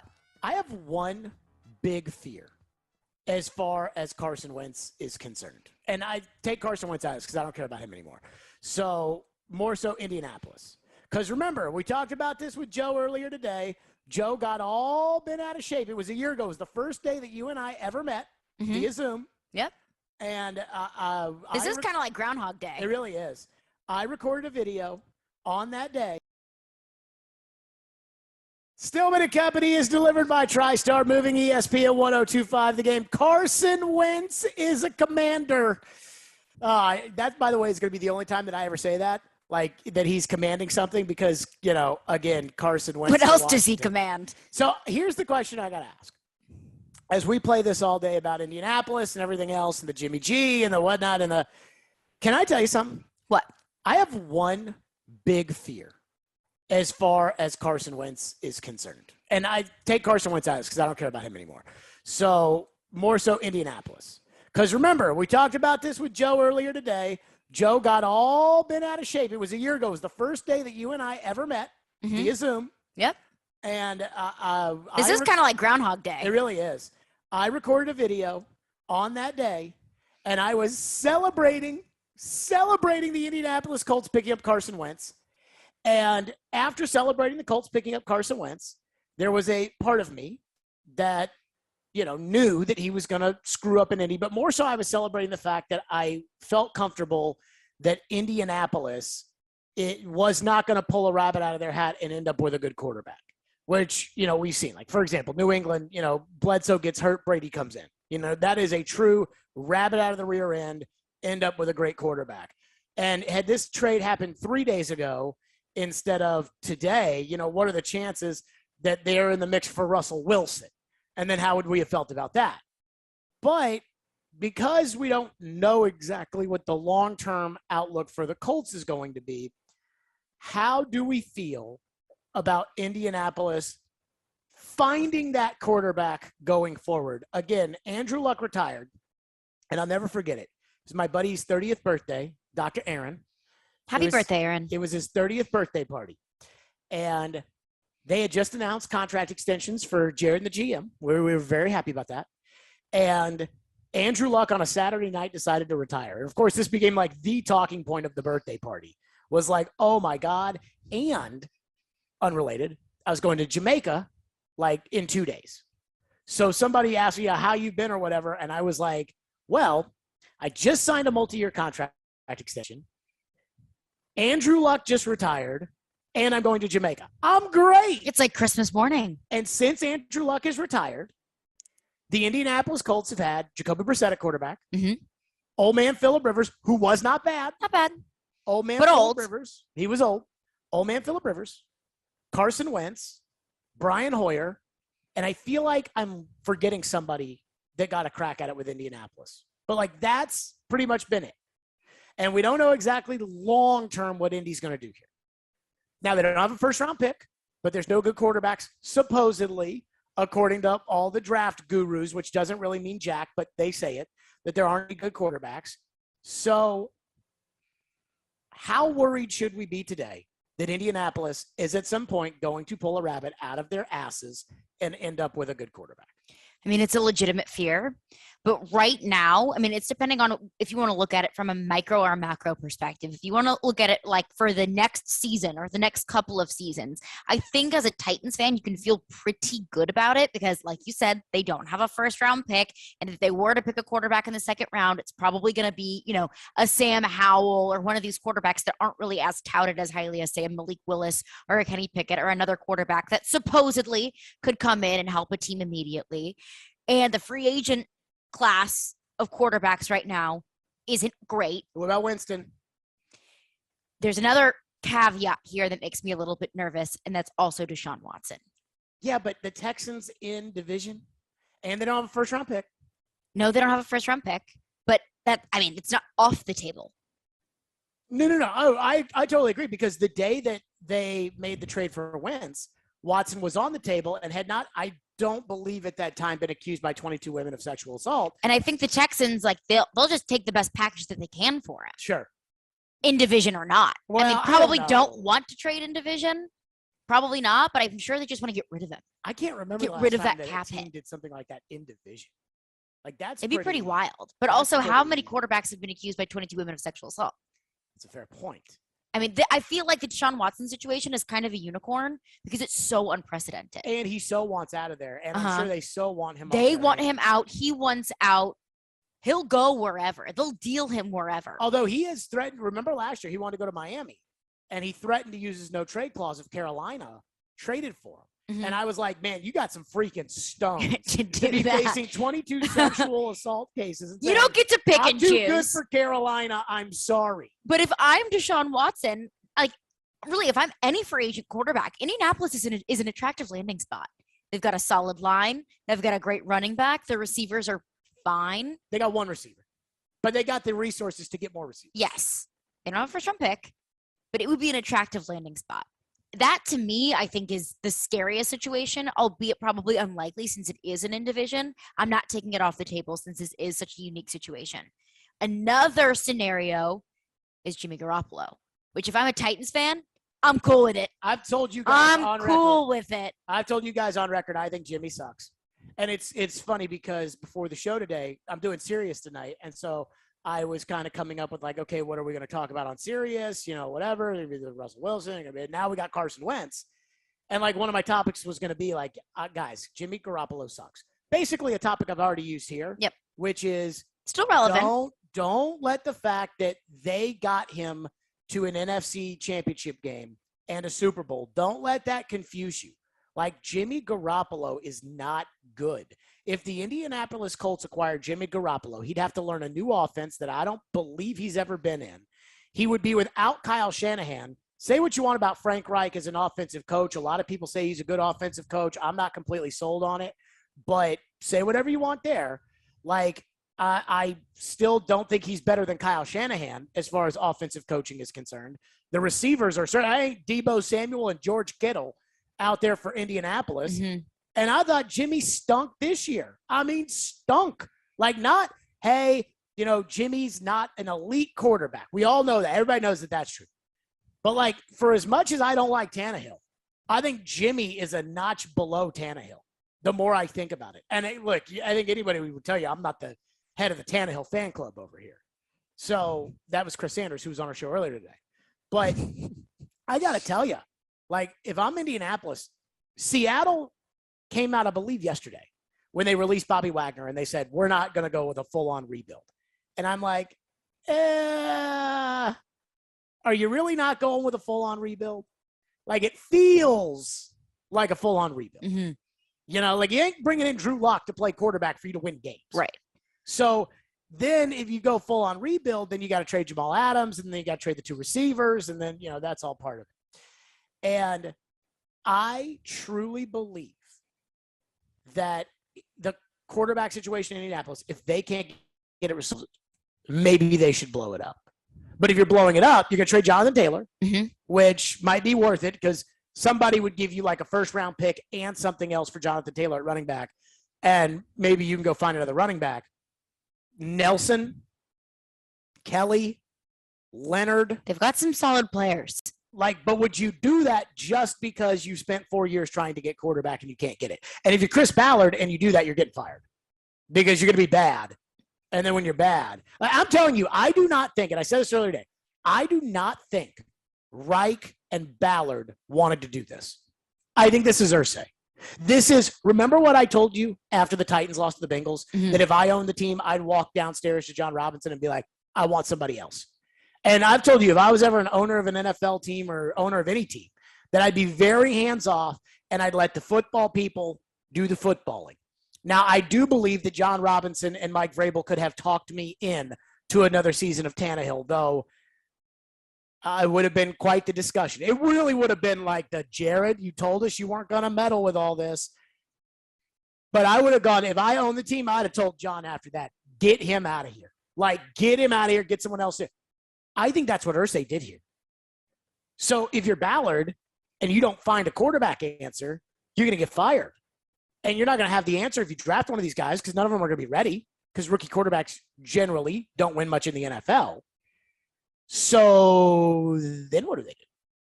This is a very complicated situation for Indianapolis. And I think you're probably right. I think it's either Winston or Garoppolo. Or Mariota. Could be Mariota. Mariota? How would we feel about that? I think that Titans fans would be okay with that. Mariota? Yeah. I'm just saying. Mariota? Trubisky? Trubisky would fit because remember, that's that Kansas City, Chicago, Matt Nagy, Frank Reich system. Remember when we did the quarterback carousels, which, by the way, thank you. Congratulations, Caroline Fenton, on getting Carson Wentz to the Washington Commanders. Thank you very much. I had Andy Dalton going to the Indianapolis Colts because of that system. Dalton or Trubisky, who would you rather go with? Oh, that's kind of tough. I mean, didn't the Bears tell us last year that they'd rather have Dalton than Trubisky? Yeah, but would I rather do that? I don't know. Well, I think he's going to the Giants because I think that's going to be like the Trubisky's the backup. We still believe in Daniel Jones, and then Dable's going to put his guy in there. Yeah, it's a Dable-Trubisky relationship that started in Buffalo that could trickle into New York. And that is a Patriot thing. Yeah. That a Patriot offensive coach. Think about all the Patriot coordinators that have gone off to be coaches. Josh McDaniels went to Denver immediately because he wanted Matt Castle. He didn't get Matt Castle, but immediately sent Jay Cutler packing. What's his name for the Texans with the chin thing? Brian, you know what I'm talking about. Bill O'Brien. Yes. Bill O'Brien. With the chin Hoyer thing. and Mallet. I mean, those guys, he wanted Patriot guys. So it wouldn't surprise me that Dable goes out there and do the same thing. And before you call in and cry and say, well, Jared, he was Buffalo, not New England. He was New England. Then he was Alabama. Then he was Buffalo. And now he's the Giants. Remember the text message from Belichick. Bill's the one who's in charge. 615-737-1025 is our phone number, 615-737-1025 here on Stillman and Company. By the way, we got, this has been a football week. And we'll get a little hockey sprinkled in there. Big win for the Predators last night, by the way. Predators. But coming up next, there is something that bothers me, and it has to do, I think with me. So we'll get to that next. And I got another football thought we'll get to. Stillman and Company right here at ESPN 1025 The Game. And as always, we're streaming on the Game Nashville app.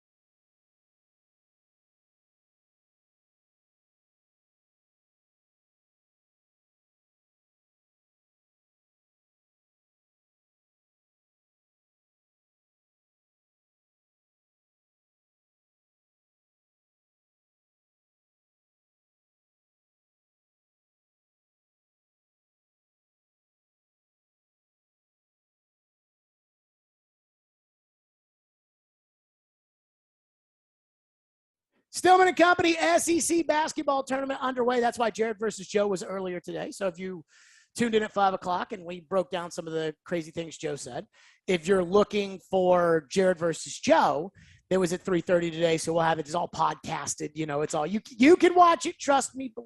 Twitter, YouTube, podcast. It's there. It's all there. Our content's there. We need to make it more accessible, but I feel like right now we're accessible.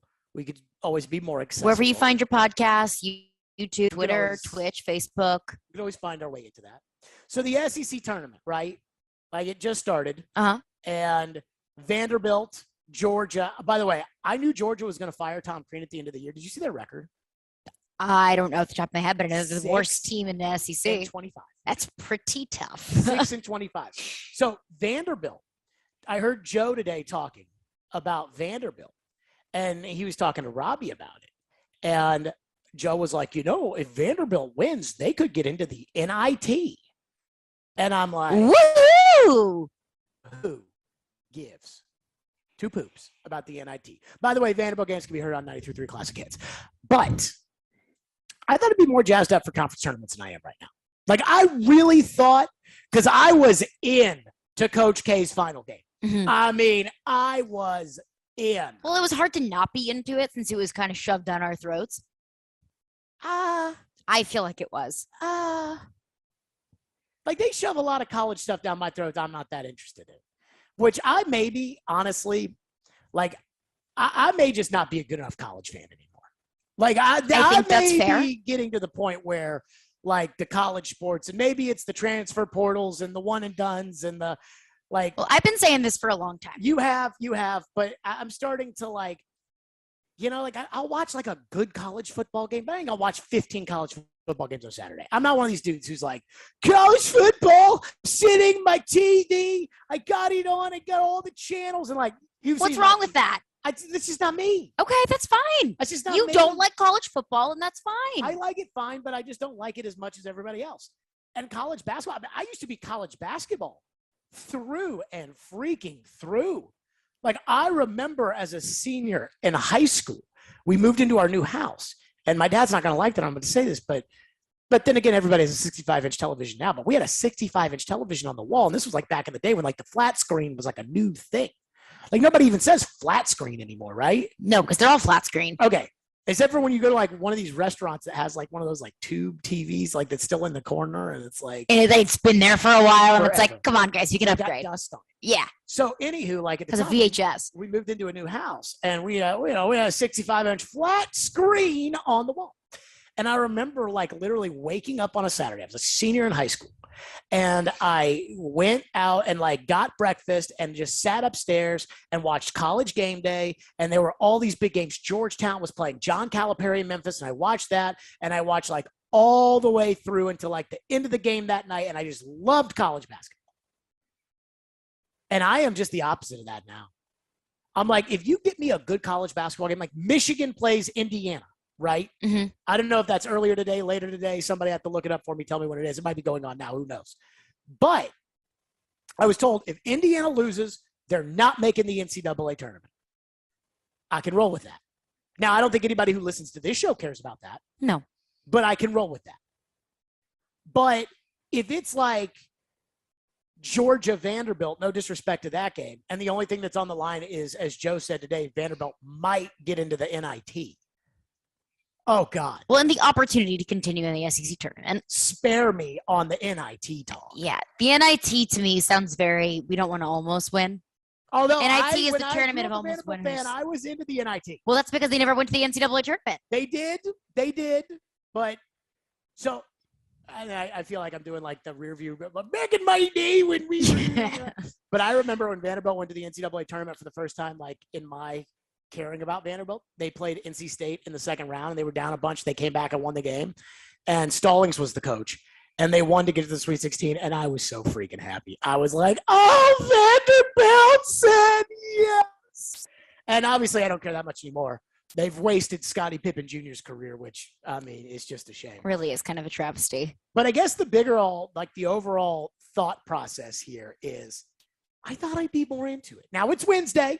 And when we get to Friday and Saturday and maybe even Thursday, we're going to have better games.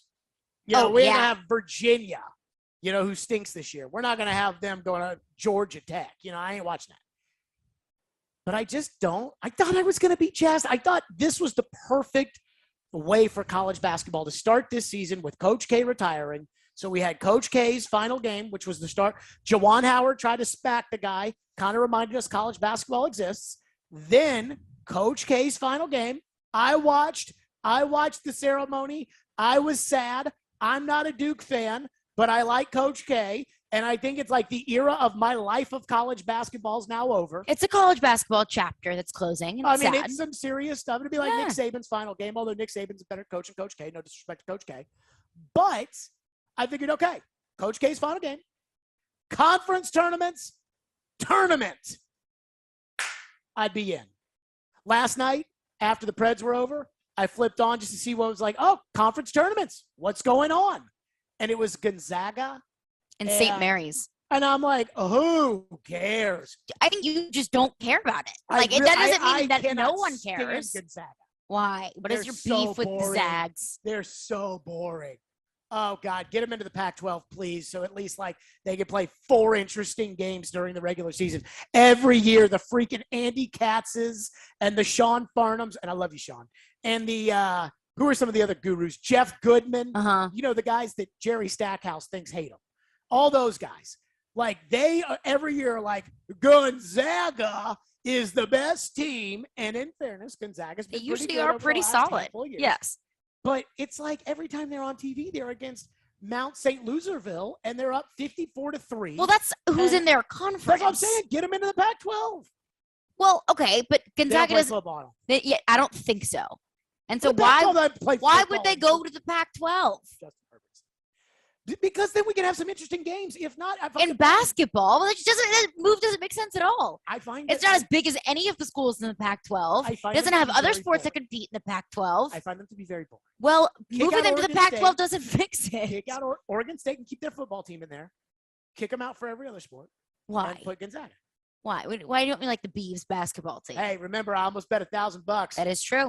Ian remembers that. I almost bet $1,000 last year on Oregon State. Wayne Tinkle. Remember how? Oh yeah, you weren't here yet, but like I think you were. I was driving from Connecticut to Nashville, and I was listening to you just moaning about I didn't put the money on Oregon State. I did. Some yeah, I heard about that.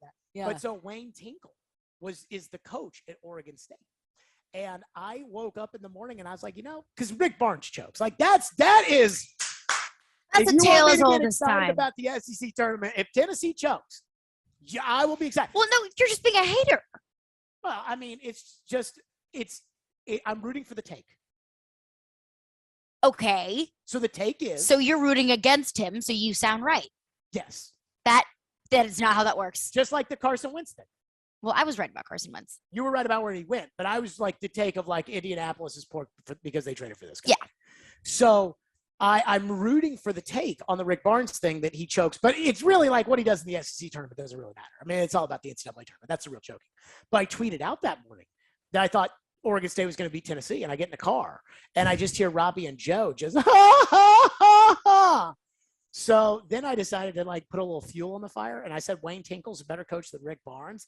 And Robbie and Joe immediately, I felt like the president, you know, like when you tweet something out and it's like, oh, here we go, everybody stop what you're doing. We're gonna talk about what this tweet out. You're not the president, but I felt like it because of Robbie and Joe, and I remember like listening to them like an hour later and them talking about my tweet saying that Wayne Tinkle was a better coach than Rick Barnes. And then Oregon State smacked that ass. And I remember like being super excited. The reason that I said Wayne Tinkle was such a good coach is because his daughter, Jocelyn Tinkle, was at Stanford when I was at Louisville. And I'm friends with somebody that was on that Stanford team who's now the head coach at UNLV. She used to coach at Belmont. Her name's Lindy LaRocque. And well, like Belmont's having a lot of success, and Bart Brooks and all those people, they deserve all that credit for that women's program. But Lindy LaRocque was a big part of that. She's now the head coach at UNLV, but she was on that Stanford team. And because of that, I knew Jocelyn Tinkle. And so I was always like, so I knew Wayne Tinkle because it's Jocelyn Tinkle's daughter. So there you go. What are the 2 SEC games we have, by the way? Because we were supposed to pick these, but we have Vanderbilt, Georgia, and then Missouri Ole Miss. Okay, so Vanderbilt, Georgia's right now? I believe so. Okay. Let me pull it up. So What's the No. Missouri Ole Miss is right now. Georgia Vanderbilt is later. So I couldn't give two poops about Missouri and Ole Miss. I only care because LSU plays the winner of that game. Other than that, don't care. Are y'all gonna fire your coach, by the way? I think my perception of it is rock like you have been for the past 5 years, because all this stuff happened in 2017. So they're not really that worried about it now. So, I mean, if all of these things come out and the NCAA says like, okay, these are like major infractions, and I think LSU has the right to fire him. But until then, we'll rock with it. Yeah, I just remember Greg Sankey coming on our show and like being like right after all this happened. And he was like, you do not have to cheat to win in this conference. Oh, please. Like, Greg, I got to be honest with you. And let's be honest, it's not like Will Wade is the first immoral coach or employee at Louisiana State University. Season, which reminds me, I need to get all my tax documents in. It's tax season, and I believe if you cheat on your taxes, you can't say, well, everybody else does it. You got caught. Well, So yeah, I mean, it doesn't make it right. That's my theory. But I'm just saying, it's not like LSU is any sort of stranger to this sort of situation. So, anywho, I'm going to take Vanderbilt tonight. I think they're -8.5. I'm going to take Vanderbilt. I think they're going to win. Scotty Pippen. That's pretty easy. That's it for us. We're out of here. Smashville Live coming up next. Stillman and Company. We will see you tomorrow.